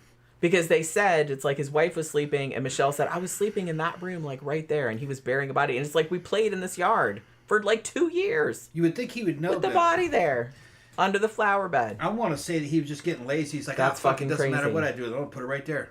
Yeah, Papa said he wanted to keep her close for some reason. That's what I was thinking. Well, that's usually what they do. Yeah. But this one here, like, man. Why this one? Yeah, why this one? I mean, weird. Usually when they do that, that's what it is. They want to know if that one's... But he had a lot of other bodies. Why is this one different than the other ones? That's what I was wondering. I I kind of think what it was is he was getting real lazy. He didn't want to drive out and fucking get rid of her. Why is he burying her? Why isn't he dumping her like the other ones? It's just weird. He might have been in a weird state of mind at that time. Maybe so, because like one of the victims he dumped in a field like right next to the place where he worked. Yeah, it's but most of them were just most of them were just like dumped with like shit just thrown like haphazardly like strewn over them. That's a lot safer. Like, not buried. That's a lot safer. It doesn't take any time. And what do you care if they find them? They Right. found all the other ones. Yeah, and nothing happened. Nothing happened. So what do you care? But why? You bury it. You've now solidified that body to you. Yeah, that's like, your house. That's your house, right? You put that there. Right. You can't deny it. It's weird that he did that. It's almost kind of like he subconsciously wants to get caught.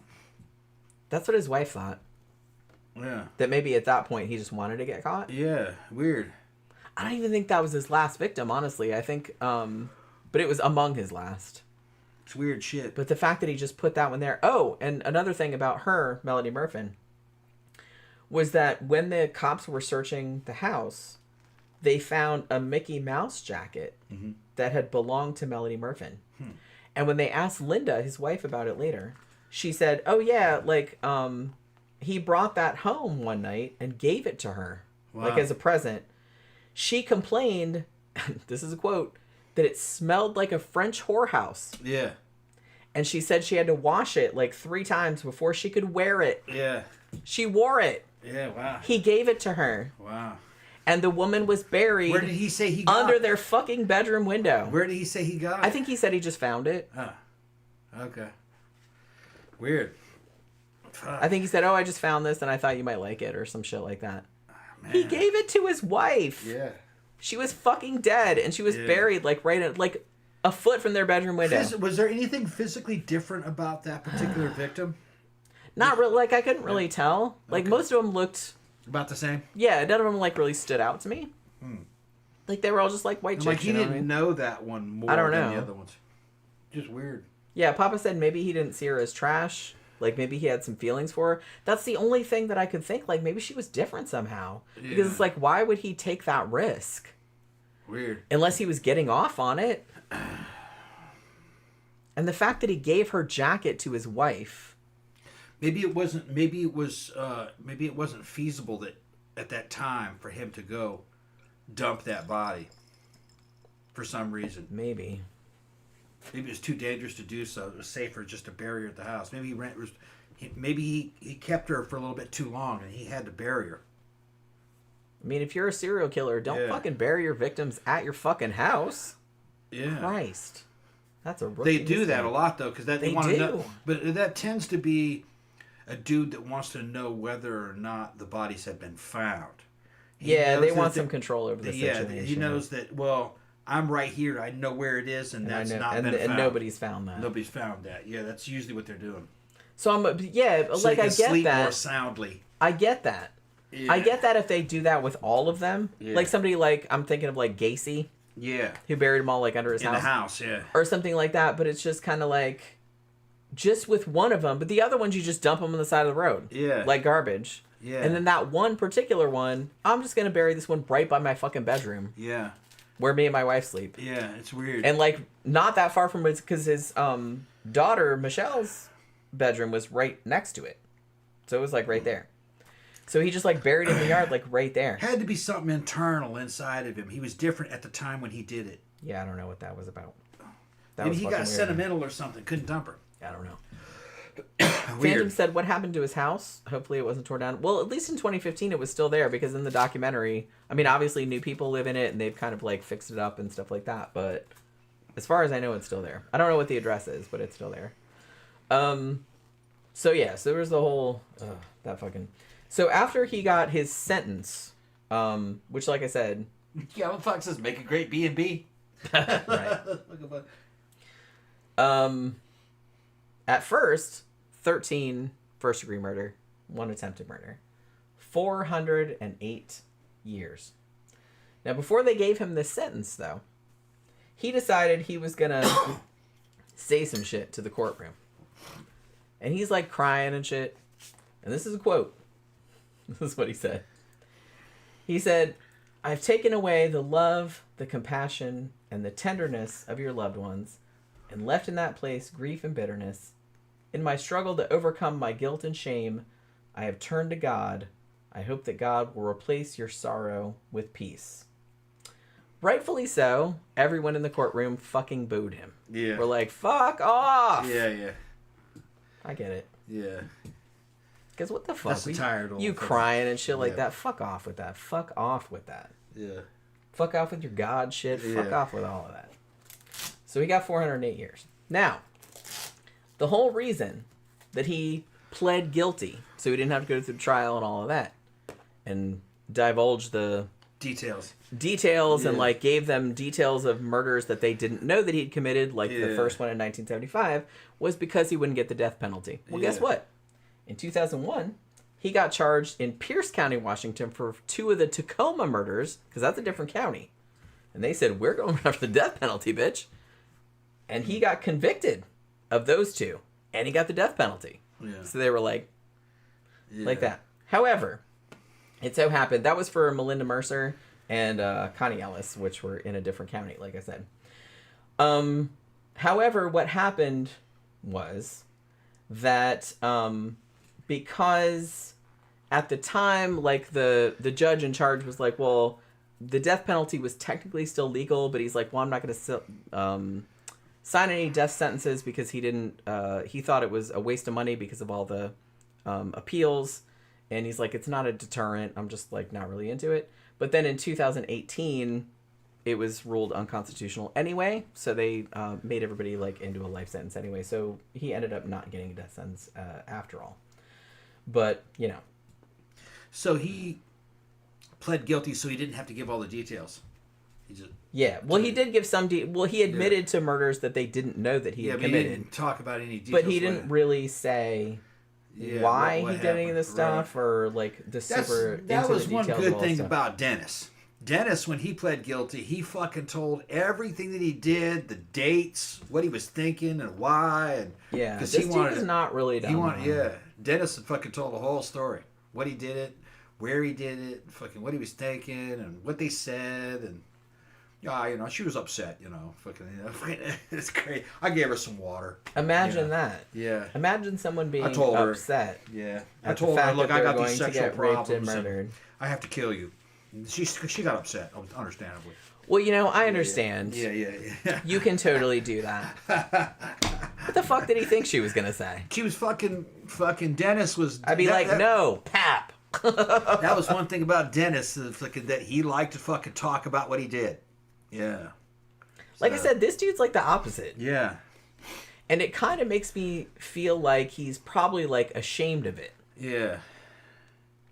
Which makes me lean into the necrophilia thing even more. Yeah, probably. Because you know how Ted Bundy didn't really like to talk about the necrophilia, even Or though everybody underage. knows that he did necrophilia and underage stuff. And that underage girl, yeah. But he didn't would wanna talk about not. that. He would happily admit to the other shit. Yeah. But he would not admit to that, even though they knew that he did it. Yeah. So I kind of feel like even serial killers have fucking limits. Yeah. It's like, well, I did that, but I want to. Yeah. It's fucking funny. So I kind of feel like maybe that might be this motherfucker situation. Is that and it might have been his like super religious upbringing. There's 2 though that didn't give a shit. Albert Fish, he'd tell you everything. Well, yeah. And I think he made a lot of shit I up. think he got off on it. I think he made up some shit. And then and Dennis. Dennis. That dude was a freak. Dennis even admitted that. Yeah, no, that was. What about your male victims? Male victims? Yeah, we got photos. Oh no, that's me. He would dress up in women's clothes. He was like proud of it, kind of. Getting down in the grave and with his fucking little stockings on and shit, and taking pictures of himself. He had a whole fucking contraption to take pictures of himself, to make selfies with fucking Polaroids of the old time, with the old timey fucking old timey technology and shit. Like I said, he was all. He was proud of wild, it. man. That dude was all proud wild. of it. Dressed up as a What woman. a fucking weirdo. Yeah. Like I said, it's with not- his build. I mean, he wasn't a convincing woman. Hairy and shit with the fucking lingerie on. He could have at least tried harder. Yeah, I that's feel. weird. He wanted to experience. I mean, he also could have like not killed people. That Yeah. would have been ideal. he wanted to experience what the victims went through. But he does. You can't. if you want to experience that, go get yourself killed. That's what I mean. It's like, hey, how about this? When Yeah. you're younger and you're thinking about doing this, you Yeah. want to experience what your victims Yeah. experience, just off yourself. Weird shit, bro. Problem solved. Yeah. Everyone's happy. It's a win-win. So yeah, just do that. I'm just saying. But he never did, unfortunately, for many people. But I kind of feel like this dude, I think because he was Seventh-day Adventist, who are kind of strict, I feel. So it's like maybe he was like super ashamed of it. And I kind of feel like that is making me lean further into, I think he was maybe a super necrophile. And I think he didn't really want to tell people that. I think he was really embarrassed about it. I think he couldn't really he had a hard time getting it up for living people. Yeah. And so I kind of feel like, and this is just me blue skying here, I think he probably just shot the sex workers and then had sex with them after they were dead. I think that's probably what he was Yes, doing. it's likely. Yeah. Because here's the thing. A lot of serial killers that are sexual sadists, they get off on the torture, the fear, like while the woman is still alive. Yeah. A lot of power. Serial killers that just shoot their victims or just kill them Yeah, right away. right It tends to be necrophilia. That tends to be a Yeah. necrophilia thing. Yeah. Because they're kind of like, well, they don't really get off on The living the person. killing or Yeah. or the fear of the living person. They just want that They just body. want that body. Yeah. It's kind of like That's the same thing. Dahmer was into that. yeah. Trying So to I make- kind of feel like yeah, this just wanted is the body. kind of the same thing. Or a living body too. You want to try to make a boy into a sex doll by fucking putting Drano in his brain. Yeah, like injecting. And it worked for a few days on one of them, I think. They died though eventually. Don't try this at home. Yeah. I'm just but I kind of feel like that's because here's the thing, like I said, I don't hear a lot about necrophilia like in relation to this dude, but the funny thing was in 2013 when he was trying to like get his death sentence overturned, his argument was that well, I shouldn't have this all-encompassing like death sentence thing because it's like I have a paraphilic disorder and I couldn't help it. And his paraphilic disorder that he was arguing that he couldn't help it was necrophilia. So I don't know if this is going to work out. Probably not. One of his... the prosecutor, and this is a quote. I love this. The prosecutor said, "I don't think Mr. Yates helps his cause by relying on the fact that he's a necrophiliac." Yeah. That's what he said. So it's just like... and like I said, that explains a lot about his MO because I was kind of wondering when I was reading about this dude, I was like, why does he supposedly had sex with these prostitutes and then just shot them and dumped them. And I was like, that could be, but it's like that from a serial killer point of view, that doesn't make a lot of sense to me. Yeah. Like, what's he getting out of it? Yeah. If you just... Like, if you just wanted the sex, you just got pay the him. sex Yeah, yeah. already. You just Right. pay him and just Then let you him get out of the the car. sex, yeah. That's how that works. That's not how what that it was. whole transaction works. So it's just like, I kind of feel like, I was like, is he... He wanted the sex, but they is had to he be... fucking the dead bodies? Yeah, he wanted the sex, but they had to be dead for him to get the sex. I kind of feel like that's what it I is. think so, yeah. Because like I said, he just shot him. Yeah. And a lot of them he shot while they were blowing him. Yeah. And because of the woman that survived, that said that she blew him for a long time, 5 to 7 minutes. Like I said, give him a blowjob. That's a long time. Yeah. And he didn't get hard. Yeah. So that made me suspect even more that his thing was fucking dead bodies. Yeah. I think he was into fucking dead bodies. Yeah. Oh, yeah. Definitely. And I think that's probably not It being was talked easier about for him. enough. His wife said that he was having problems, so... And and evidently, according to his history and shit, he had been having problems. It wasn't just age. It probably just got worse with I mean, age. like I said, he obviously didn't have trouble, like, getting his nut off because it's like he had 5 kids. But I kind of feel like as time went on, It got worse, I think. it got worse. And I think that when maybe if he had a mental illness, it probably started getting worse and worse as time went on. And when things didn't go his way, like he couldn't deal with it. And as time went on, like it just got worse and worse, and he just got like fucking Papa said I always thought that as well. That's kind of like the more I read about him, I was like, It stands to reason. That's what it was. that kind of makes a lot of sense to me. Because serial killers like I said, a lot of them get off on the prelude. They like the fear. They like the power. They like the torture. Yeah. They like to see the fear in people's eyes. It's like they get off on that. But serial killers that just kill the person, that to me, that's a necrophile thing. They want the body. They just want the body. Yeah, they don't it's want like the person objective based. Right. And that's what this dude did. Yeah. They would even, a lot of times they'll even try to like minimize the victim's pain. They don't want the victim to know it's coming. And that's why he's doing that. He's trying to fucking kill them while they're blowing him so they can't see it coming.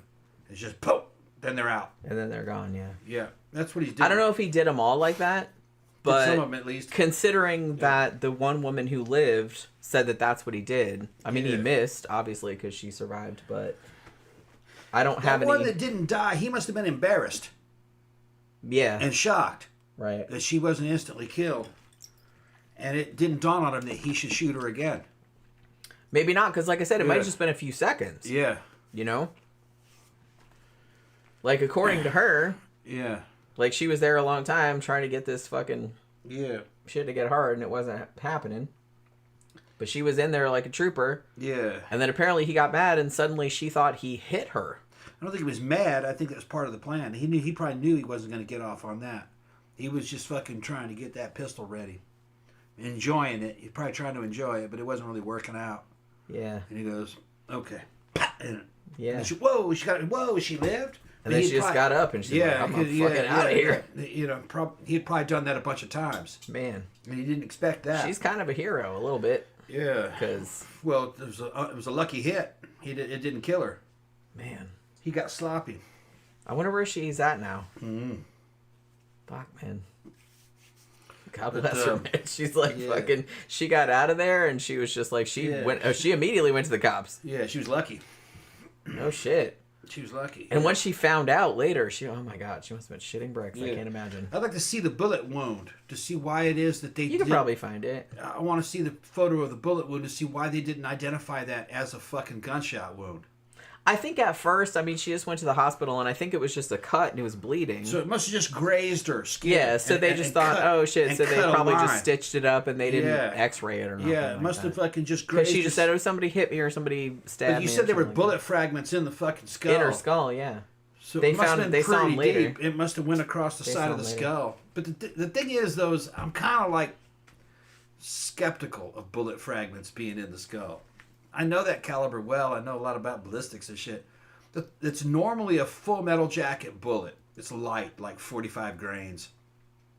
It's not moving very fast. But the copper jacket on it is pretty thick versus the fucking lead core that's in it. And like I said, it's not moving very fast. And the human skull is not very tough. It's not going to rip pieces of that jacket off. It's not sharp either. It's kind of rounded. I'm not sure, man. I'm just telling you. More likely what got thrown into there, more likely is maybe something like lead fragments off the base of the bullet as the explosion is pushing the bullet out the barrel, and the fucking head was right there near the muzzle, and some little bit of lead off the base of the bullet blasted into the skin. Maybe something like that. All I know is that they X-rayed her after a car accident, and they asked her, were you shot in the head at some point? Yeah. Like, it looks like there's from an old gunshot injury. It may have been a hollow point, even though they tend not to expand. They're out of 25 auto. They're too slow. Yeah, Gallant said it was 25, wasn't it? Yes, it was. Yeah, and it may have been a hollow point, or it may have been just lead without a jacket. But it's hard to find that in 25 auto. Usually it's a jacketed hollow point or a full metal jacket. It's got a copper jacket around it. And it's low velocity. Maybe if it was a hollow point, it's got a sharp edge around the mouth of that thing, and a little bit of the copper jacket peeled off the edge and went in there. It might have been something like that. But even in 25 auto with a hollow point, even at close range, they tend not to expand. They're not moving fast enough. Yeah, it's more of a gimmick in 25. From what I understood, like, the wound was about here. Yeah. Like, it was about a half inch. Yeah. Like, right there. He just grazed her. I thought. He must have just grazed her. Yeah. And it cut a line in her scalp. Yeah. Like I said, at first she just thought she was dead, but it bled a lot. She said Yeah, well, scalps bleed a lot. Yeah, it was bleeding everywhere. Like Yeah. head wounds do bleed a lot. Yeah, scalp's got a lot of blood vessels in it. It just fucking It bleeds does. a lot. Holy crap! My sister was jumping up and down on the bed one time, and she fell and hit her head on a windowsill, and holy crap! She just got a little bitty cut in her head and just bled everywhere. It's like my mom took her to the hospital, and I think it was only like 2 stitches or something like that. But man, there was blood everywhere. It was crazy. Papa says, great show tonight, guys. Thank you very much. Thank you for letting us choose the topic. Oh, yeah. It was totally worth what we donated. Yeah, and if you guys, deep if dive. anybody listening wants a topic, you can contact Jen on Facebook or here in a direct message here on Facebook or even in the comment section. And if you want something, we can discuss it. We don't really have a price for it. Papa dropped 100 on this one. Yeah, we never like thought about it. We just But depending on what the subject is and how long it's going to be, we can work something out. Okay. But this was a good. Yeah. I thought this was a good topic. But this motherfucker is still alive, and he's still in the fucking Washington State prison in Walla Walla, where he worked back in the 70s as a prison guard. Remember that? Right. Yeah, he worked there for like 6 months, and now he's in there. Yep. And he's still there. I think like the last appeal he tried to do was in 2015. I think he tried to appeal his death sentence again. But like I said, it's a moot point at this point because, they've overturned the death penalty in Washington State as of 2018. But yeah, that was the last time I heard from him. So I guess I don't know what he's doing now. Just being in prison, I guess. Holy shit. Good fucking riddance. Yeah, fuck that dude. Fuck this guy. All right, we're going to shut it down. You want to get something to eat? Yeah, let's Do you get want to make something here? You want to go to fucking Circle K? I don't know. It's up to you. Okay, let's go. Up to you. All right. So we are going to wrap it up for this evening. This was actually a really fun show. Yeah, it's like good fucking... Is it 4 hours? Man. About 3 and something. No, 4 hours and 14. Okay. Yeah. That's good shit. Well, like I said, I did a deep dive on this shit because I got really interested. I watched all these documentaries and read a book about him and all this other kind of stuff. Like, fucking fascinating. Because this dude was, like, so... I don't want to say normal, because he wasn't normal. But just average. He was so fucking average. No one noticed him. And I thought that was, like, kind of interesting. So, yeah, thank you very much again, Papa77, for sponsoring the episode today.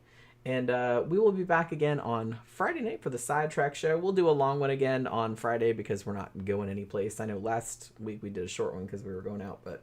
this week we're not going anyplace on Friday, so we'll do a long one for you guys, so that should be super fun too. So hopefully you guys can join us again on Friday night. Have a good rest of your evening, you guys. Have a good day tomorrow, and we'll see you again on Friday night for the Sidetrack Show.